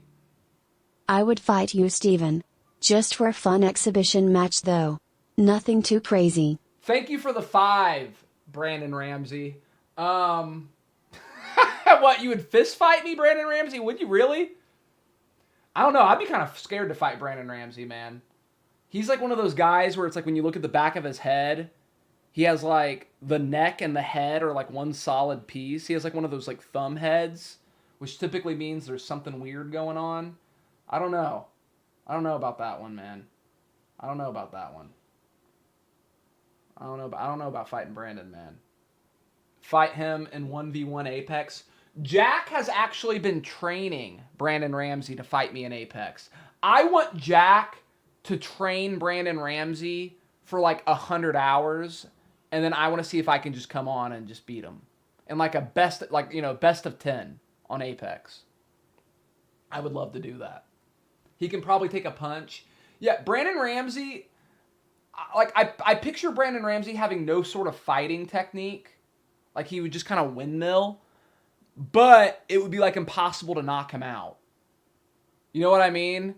Like you could like knock him down and you could like hurt him, but he would like never actually knock out because of the way his head and his neck is structured. It's like impossible to knock him out. You know what I mean? I would be down to do so. No, I wouldn't fight you, Brandon. I wouldn't fight you. I have to dislike somebody to fight them. I don't fight people for fun. I have to actually dislike you. Inverse would start Steven. What about you, Peter Cheeks? Forget about Inverse. I called you out, Peter Cheeks. I want to fight you. That's what I want. Jack versus Super King. I would not want Super King anywhere near my property. I would not want him anywhere near my residency. So no, absolutely not. And Super King would like bite or some shit or like throw his feces or something. So no. No. Steven, let me fight Bree. Granted. Rabies. Yeah, he clearly has like rabies or something, man. I wouldn't... that'd be a messy situation. That'd be a messy situation. I'm coming over, bitch. Let's do it, Peter Cheeks! Let's do it, my guy. I'm trying to look at your profile picture. Why? You look like Fishing Spot. Let me go on Peter Cheeks's... I've never clicked his thing, because who gives a shit? But let me look at him. Wait, are you a woman, Peter Cheeks? It says you joined 3 weeks ago. You're probably somebody I know, man. You're probably somebody I know. Who are you? Who are you, Peter Cheeks? Show yourself. Peter Cheeks is a bro, a girl bro. Chill. Dude, I don't care. She's talked mad shit. Let's go. You know? I'm an equal opportunist. Let's do it. I don't care if it's a chick. Backyard, no gloves. Let's go. You know? As long as she's within 20 pounds of me, let's do it. Let's do it. Bitches can get it too. Absolutely. Absolutely. He looks like a trans man. I think it's safe to say that that picture is probably not really him. I was Millimeter Peter. Wait a minute. Wasn't Millimeter Peter banned? Hold on. You're Millimeter Peter. Wasn't Millimeter Peter banned? And I know nobody... He was. And did anybody pay to unban Millimeter Peter? I banned him. Edza, did anybody pay to unban Millimeter Peter? No? No? Oh, wow! It looks like you're not too smart. It looks like you're not too smart, my guy. Man, that wasn't a good idea. And you're gone! And you're gone! Wow, all I had to do was just sit there and talk to you enough, and you just admitted everything. See, that's the thing. That's why people can't get away with crimes, because they can't help but to brag about the crime in some sort of way. Like, yeah, like, you know, he's just been holding that in for so long. Like, nobody knows, nobody cares, nobody cares. I was Millimeter Peter. All right, bye. And now when a new member pops up today and they have the word Peter or Millimeter or Dickhead or Dr. Douchebag in their name, and depending on what they're saying, I don't know. He really just called himself out. That's crazy. It's like he forgot. He's been this new identity for so long, he's completely lost touch with who he is. That was weird. That was weird. That was really strange. Hey man, Dr. Douchebag wasn't nice. I'm sorry. I'm sorry. Apologize. I apologize. But for those who weren't here yesterday, for those who missed a very special Thursday stream, your boy finally beat a difficult game about climbing. It's over. I beat that stupid climbing game, which Tim Leonard hated that game. So I know he's happy. If you hated that game, don't worry. You never, ever, ever have to see it again. And for the record, I gave it a 3 out of 10, and I really didn't like it either. I really did. It didn't happen. The stream got deleted. Yeah, if I had to bet money on what it was that took the stream down, I would say it was Kimbo Slice. I think it was the Kimbo Slice videos. You know? I think the uploader of the Kimbo Slice videos realizes that there's never going to be any more Kimbo Slice videos. So he's really holding on to those eggs. He's really holding on to those eggs. Got to do it again to show proof. Nah, I'm pretty certain. I'm pretty certain it was the Kimbo Slice videos. I think that's what did it. I think that's what did it. But so you know I like to juggle a couple games at the same time.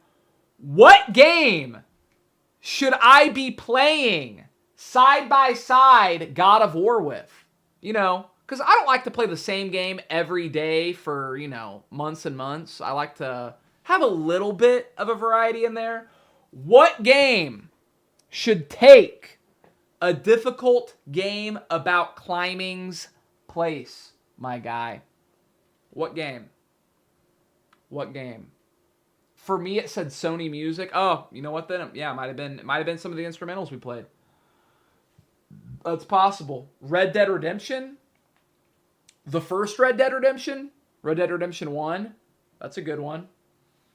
That's a good one. GTA 4? That's a good one. Dying Light? Jack said Revel? Let's see what that is.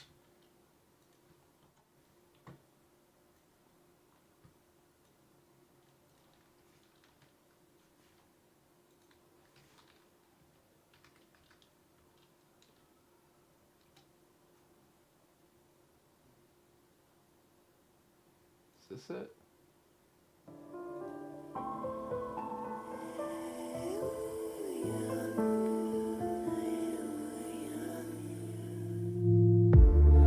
Let me rewrite to end this life. Alright, I'm gonna turn the music off. So that sounds like that could be some shit that could get us taken down.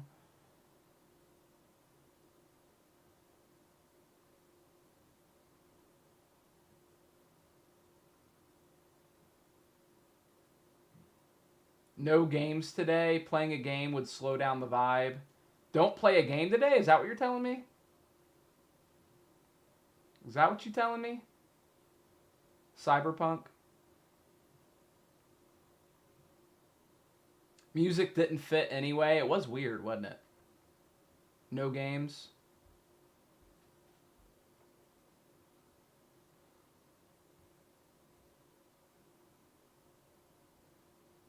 Honestly, new game on Monday. Okay.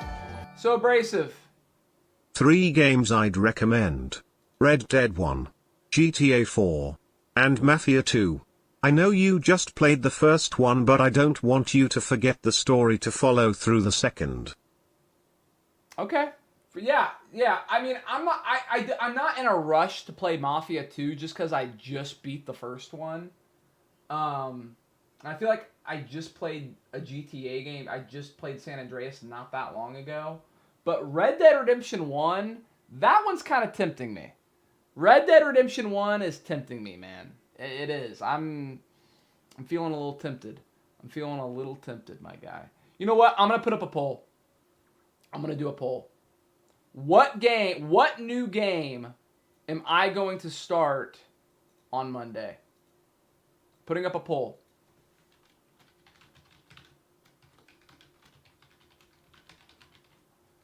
Okay. Red Dead Redemption 1 or Cyberpunk?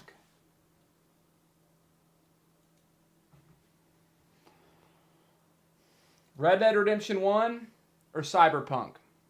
What game will I start on Monday? I'm cool with either one, man.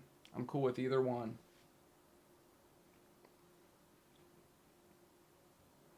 Pizza, call-ins, and weed shop today. You know what, Asa? That sounds like a plan, bub. That sounds like a plan. Why Cyberpunk? Because it's such a polarizing game. What Cyberpunk? Chelsea Lynn, it's a notorious game that when it came out, everyone was very excited for it, and it just got shit on. And just, deceiving. It was nothing what people thought it was going to be. But then they started updating it, and throughout the years, now people are saying it actually is a good game, while other people are still saying it's terrible. And I just want to... I want to see. I want to see where I fall into. If I think it's just Jack played it for like a half hour and was just instantly turned off to it. So I'm curious to see if I have the same experience. I'm curious to see if I have the same experience as him, where, half an hour, 2 hours in, I'm just like, bro, I do not want to play this game anymore. We'll see. We'll see. Some people, Cyberpunk isn't that bad, really.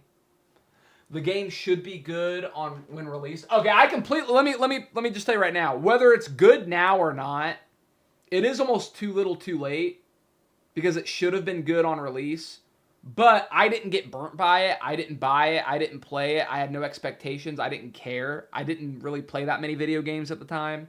So I have no horse in this race. I will be very objective about it.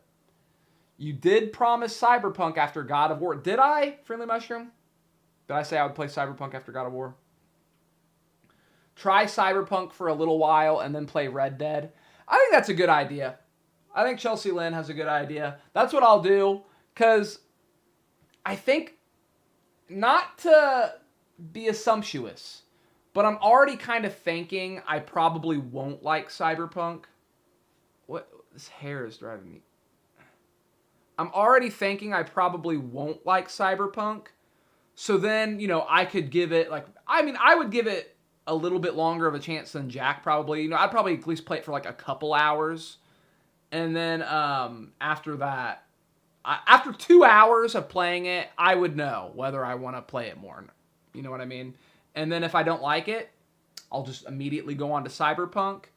And if I do like it, hey, cool. I found a game I like. Awesome. I couldn't stick with Cyberpunk. I think you'll like it just for the lesbian sex. What? There's lesbian stuff in Cyberpunk? At least get through the intro. I want to see how long Jack played it for. How much of a chance did he really give it? How much of a chance I want to see how much of a chance he gave Hogwarts too. Jack played Hogwarts for 8 hours. All right, that's enough time to decide whether you liked it or not. I think 8 hours is a fair playthrough to decide whether you want to play it or not. Let's look at Cyberpunk. How long he played that for? Cyberpunk, he played for 98 minutes. So he played for an hour and a half. An hour and a half. I think that's pretty fair, honestly. An hour and a half? I don't know. And I mean, Sons of the Forest, 13 minutes. Probably. No, he beat Sons of the Forest. He didn't get through the intro. He didn't get through the intro of Cyberpunk? Damn. It's a long intro. I'll give it at least a couple hours. Yeah, check Sons of the Forest.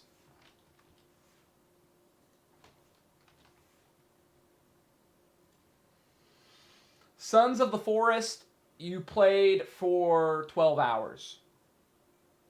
12 hours. Got the cover of Sons of the Forest makes it look like it's like a straight up horror, like a horror game. Like a Resident Evil type game. I want to see, what else did I want to check? I wanted to check something else too.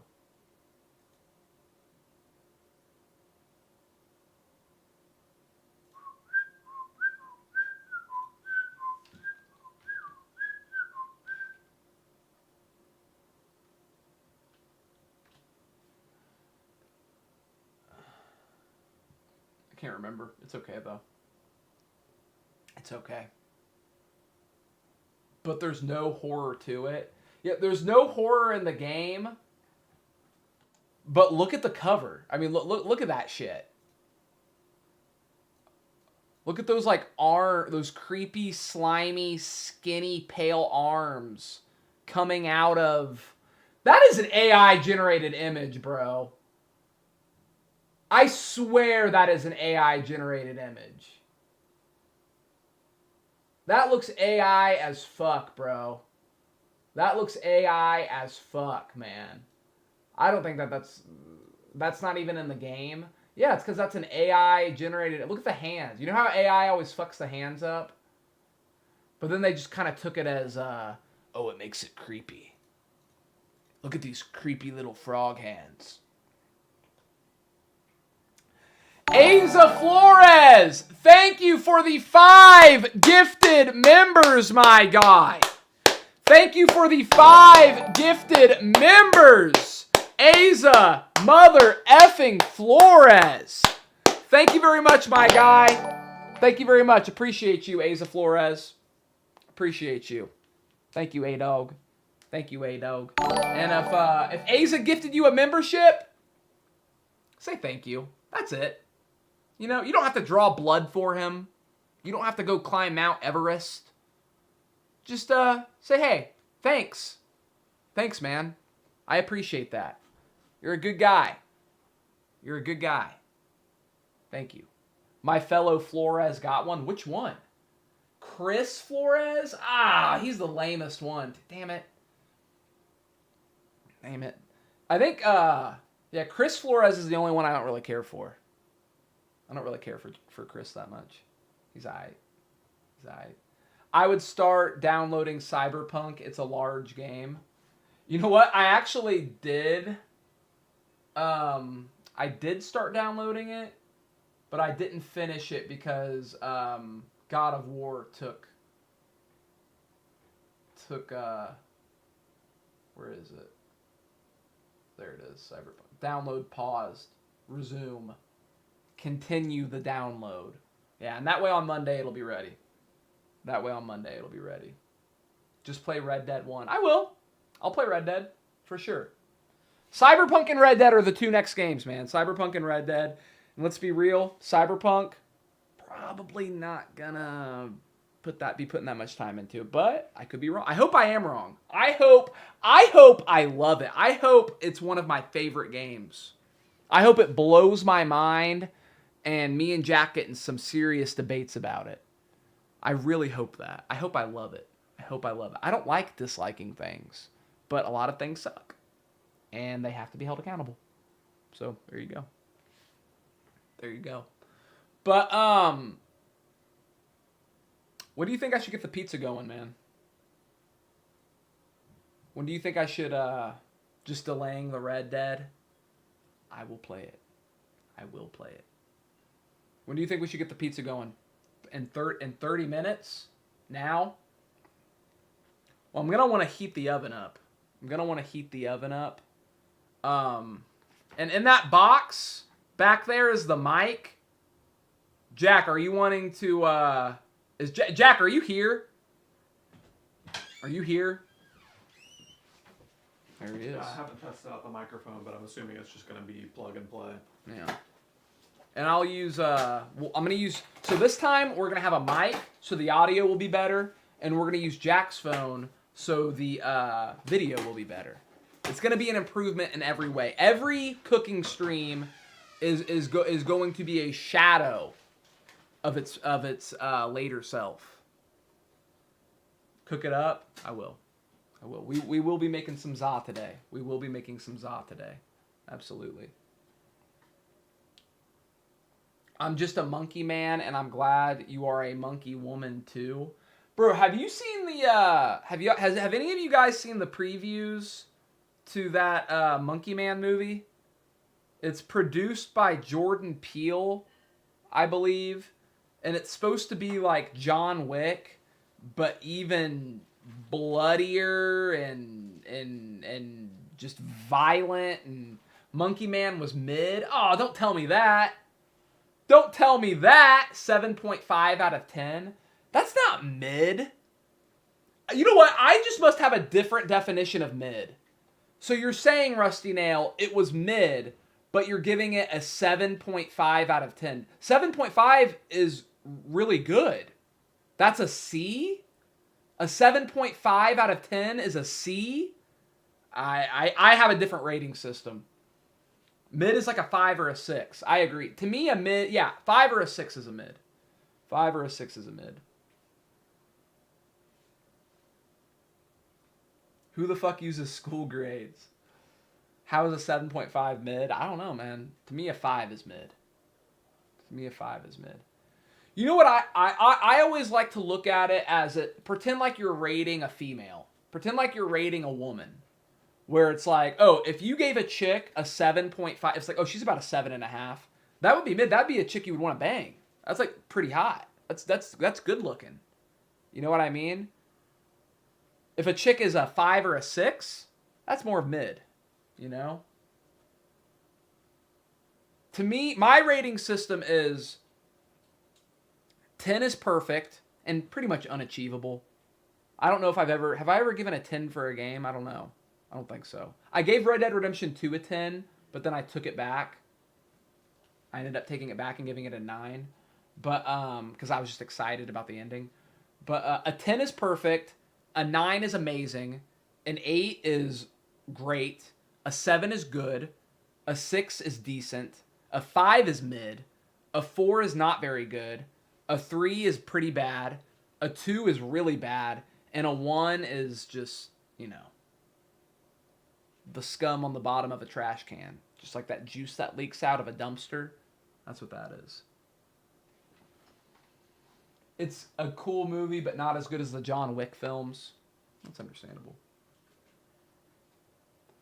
You gave Resident Evil 4 a 10, but then you gave Red Dead Redemption 2 a 9. Did I give the Resident Evil 4 remake a 10? I gave that a 10. Did I really? I did love it, man. I did thoroughly enjoy my time with that game. That's biased, though, because Resident Evil 4 is like my favorite game. So that was biased. In my opinion, no remake deserves a 10. That's just my opinion. This is a different type of remake, man. You never played it. You should watch it, though, Steve. What, Monkey Man? I want to, man. I do. You're going to enjoy Cyberpunk 2077? We'll see, man. Would like to see your opinion. Yeah, I want to see it. Jack hates on everything that's a remake. Well, he's excited to play the Silent Hill remake. He just better not give it a 10. I'm just saying a remake can't get a 10. Oh. What about the new Planet of the Apes movie? Is it out? I've only seen the first one. I meant to catch myself up on those. God of War is a 10. There you go, Kaylee. There you go. It is pretty awesome. Maybe it is.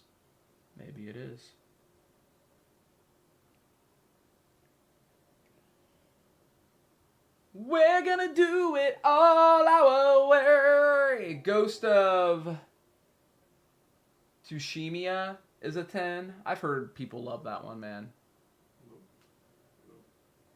Red Dead Redemption 2 is a 10 in my opinion. It's about as close as it gets, man. I think Red Dead Redemption 2 is very close to a 10. I think Hollow Knight is really close to a 10. Resident Evil 4 and the remake are both really close to being 10s. I played quite a few games on stream. You know, I don't go out of my way to play shitty games. That's why games typically get pretty good scores, because, you know, if I'm going to play a game, I'm usually doing ones you guys recommend and a lot of people love. And typically I will, you know, agree. Typically I'll agree. You know? My leg. Steven, you should play Peach's Showtime. You look like you would like it. Let's see what that is. Peach's Showtime? Is it like Peach from Mario? Oh, it is Peach from Mario. Oh, it's a newer game, too. It came out a couple weeks ago.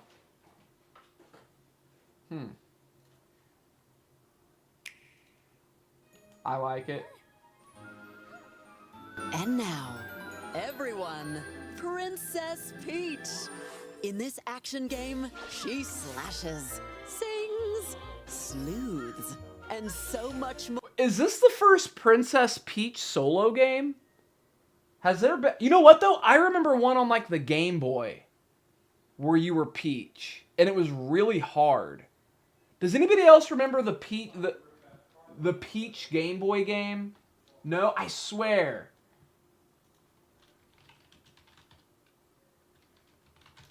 I swear there's a Peach Game Boy game.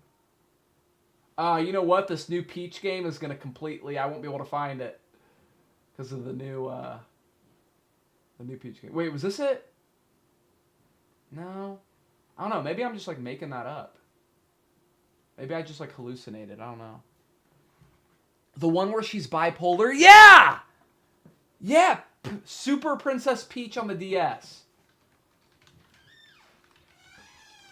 I need to call you on Discord so I can test out this microphone. Okay. Yeah, that's the game. That's the one I was... You need to call me on Discord? Yeah, I'm going to call you on Discord right now.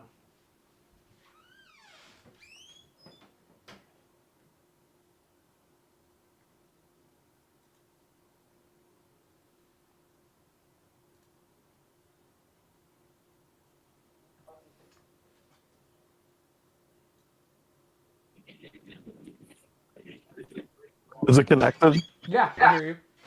Like you can hear me talking to the microphone right now? Hold on, go close the door. Like I'm just talking to the microphone right now. Yeah, I can hear you. You can hear me. Yeah. This is working good? Yeah, I hear you. Hell yeah. Dude, we have the audio. There we go. We got it, my guy. Just like that. The mic we got it. It sounds crispy. It sounds so crispy. Yeah, Such a crispy mic. Nice. Hell yeah, my guys. Oh, this is about to be so official. This is about to be so official, my guy. Setup about to be legit. Oh, yeah. Oh, yeah. Absolutely. I'm getting a little hungry, too, so I'm excited to eat some pizza. Bro, look at this apparatus that I'm using on my phone. That looks sexual. Look at this. That's how you know it's big time. You think that's going to be okay with your stand? Like, is it going to work? I was just thinking... Oh... I'm sure we'll figure out a way to make it work. Yeah. I mean... Yeah. You'll figure it out. Yeah, I'm sure it'll be fine. I'm sure it'll be fine. It's smooth, though. It's smooth. Yeah. It's good shit. Looking good. Wouldn't it be sideways? That is, because it, like, clamps it on the side like that. You'll figure it out. Yeah, it'll be fine. You'll figure it out. It'll be fine. We'll be okay. We'll be okay. It's some Skynet shit. Yeah, one day you're just gonna be plugging that into the back of your neck. And you're gonna go out and do real life streams. I never really thought about it, but like, if you have a USB-C converter, like I have plugged in here, you can just plug like any USB device just like in your phone, which is kind of weird. Yeah, that's cool. Just create a USB on your phone for the whole family. Works pretty well. Bro, watch the new trailer for The Joker. There's a trailer out for it. The musical with Lady Gaga. With Lady Gaga and God, I always forget his name. What the fuck's his name? I don't want to look it up because I want to remember. The movie looks kind of mid, not gonna lie. Oh, so what? So it looks mid. So that's like a 7.5. That's good then. Joaquin Phoenix. Yeah. Joker 2 trailer. This is just gonna be such a crispy movie. Okay, let's see it. Wait a minute. Okay, this must be it.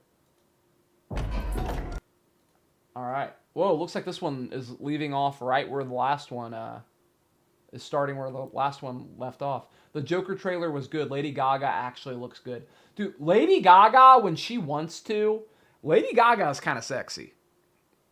I'll tell you what, in A Star Is Born, I think she looked good. In that American Horror Story season, I thought she looked good. I thought she looked good when she did the Super Bowl halftime show. Lady Gaga's pretty hot, man. Lady Gaga's pretty hot. Let's go, boys. It's showtime. Hey, Fleck, you got a joke for us today?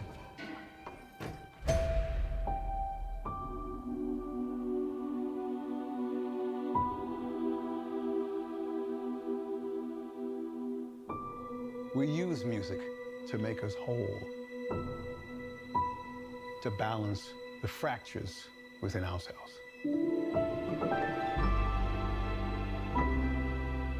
I'm nobody. I haven't done anything with my life like you have.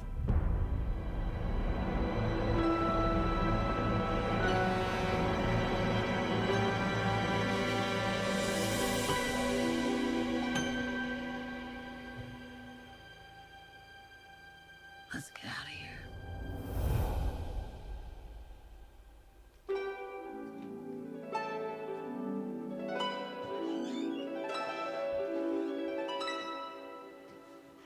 What the world needs now is a love, sweet love. It's the only thing that there's just too little of. What the world needs now is love, sweet love. Tell us, what's changed, Arthur? I'll tell you what's changed. I'm not alone anymore. That's what we should be talking about.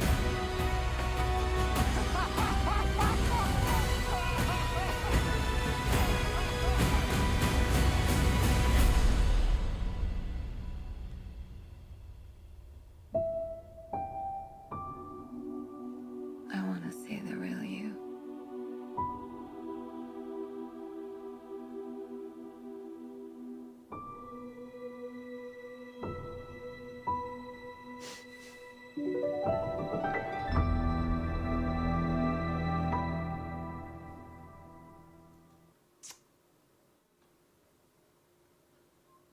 You know something? Not feeling it. Looks mid. How can you even tell though? Looks mid. See, that to me is like the ultimate type of trailer where it, you know, I think a movie, you can judge more a movie on the trailer if it like you feel like you watched the movie by the end of the trailer. You ever have that where a trailer shows so much where at the end of it you're like, God, I pretty much feel like I watched the movie. That sucks. That had a bunch of very scattered shots. I don't know. I don't know what I think about that. You know, I'm absolutely going to see it, and I am excited for it for 3 reasons, though. 1, Joaquin Phoenix. Typically, whatever Joaquin Phoenix is in, I enjoy. I think he's a great actor, and I think he has good taste in scripts.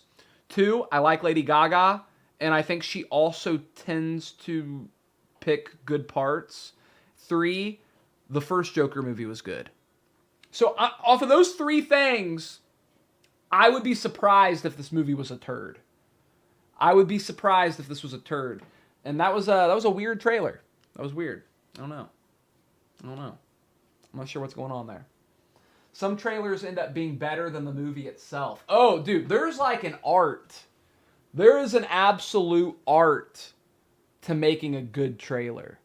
And I'm trying to remember. I've talked about it before, but there was one where the trailer was so good, and then the movie was like one of the worst things ever. I can't remember what it was, but man, the trailer did such a good job at making the movie look like something it just wasn't. What the fuck was it? What was it? What in the hell was it? I can't remember, man, but I just remember thinking, man, whoever put that trailer together literally is more talented and artistic than the director of the movie. Like, whoever put the trailer together is more artistic and creative than the effing movie. Absolutely. 3 from Hell. I never saw the trailer from 3 for Hell, but God, the movie was bad. For those of you who have never seen The Devil's Rejects, it was the sequel to Devil's Rejects, which I actually liked Devil's Rejects, but man, 3 from Hell was bad.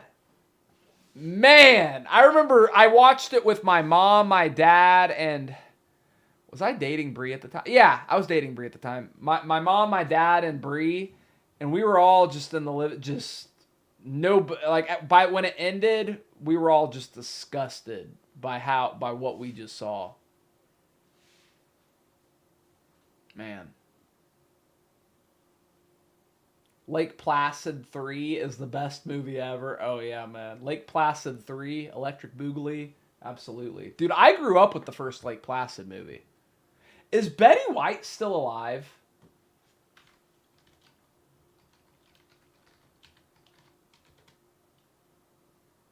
She's still alive. Oh my god. No? Oh, she is dead. Okay. 99.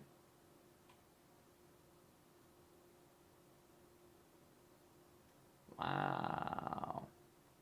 Rest in peace, Betty White. Taken too soon. Taken too soon. She was an American treasure, man, and she still is. She still is an American treasure. Absolutely. Absolutely. Rest in peace, Betty White. The bucket was kicked. Too soon. She was 99. Too soon. We needed another 10 years of Betty White. We needed another 10 years of Betty White. We did. So wait, are all the Golden Girls dead now? Are all the Golden Girls dead? Yes. I like how Timothy just knows that. Are you a big Golden Girls fan? Wow, all of the Golden Girls are dead after Betty White passed away in 2022. Does anybody else get like a weird feeling when you're watching a show where everybody on it is dead? And I'm not talking about when you go back and watch like a really, really, really old movie, but like a show like Golden Girls, like, and you're sitting there watching it, it's a comedy, and you just kind of have in the back of your head, like, yeah, they are all dead. They are all dead. And we're all going to die sometime too. I'm going to go heat the pizza oven up and grab a cup of coffee, and I'll be right back. I'm going to grab a cup of coffee, heat the oven up, and we'll be right back, baby. Zell said, wasn't one of them trans? Zell, think about what you just asked. You think back in the day, you think back then, they would have a trans woman on Zell. I know which one you're the lady that had the deep voice, the tall one. I know who you're talking about, but no. I'll be right back.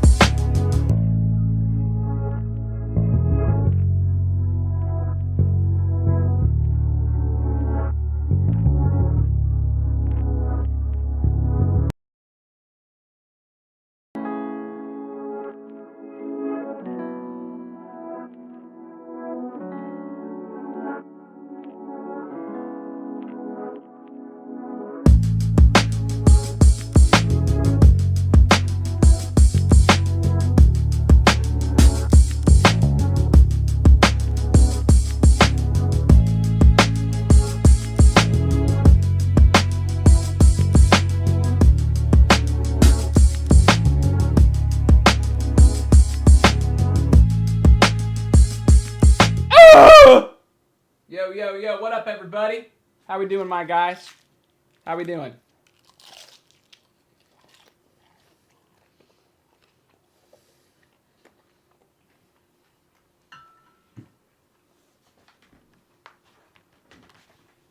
Yo, yo, yo.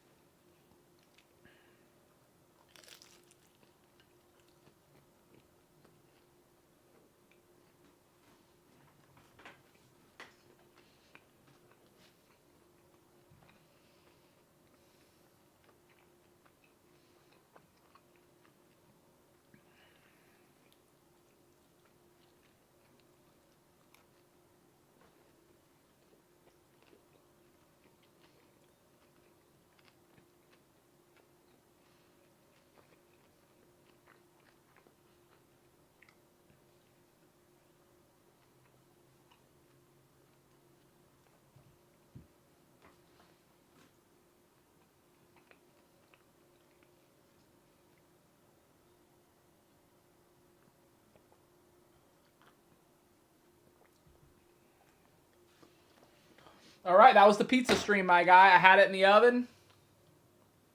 Delicious. Absolutely delicious. Hey, Steven, is your dough proofed? It is. It is. I have 2 nice-sized dough balls in the refrigerator proofing. And what I just ate, I had 2 al pastor tacos, my guy. Absolutely delicious, by the way. Like, my God, those were delicious. My God, those were delicious. Holy crap. Man, it would be cool if you showed yourself making the pizza. The oven is heating up, bruh. What do you want to sit there and watch the oven heat up, bruh? We're going to let the oven heat up. We're going to let the pizza stone get hot. Then we're going to go down there. We're going to make the dough. We're going to make the sauce. We're going to make the cheese. Oven stream.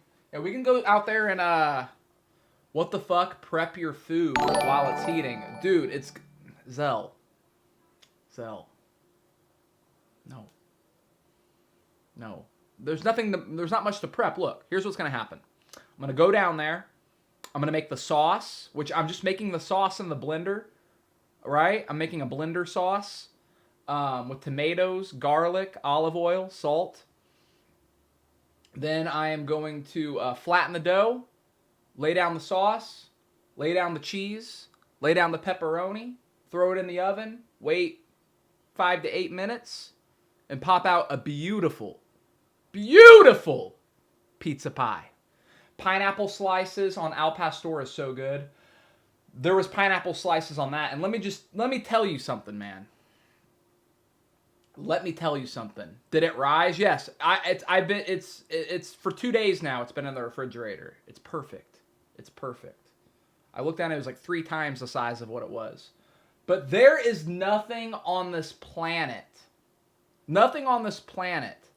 better than an al pastor taco with pineapple. Like, it's just, it's something different. So people can argue about pineapple on pizza And I don't really care either way. If you don't like pineapple on pizza, I understand. If you like pineapple on pizza, I understand. I'm a little bit more neutral towards it. I don't hate it or love it.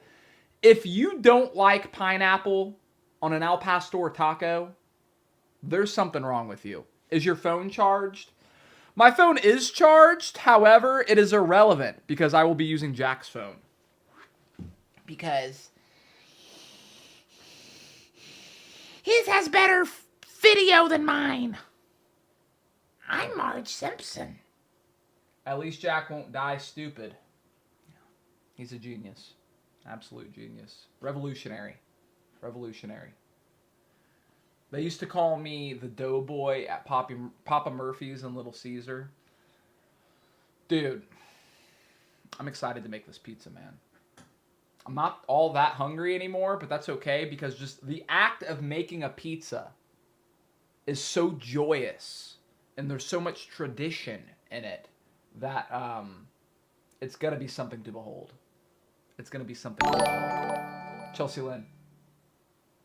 Steven, you're not supposed to refrigerate the dough that long, it's gonna be dried out. Your pizza's gonna crack. No, I did my research, Chelsea Lynn. You can keep it in there for like 7 days or something like that. No. It's not gonna be dry. It's not gonna crack. Well, you know what though? We'll find out.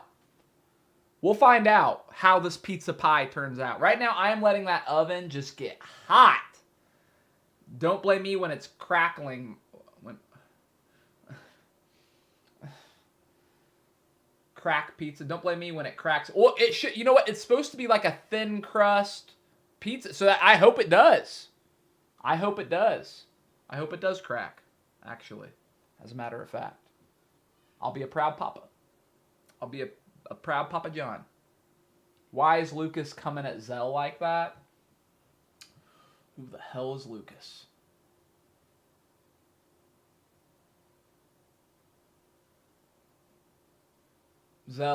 Lucas called Zell an imbecile. Wow. Lucas. Why are you calling Zell an imbecile? I don't know. Why are you coming at Zell like that, bruh? Steven does not answer imbeciles. Finally, new drama. Yeah, Lucas, get her! Get him, Zell! Fight! I'm all about it. While we wait for the oven to get hot, let's check out people making some pizzas.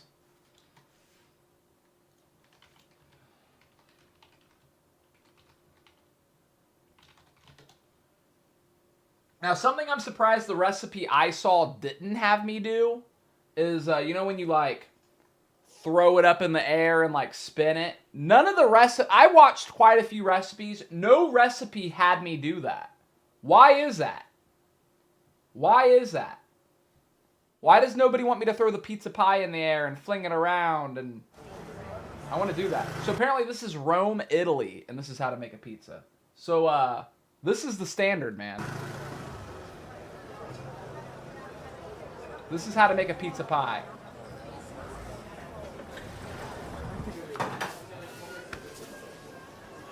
Wow, that's a beautiful circle.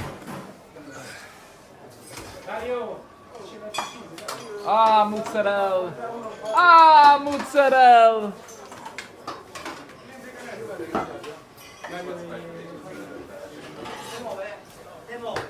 You can still do it though. Dude, I will F that up if I try to throw it. Grazie.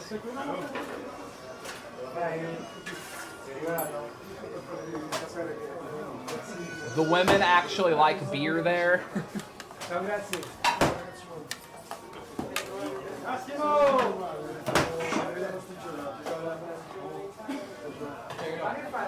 Wow, that's a beautiful pizza pie.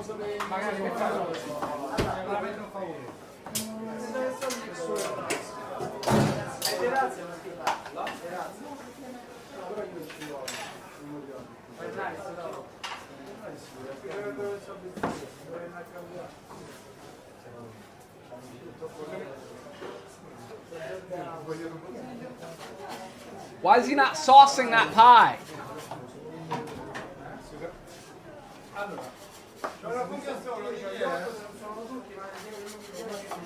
Yeah, this is actually a DiGiorno. This is actually a DiGiorno. No sauce pizza? Who doesn't want sauce on their pizza? That's psychotic. Massimo! Scusi, Massimo! Massimo, scusi, ha preso la margherita da funghi? No, io ho preso quella margherita a volo. Ora c'è la roba tua. Is that cucumbers? Are there cucumbers on that pizza? Sono 5 che hanno prenotato. Fai 4 per favore. Ragazzi. Per il crostino? La margherita non è il crostino, Era 46 la margherita. What was that? What kind of pizza pie is this?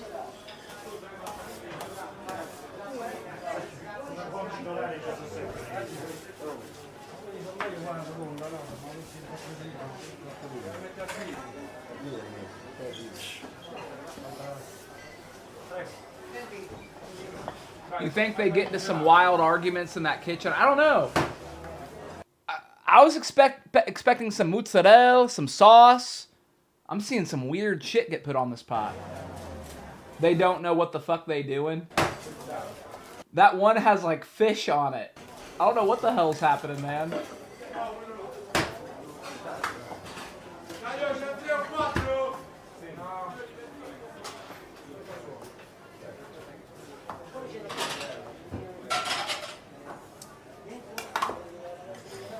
That ain't gonna cook right.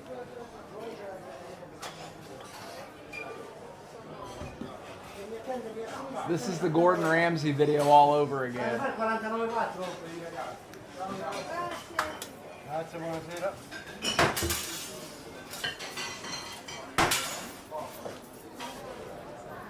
Thank you, Stickspell, for taking care of that problem child. Dude, that pizza oven is cool as hell, though, man. That pizza oven is cool as hell.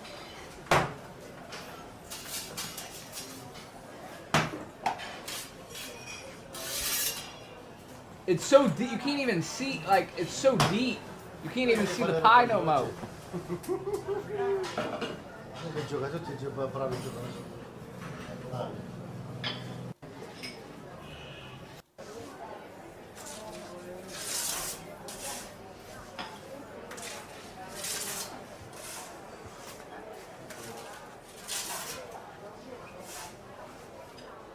It's dirty in there. I guarantee you they get like a little Italian midget to crawl in there on the weekends and clean it out, though. I guarantee you.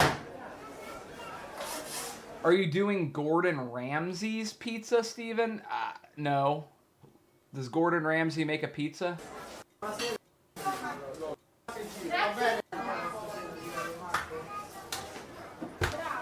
check these pies out now that they're coming out. Whoa. You see that shit? You see that little slick move? Oh, oh. That's a long ass paddle. Which pizza are you doing, or is it your own? It's kind of a combination of different recipes I found. It's kind of a combination. I feel confident in it, though. I feel confident in it. I want to see Gordon Ramsay make a pizza.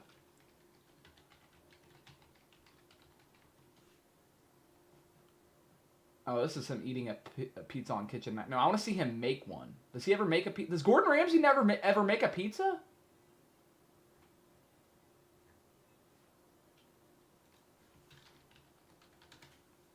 Let's see Gordon fuck up a pizza. I could picture Gordon fucking a pizza up. For the pizza dough, add yeast to warm water.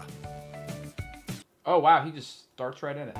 For the pizza dough, add yeast to warm water. All right.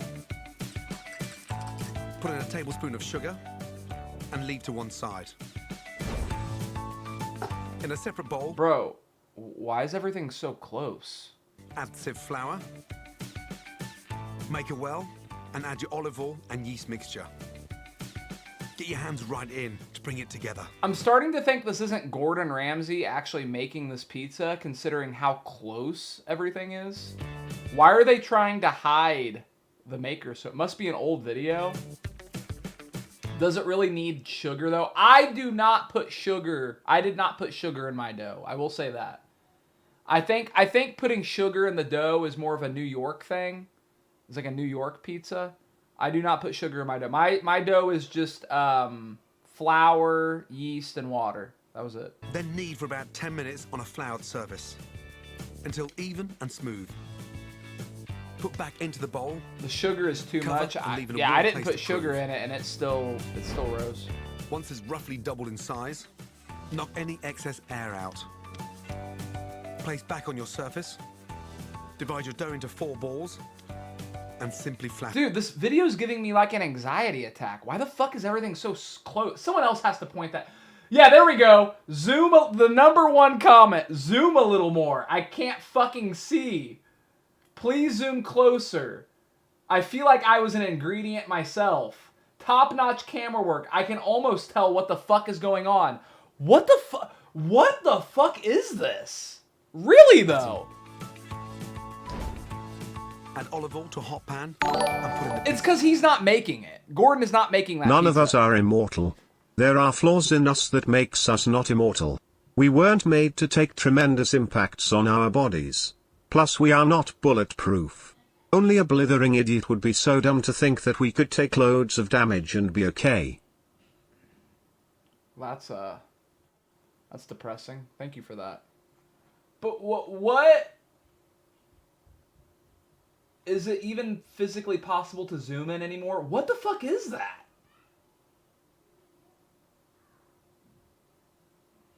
What is that? That's all everybody's able to focus on too.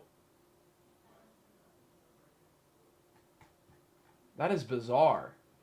It's a dough. This is the most unnecessary video I've ever seen. Can we ban Mark? Yeah, he's up for grabs, just like anybody else. Pizza is usually cooked in a searingly hot oven, but this pan-cook method works brilliantly. Let me look at those hands. Works brilliantly. It can't be Gordon. The only explanation why they would zoom it in so much is because it's not Gordon making the pizza. They just had a guy make a pizza, then they probably had Gordon literally phone it in and just say, it's probably AI. You know what? It's probably somebody else making a pizza, and then they're using like an AI Gordon Ramsay voice. Watch this video about Gordon Ramsay making a pizza. Watch this. Tell me what you think. What's your impression of this?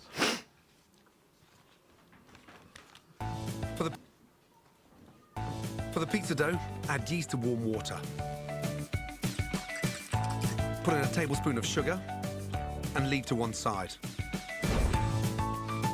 In a separate bowl, add sieved flour. Make a well and add your olive oil and yeast mixture. Get your hands right in to bring it together. Then knead for about 10 minutes on a floured surface until even and smooth. Why is it so zoomed in, bro? Right? Why is it on like... I don't know. Why are we watching this video on 50 times zoom? I don't know. What the fuck am I looking at, bro? Went back and like someone must have like re-uploaded Like, this. what is no, this? this is Gordon Ramsay's official video. This is What's the top red comment? Oh, it's exactly what you think.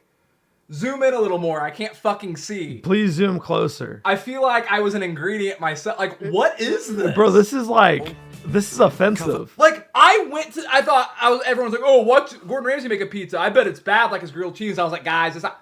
And it's just like, God, I'm so distracted by what is going on? What happens is when you zoom in that much, like the movements are exaggerated. It was giving me and anxiety. you can't even tell what's going on because it's just like it's constantly shifting so much. I was getting anxiety. And leave in a warm place to prove. Oh my God. Once it's roughly doubled in size. The motion. Yeah. It's like, bro, we're making pizza. Why does it feel like I'm watching a NASCAR race? Divide your dough into 4 balls and simply flatten. Add olive oil to a hot pan and put in the pizza dough. So you know this video made somebody sick. It kind of makes me sick.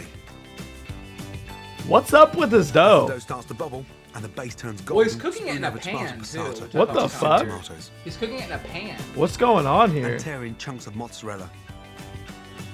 Then simply transfer to a hot grill until golden and bubbly. Finish with fresh rosemary.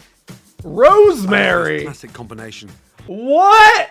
Stop. Get the fuck out of here, bruh. Nobody eats fucking raw rosemary, bro. You're trolling. Doesn't that like... You are fucking trolling, Wouldn't that get like dude. caught in your throat? You can't eat that. That's an inedible garnish. Yeah. That's inedible. Yeah, you wouldn't sprinkle... He just put an inedible part onto the pizza, bro. You would have to pick that off. You would have to like make an olive oil and infuse the olive oil with rosemary and then use that olive oil. Yeah. Like, what the fuck is he? A classic combination? Raw rosemary on top of a fucking pizza? He loses credibility every What? day. Every day he's losing more Wait, credibility. what? You can easily adapt it and add your own favorite topping for a perfect pizza in minutes. What? So, my impression of that, when I watched that, I was like, so clearly Gordon was not the one making that pizza. And that's why they were so zoomed in. You think so? Why else? Why would they not show Gordon? I mean, that making the makes pizza? sense. Yeah, I think he wasn't making it. It was so zoomed in. It was like a random video that they like bought from somebody and then just put Gordon narrating over it. And wow. Yeah, I mean, if Gordon made that pizza, they would have shown him making it. It like you couldn't even tell from the hands because it was so zoomed in. That's a good point. I didn't even think about it like that. Yeah, like that was not. And then just every single comment. How to make pizza doesn't show ingredient measurement. Like every single comment.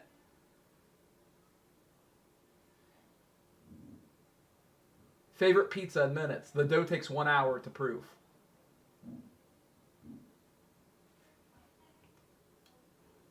Yeah, man. Crazy. Crazy shit. Several of his old videos are super zoomed in. And they never show his face or anything? That they must... Dude, you couldn't even see his wrist.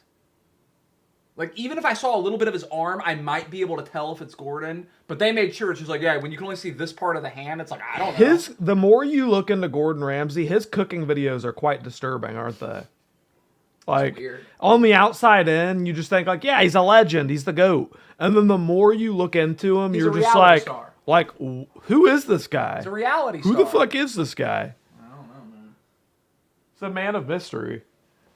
Jesus Christ. All semi-decent Italian chefs are yelling "you donkey" at Gordon. What's up with the rosemary? Can we control F and look for people? I don't see anybody saying anything about the rosemary. Rosemary. Gordon puts rosemary on pizza. Italians shaking. Like, really though? Like, what? Cook/chefs, you put rosemary instead of basil and call it a margarita pizza? Yeah, what the fuck? Yeah, wait. Can we talk about that? He made a margarita pizza. Those were supposed to be basil leaves. Yeah. He must just be like, oh, we're out of basil, F it. Let's just throw on some rosemary. Yeah. It's like, what? I don't think it was. I think he just went to like a pine tree. I think he was just like, oh fuck it, nobody's gonna eat it. See, even a 16-year-old commented and said there could also be a few basil leaves. A 16-year-old even knows better. Yeah, deeply disturbing. Deeply disturbing. Let's watch Gordon make burgers. I mean, how can you fuck up a burger, man? Bro, yeah, imagine biting into a slice of pizza and you get a pine needle stuck in your throat. I mean, that's what that was. That's what it looked like to me. It looks like you just went out to a pine tree and just grabbed some pine needles and stuck it on the pizza. Bro, he's a complete fraud. The most amazing burger. And for me, the secret of burger is in the blend. I'm already calling it, bro. I'm already calling it, guys. His burger is going to be completely raw. Like, I'm calling it. His burger will be beef tartare. It will not even be a burger. I'm already calling it. I've not seen this video. Raw. It'll be completely raw. A little bit of brisket. Those are some giant Look at patties. It's 3 inches thick. Yeah, those are Once you giant season patties. them, combine them together. We're binding this together with a touch of egg. That sticks it together, and more importantly... Egg! Bro, what are you making fucking meatloaf? He's making meatloaf. Egg in a burger? What? Now, you could put What a in the... fried egg on top and call it a crown Bruh, royale. egg do not go inside burger. Like, what? Is he gonna put breadcrumbs in it? Oh my. Is he gonna put Try and breadcrumbs? get this done the day before. No, surely Get this done not. The day before, I think he set them might. in the fridge. So they Surely stay nice and not. firm. That way they don't fall apart. Breadcrumbs. Bro, he used egg as a binder, and he's worried about his burger falling apart. He's very good. Like, how dense is his cranium where he like, I'm going to add an extra binder that's completely unnecessary to begin with, and I'm going to refrigerate it so to ensure that it's raw when I cook it, and to make sure it doesn't fall apart? Have you ever had a burger fall apart? No. Me neither. I've never. Gordon officially can't cook. I've never officially cooked can't a cook. burger and had it fall apart on me. Okay, what else? What is he gonna do right? What do you think is he gonna do? I still think he's gonna do breadcrumbs. So you know what? You know what has become the new game for me is what step is Gordon gonna do correctly? He'll have a nice bun to put it on. I bet he'll have a really he'll have like a really nice bakery bun to he'll put have it a nice on. bun to put it on. But everything else will just be dog shit. Yeah. All right, let's watch. It'll be raw on a really good bun. Grill. Get that grill piping hot. I'm already calling it. The cheese is gonna be all wrong. I think I already saw. He's it gonna looks like American. It looks like American. We'll see. I can see it. We'll see. Now, this is one of my most. I couldn't imagine putting American on a 3-inch burger. For me, called the F Word Burger, which is actually on sale at my burger restaurant at Planet Hollywood So he's using this to sell his mediocre food in Vegas. in Vegas. Now, season them. Let the meat relax a little bit. Don't take them out of the fridge ice cold, otherwise. So they'll be this dry. is all just an ad. He's on vacation. This is just an ad. But you know what? It's okay. He can advertise for himself as long as the burger looks good. You know, as long as it makes. Well, you no, look his like restaurants are like infamously like not great. Oh, really? Yeah. Oh, are they? hmm He has like 10 restaurants in Vegas, Damn. and like 2 of them are good, Damn. and 8 of them are not. Wow. And raw in the middle. Grill, piping hot. A little touch of oil on the burger to start off. What? What? What is he doing? What am I watching, bro? This is so offensive. Oil? What? Beautiful, great. Do you think he does this just because the actual act of making a burger is really simple and easy, and there would be nothing? Well, think about it. He's got to do it different so that he looks like he's like leagues above everyone else, right? Because think about it. To somebody who doesn't cook, for somebody who just gets on the internet and watches food porn, when he confidently comes off with this bullshit, it's intriguing to people. It's like, wow, did you see Gordon's burger? You know, like, and it makes people more likely to share it. So, but okay, if he put oil on it and then put it on like a pan, I'll be like, all right, maybe he's just trying to get it. He's putting it on a grill. He doesn't need to put oil on it, bro. It's a burger. It's 30% fat already. But he's putting it on a grill. So I don't understand what the oil would. The oil is useless no matter where you cook the burger. It's really weird. Make sure it's seasoned. Yeah, even Zell knows. Even Zell knows. She Even said an idiot. She like said Zell knows. it makes its own oil. What the fuck? Yeah. I mean, I'm assuming he's using like, 80-20 fatty beef. I don't think he's using a lean beef. Well, I'm assuming he grinded this himself, so it's even fattier. All the seasoning around the edge of the burger. You know, you can't season the burger after it's cooked, so make sure you roll that seasoning around the outside. Very important step. And mop up all that seasoning. Gently all the burgers and then on. Find the hottest spot, which is normally... So take the thickest burger and find the hottest spot. Yeah. That's basically Gordon's. Like, let's speed run burning the outside and making it raw on the inside. Dude, he's in a rush. Look, there's someone in the background over there. Who's that? That's probably like the gardener. Yeah, it's fucking I can't even say it. Landscaping. Skynet said, I might actually hate Gordon. No, me too. Like I didn't realize I hated him. But not for the reasons most people do. Yeah, I hate him because I think he's an awful cook. And that's just like the craziest thing to say, right? But it's like, I think he's an awful cook. And he's an embarrassment to professional cooking. It's just weird. It's just weird. The PTSD, you are so annoying, bro. Go like take a walk or something. Jesus. What did he say? Of course, Jack is always white. Yeah, this is my live stream. Duh, I'm always right. Idiot. 2/3 of the way up. Once you put a burger on the grill, the secret is to move it as less as possible. The more you move it, the more chance you've got of breaking the burger.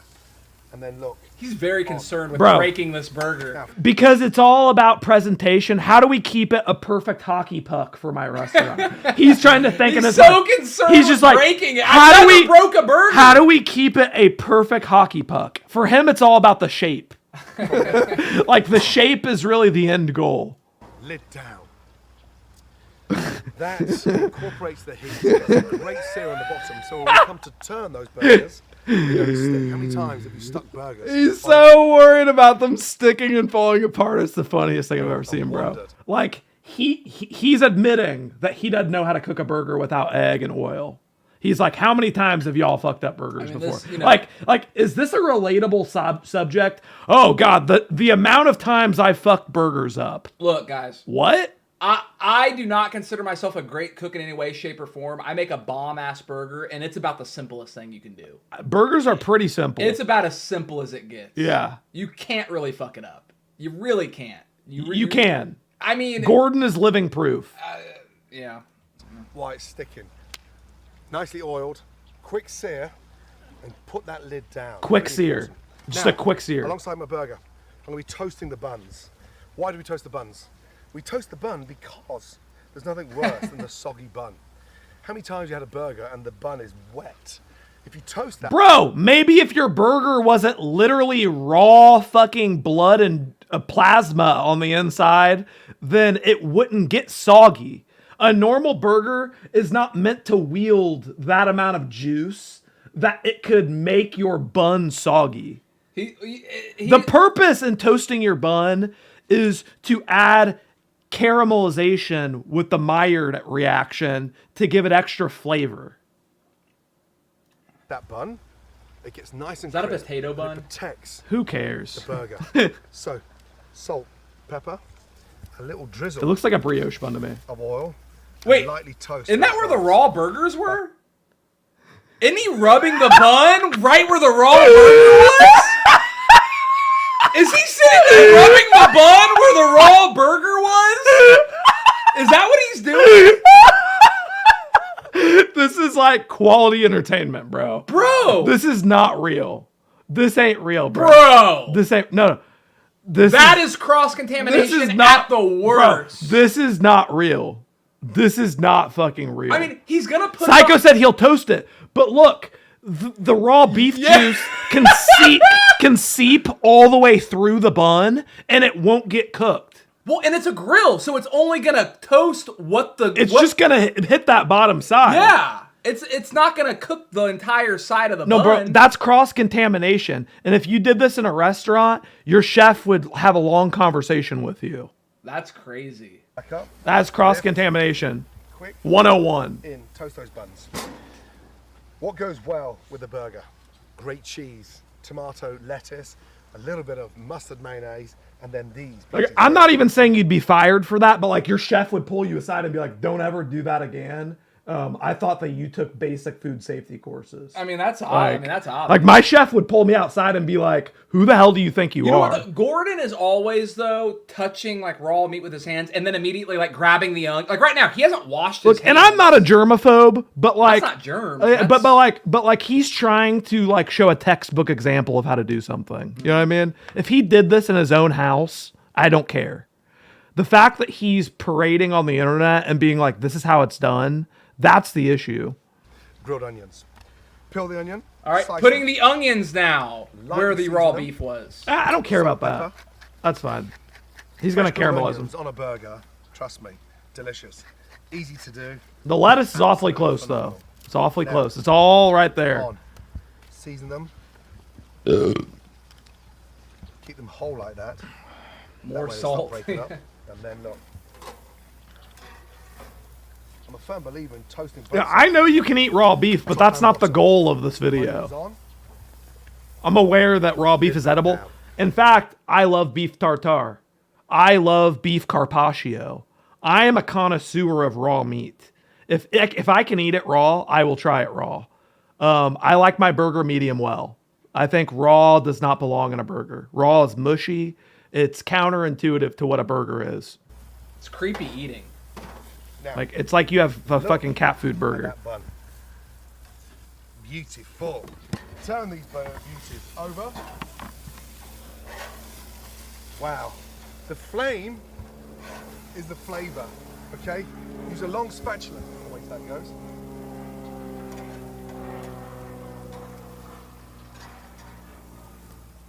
I just want to point out, Hacksource has been spamming in the chat for like multiple days that I'm 5'6", and now all of a sudden he's spamming that I'm 5'7". You're slowly gonna grow. Yeah, I'm growing. A busy grill is a delicious grill. So, you don't cook the burger. Can we take a moment to cringe at what he just said? Can we take a moment to cringe at what he just said, guys? A busy grill is a delicious grill. Is that what he just said? What's in that cup right there? Those are little skewers that he's going to stab the burger with, so it doesn't fall apart. He's so worried about everything falling apart all the time. Burger, and then set it up for dressing. You get set up first. So while the burger's cooking, you get everything done first. It's a really important tip. Why? Yeah, you don't want your buns to still be warm. You want them to be ice cold. The burger going cold, and also you want to eat it when it's piping hot. Mmm. Look at those babies. Caramelize those onions. Love those. Now, at my burger restaurants in Las Vegas, we baste the burgers with Devonshire butter. With what, bruh? With Devonshire butter. Like, bruh, shut the fuck up. Now, at my burger restaurants in Las Vegas, we baste the burgers. I can't, Russ. So cringe. With Devonshire butter. With Devonshire butter. What is that? Some fucking foo-foo butter that he uses as an excuse to upcharge his bullshit burger. I wonder how much you think his burger is. How much do you think if you go to his restaurant? It depends on which restaurant you go to. Yeah.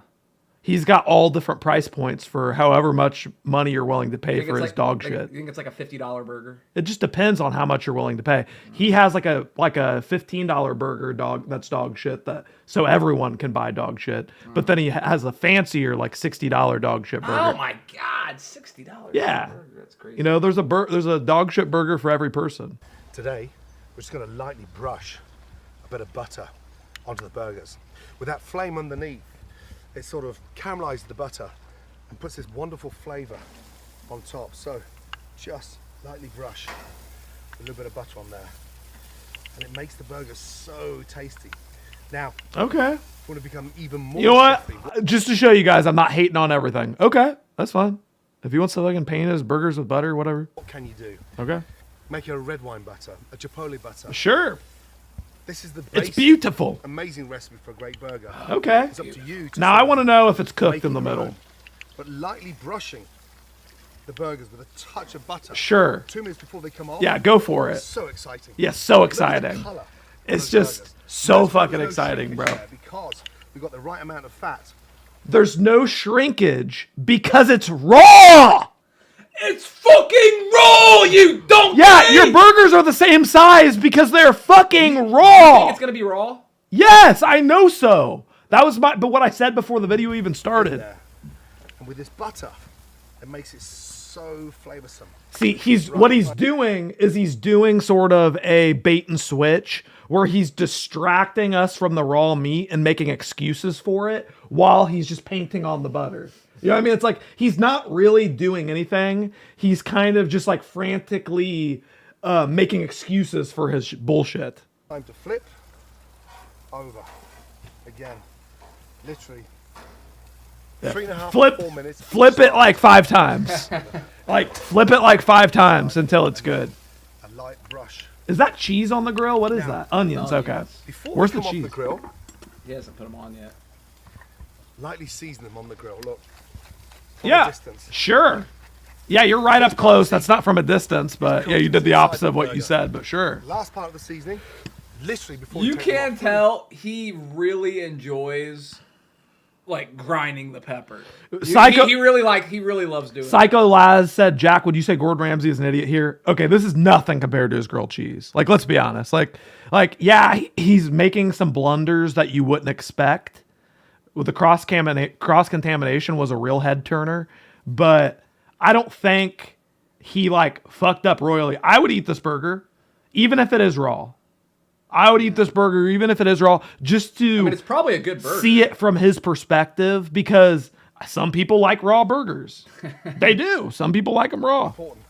Season. Some people just eat raw ground beef. Close. Now for the exciting part. Here's the base, okay? That's the bum. I just think he should be like more out in the open with, yeah, I like my burger rare.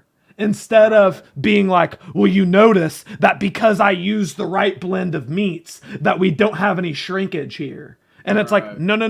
Like everything's 200 IQ. Yeah, it's like everything he does is just a calculated genius fucking play. And it's like, no, really that's just because it's raw.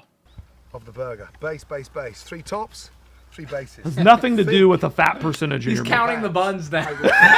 You're just Guys, sitting there counting the buns. Can we not forget that Gordon is an athlete before he is a cook? He almost became a professional soccer player, and he had such a bad knee injury that he had to quit. Yeah.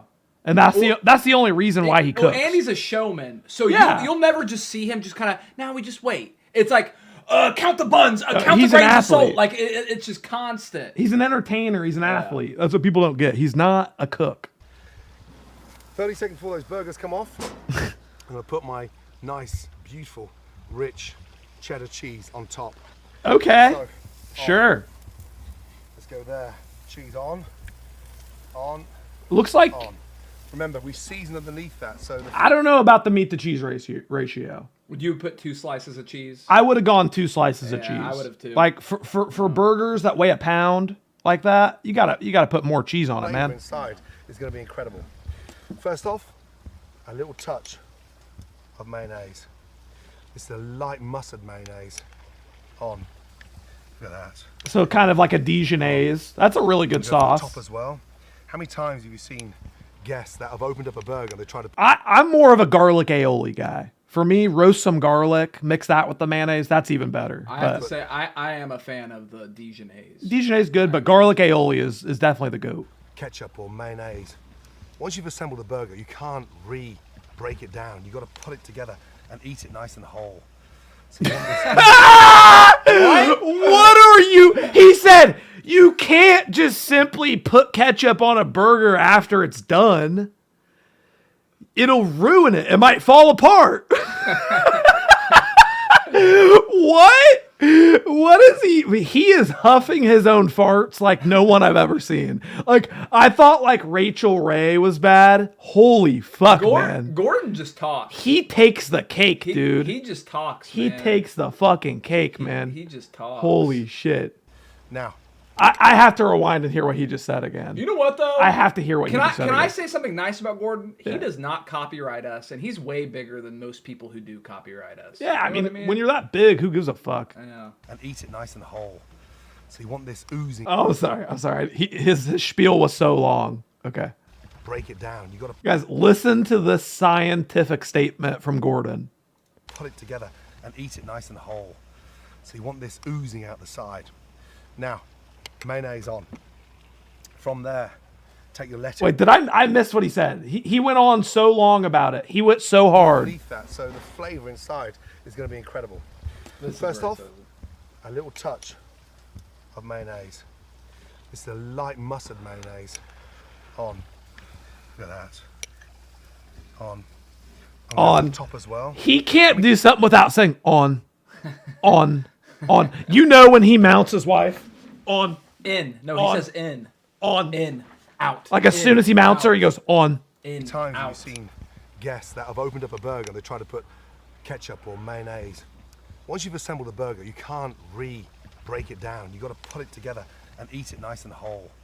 So you want this oozing out the side. Now, Oh, I'm sorry. That was the funniest thing I've ever heard somebody say about a burger. just lightly snap the lettuce, break that in half, and sort of manipulate the lettuce where it sits, literally, on your bun. Snap it, break it, and form the lettuce the same shape of your bun. He's using the worst lettuce for burgers. He's using what lettuce is that? He's using butter lettuce. He's trying to be all like niche and like smart, and he's putting butter lettuce. Completely the wrong lettuce. Let me just say, guys, you want some romaine on there. Like, you don't want no fucking butter lettuce. Put some green leaf on there, you fucking weirdo. Snap it, break it, and gently push it down. From there, He acts like he's just like folding laundry.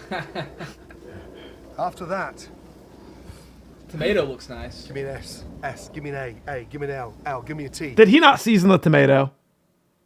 I think he seasoned. No, he's just spelled out salt. He's about to. Salt and pepper on that tomato. Lightly season it. Beautifully done. And look, from there, a touch more mayonnaise. Oh, that's gonna make. That's gonna make a world of the difference. Well, man. you know what it is? It's one of those OCD steps where it's like, well, I don't want the tomato to slide off. I don't, because he's probably ordered it in a dumb order. He probably shouldn't have put the tomato where it's at. Here's where it goes up a level. Oh Look at God, the cheese. Dude, this is gonna be a thick ass burger, dude. Seriously, beautiful. Oh, ah! God, that thing is huge. Bro, it's a Mondo burger. Bro just made a fucking Mondo burger. Holy fucking that's a little shit. tower. That is like a fucking brick. Oh my God. That's a little tower over there. Bro, that's a whole pound of meat. Damn. And he wonders why his buns get soggy. It doesn't look real. That is a fucking Mondo burger, it looks bro. fake like the Mondo burger. Like, what the fuck? It's a Mondo burger. Number 2. On she goes. I mean, number 3. Nah, Play Parker, that's beyond a heartburn burger, bro. That's a meat sweat burger. Like, you tell me that you could sit down and be comfortable after eating that burger.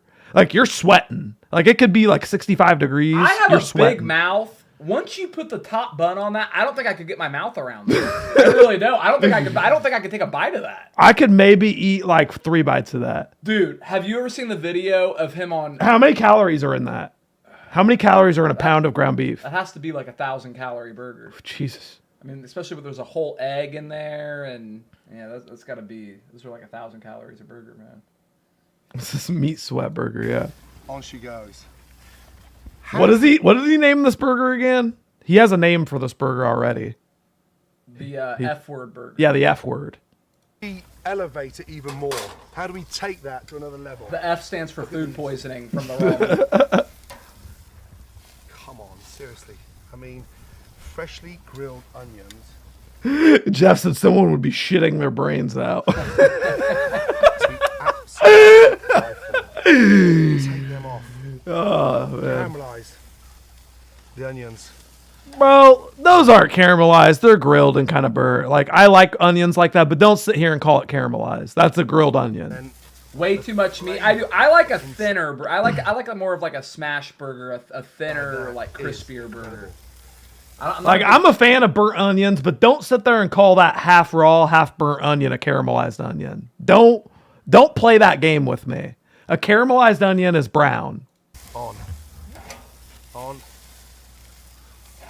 Be generous with those onions. There. I'm not a big fan of raw onion on a burger. It's too harsh. It's too acidic, and it blows the flavor of that amazing pate. And then look, from there. I'm so happy that he admitted and called it a pate. A pate is, I think, what he's really making here. Is that a fancy way to say patty? This is a pate. Why is he always out of breath? His movements. See, he just admitted. He said, this is such a great pate. What a pate. What? Like, that's how he looks at food. He's like, this is just an excellent pate. That looks disgusting. Right? I know. This is what he's equating his burger to. That looks He's like, vile. oh yes, it's like a nice pate. That looks like a cat food meatloaf. What the fuck's a pate? What is it? Like, it's like fancy French cat food. That's disgusting. I want to see the inside of the burger. In. On. It looks good. It was just funny, his little... And on. On. On, down. On, down, on, and down. Down, on, and down, on, and down. What a psycho, bro. What a psycho. This. Yes. Slice, slice, slice, slice. Show us. This is the moment that I've been waiting for 9 minutes. How raw is it going to be? It's going to be rare. It's going to be rare. All right, guys, guesses. Guesses. So it's going to be like red. I think it's going to be rare. What are your guys' guesses? I don't know. We flipped them like 5 times, but I don't. What do we think? LOLK said medium. I think medium rare. Plake said rare. I say medium Mark rare. Chan says medium rare. All right, let's see it. Down. So if you can't manage a whole one, take half of one. And then look. I mean, it's genuine cat food in the middle. It's Like, hard to tell. let's be honest. There's like a corroded artery in the middle of that burger. Why does it have like a blood center? Like, literally, it's like, what is that? Ugh. That does not look appetizing. Is that what you want your burger to look like when you cut it open? It looks. It looks infected. I can't tell what that is. It's undercooked, but it looks. Somebody like, said it looks dry. No. Let me. God, if he made. It's if he the somehow quality. made that- No, it's the quality of the video. Take half of one. Take my word for it. It's medium rare. I would call it medium rare, probably. Yeah, I think medium rare. Medium rare. And then look. We go. It's hard to tell though with the lighting. Yeah. Like a lot of time. There we go. See, now you get that beautiful medium rare shot. There we go. Yeah, that's how a steak should be cooked. But that's how Gordon likes his. Yeah, dude. That's for a burger. That's too raw. And he's gonna act surprised when he bites into that thing and a big pile of juice comes out. It's like, and you're shocked. Yeah, make a burger half the size, bub. It's way too fucking thick. Can't even get your mouth around that. I want to watch him take a bite. It doesn't look that bad, to be in my opinion. I would eat it. I would eat it. I'm sure it tastes fine. I'm sure it's fine, to me, but it was more just funny. His little overcomplicating shit. Oh, always. Yeah, that's what was funny. And boom. Take a bite. That is why I have one of the busiest households anywhere in America. When you've got a neighbor like Stevie Wonder next door that can Take a smell bite. the delicious burgers. Kim and Carl Take a bite. doors down. Trust Take a me, bite. That is a burger. Take a bite. Bon Take a appetit. bite. Oh, he didn't take a bite, man. He didn't take a bite. He's so. When you have a neighbor like Stevie Wonder's and you're just smelling all the beef. And you're just, oh God, I love to mount my wife. What man. was he saying though? Because Stevie Wonder's blind, his sense of smell is so heightened that it just drives him crazy that Gordon makes such delicious food and you can just smell it all day. Low key, that's what he was saying. Because he's as blind as a bat, his sense of smell is tenfold. So when I make these burgers, I purposely waft it his way. And he stumbles his way over here. Oh, Stevie. I kind of, that was a blind joke. I was kind of getting. He always comes wandering over here, wobbling, running into walls. Oh, it's the funniest fucking thing. I purposely made a maze in front of my house and love watching him go through it to get the cheese. That's more Steve Irwin. What in the hell are you talking about? Your voice. Oh, I see what you're People are saying. saying you're doing an Australian instead of a Scottish. Yeah, look, guys. Accents are not my strong suit. Accents are not my strong suit. What accent do you think you can best do an impression of? Man, I'm embarrassed of my impressions and I hate doing them. Because I feel like there's people who are so good at impressions. And for me to sit here and do an impression is kind of insulting to the people who are good at it. Not insulting to the race, but insulting to the people who do the impressions. Yeah. I have respect for people who do good impressions. Do an Indian accent. I can't. It's like, it almost sounds racist when I do it. But they actually talk like that. But I'm not good at doing it. Like, if I could sound like it, then I would say, yeah, that's what they sound like. But, like, I can't replicate the Indian sound very well. No. I'm good at, like, understanding people who have thick accents. Would you welcome Gordon Gordon Ramsay to Nineveh? Yeah, dude, I'm a Gordon Ramsay fan, dude. I am a fan of Gordon Ramsay. I would absolutely welcome him.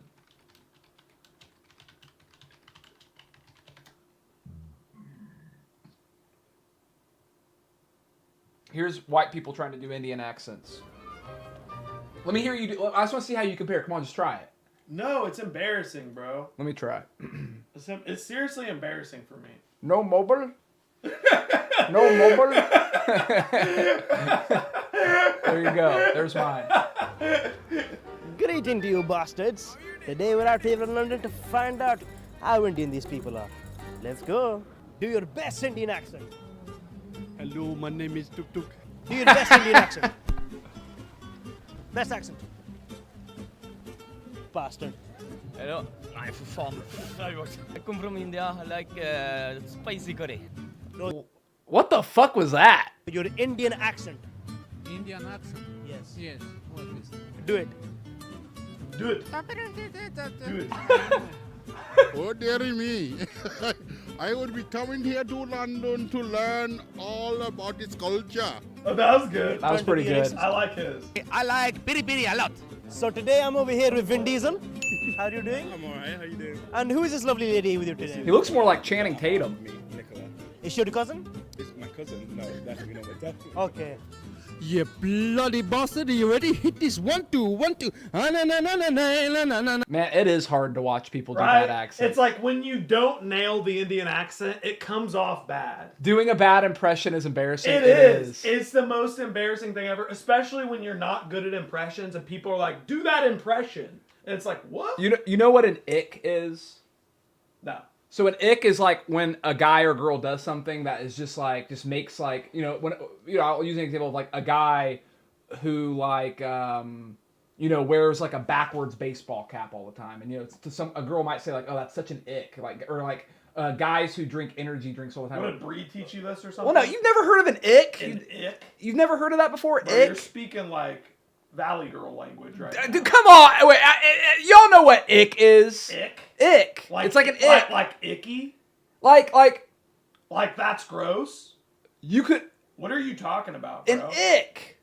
Bro, like... An ick. You don't know what an ick is? Your brain is ruined. You don't know what ick is? Your brain is officially fucking ruined. It's a girl thing, LOL. Did Bree, teach you that or something? Maybe. Men don't say that. Maybe. That's a very girly, that's a very, Little Valley Girl discussion. And ick is like ick. Yeah, it's a turn off. Right, we get it, but a grown man doesn't use that word. I don't! I'm saying an ick! You're trying to explain to me these little girl terms, bruh. It's an ick. It's an ick. It's an ick. Bro, that's a little girl Gen Z term. No. I can't believe that's literally a term for 12-year-old TikTok girls. How have you dated multiple women and have never heard of ick? How is that never, how have you never? Because, is this come from Bree being on TikTok? You know what? You know who I learned it from? You know Anna Beasy. Anna Beasy was talking about. I'd never heard her say it. I heard her say ick. I've never heard that phrase. Yeah, and me, her, and Bree were playing cards, and she said something. I'm like an ick, and then they both had to explain to me what an ick was. Yeah, see, it's two girls. It's a girl thing. Yeah. Men don't say that. Yeah. Don't ever say that again. It's an ick. JC said I hate that term. It's a Gen Z girl TikTok thing. I think the guys in the chat who knew what it is were being silent. Isn't that a newer term? Is it newer? I don't even know. I learned about it maybe a year ago. A year ago I learned what an ick is. TikTok is AIDS, so I wouldn't know. I have never been on TikTok. Let me just say right now, before anybody comes at me, I have never been on TikTok. I have never been on TikTok. Jack, would you say that Gordon would call Squirrel Boy a donkey? No, he would call me a squirrel. I would call him a donkey. Hillers. And I would call you an F.U. Hillers. Hey Jack and Steven, how do you like your burgers? Do you have pickles on yours? I like my burgers underscore. I like my burgers underscore personally. But how do I like your burgers? Do you have pickles? I like my burger. I like a thinner burger. I don't like the big, thick, juicy burger. I like a thinner burger with 2 slices of American cheese. Unlike Gordon Ramsay, I like raw onion on a burger with pickle, tomato, Mayonnaise mixed with Dijon mustard, Dijonnaise or whatever the fuck it's called. That's how I like a burger. That's how I like a burger. A thin one, heavy on the cheese, baby. A thin one, heavy on the cheese. I have made burgers. My burger is one of my few proud foods. I have had multiple people say, including Bree's sister, Bree's dad, and Bree's grandma, that was the best burger I've ever had. Not even joking. Not even joking. I have had multiple people say that. Not that I even make an amazing burger, but I follow the formula. I don't try to get weird with it. I keep it basic. Salt, pepper. I don't put breadcrumbs and egg in my burger. That is a meatloaf. That is a meatloaf. Salmon burger versus a turkey burger. Well, it's really a salmon patty, and I like salmon patties. I like salmon patties. And turkey burgers are fine by me. Turkey burgers are fine by me. However, it's not better than a regular burger. I'll tell you what, I made a burger by, is it Maddie Matheson? Was it Maddie Matheson that made this burger?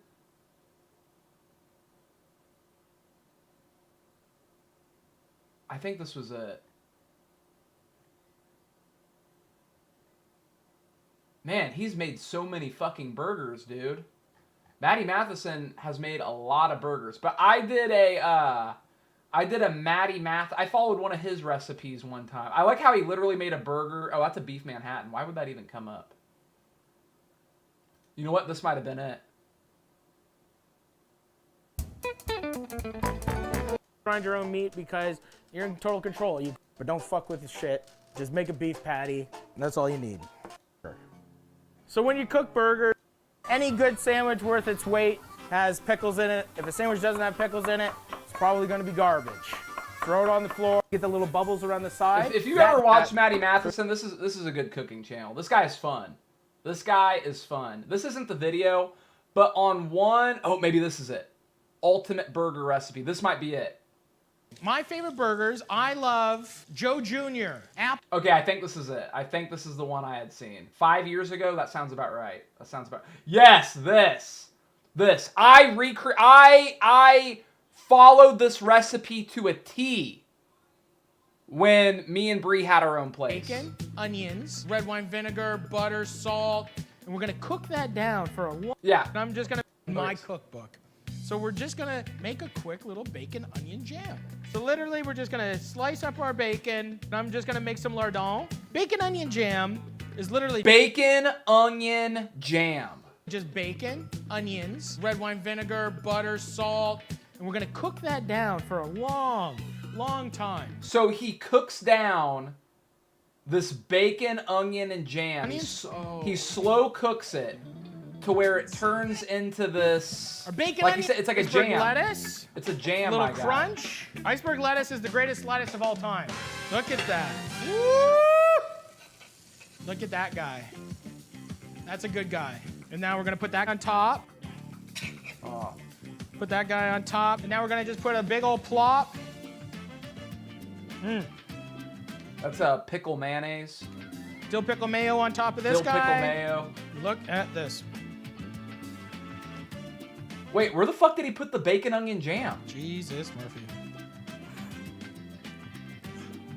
These birds could talk. How many chefs hate That looks fire though. Dude, I'm telling I didn't make them. That's a messy burger. So let me tell you right now. I didn't make it like a ball like he did. I made the patties how I wanted. I basically just followed the bacon onion jam, but he didn't put bacon onion jam on it. Oh, did he put it like under it? He must have put it under vinegar. Burgers, beautiful your buns, and you want it to be like just like a grilled cheese almost. There it is. There's the bacon like onion medium jam. rare. I'm just gonna put on some bacon onion jam on top. Bro, that shit is fire, dude. That shit is fire. Why do gourmet chefs fuck up some simple shit? Of each one. I think with Maddie, it's like kind of because he's like a big fat guy who's like crazy. I think it's expected for him to make like just like a giant ball burger. But bro, if you just take this Just take the bacon onion jam aspect and then just make the patty as thin as you want. Oh man, dude, it's so good. A good pile. I will say too though, when you put the bacon onion jam on it, you don't need the bacon onion jam and the dill mayo. Like, to me, it's like, it's too wet. It's too wet of a burger with both of those. So I would say skip the dill mayo and just put the bacon onion jam on it, man. And it's good, bro. Juiciness is for steak. I completely agree. I have no desire to have my burger be juicy. That is not my mission. I don't care if my Fellas, I just soiled myself. Thank you. And you have a very deplorable username, by the way. Very deplorable. Get help. G. Hey Stephen, look up the longest place name in Wales and try saying it. Longest named place in Wales.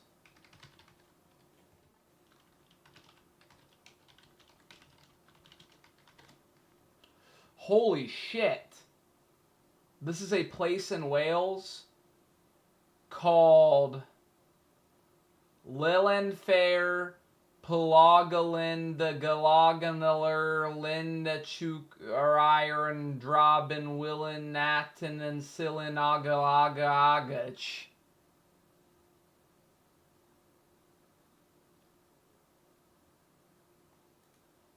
Now today we had a big contrast in... Okay, apparently this guy actually pronounces it correctly. So let's check it out. Let's see how it's meant to be said. I don't believe that this can actually...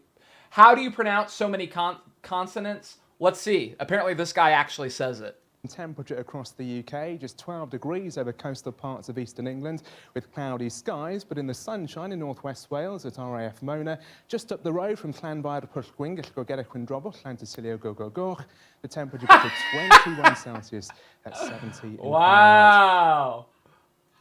Wow, that was pretty good. I want to hear him say that again. RAF Mona, just up the road from Llanfair Pwllgwyn, Gellgogera Cwndrobwll, Llantysilio Gogogorch. I want to read along to see if he's just bull pooping. Okay. Mona, just up the road from Llanfair Pwllgwyn, Gellgogera Cwndrobwll, Llantysilio Gogogorch. The temperature got... Dude, no, that was legit, dude. How do you learn that? You quit your job. You quit any extracurricular activities. You break up with your girlfriend. And you just sit in a room for a year. That's what you do. That's what you do. The number one comment, he could have pronounced that any way he wanted and I would believe him. Yeah, it's true. Who the fuck named that place is what I want to know. Well, it says Lillenfair Guggenlash. Originally, the town had a shorter, easier name to pronounce. Lillenfair Pugenwagengish.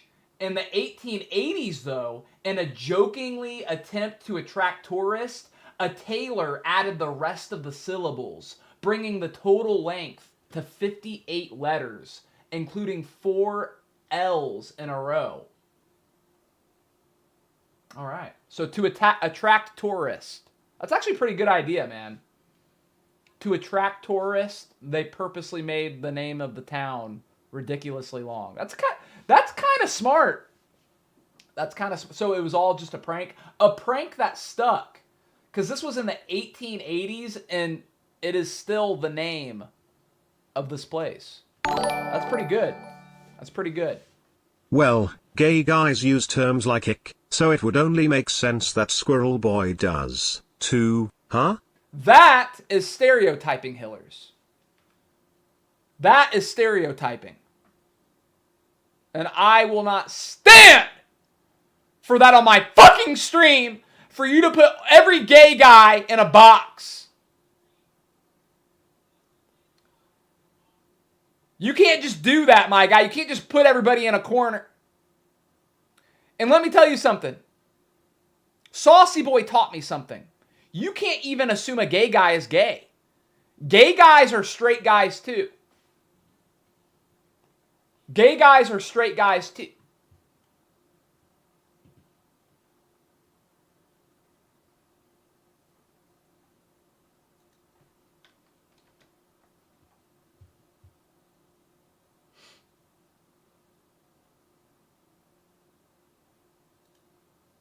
How'd you take scrambled eggs and smoked? All right, one more cooking video. I know I have a weird obsession with Gordon Ramsay. This is Gordon Ramsay versus Marco Pierre White making scrambled eggs. It's only a 3-minute video. So Marco Pierre White, this is the man who trained Gordon Ramsay. This is the man who turned Gordon Ramsay into the man he is today. This is the man who made Gordon Ramsay cry as a young chef. And when asked, did you make Gordon Ramsay cry? He responded with, no. Gordon Ramsay made the decision to cry. That was his choice. Fucking savage. Salmon and make them 3-dimensional. My perfect breakfast, scrambled egg, sauteed mushrooms and tomato. Most people like to take their eggs and whisk them with a fork and turn them into baby food. I don't. But the secret behind the scrambled egg is to start it on a nice sort of Gordon Ramsay does like those baby food eggs. Generous heat. Take it off the heat, go back to the heat, take it off the heat. If you have to take your pan off the stove, then you're lacking understanding in temperature. Oh! Oh! If you have to take your eggs off the heat, you are lacking an understanding of temperature. Question why you're doing what you're doing. Back off the heat and just let it work. And just do this 3 or 4 times. Back onto the heat. Let's take some toast. Toast one side. So when it comes to finishing it, just flip it and toast it again. So it's ready at the same time as the eggs. Shh, is that my toast burning? Off the heat. Oh. Damn, I'm going to set the fire alarms off. That'll wake up the missus. Before I retired, I employed a chef just to toast the brioche and the sourdough. That was his job. And treat it like a risotto. You can't stop stirring. It's live. You've got to really work at it. Just work it very slowly. No need to rush it. If you're rushing it, the reason why you're rushing it is because Gordon's eggs give me the hick. And you know, sometimes you want to be a little bit more extravagant. You can put some smoked salmon in there. Let's take some smoked salmon. You can see how creamy the eggs are becoming without cream.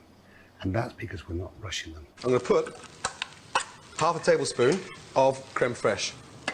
Only a fool would rush scrambled eggs. Okay, to serve it. Well, I don't think either. Okay, to serve it. What? Did you see Fool would his rush scrambled eggs? He's making like a sauce. Okay, to serve it. So just put your eggs. I think this oven is hot, Steve. You think it's time? All right, you know what? I think you're right. I think the oven might be getting hot. Chelsea Lynn. Your oven is overheating. Wow! Wow! The universe is telling me it's time to make this pizza. The universe is telling me it's time to make this pizza. All right, I'm gonna go prepare. I'm gonna go prepare for the pizza, my guy. Let's do it.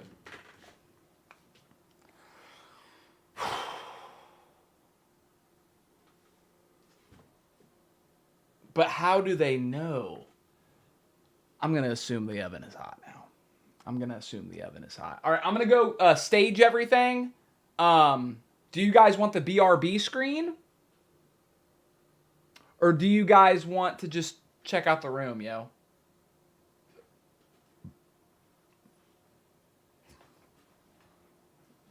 What are we doing?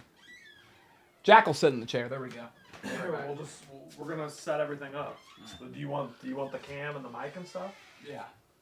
Right. Yes, it's live. I don't need it on right now though. I want to like set the tripod up and get my Hold on, laptop. Dad's calling me. Okay. Hello?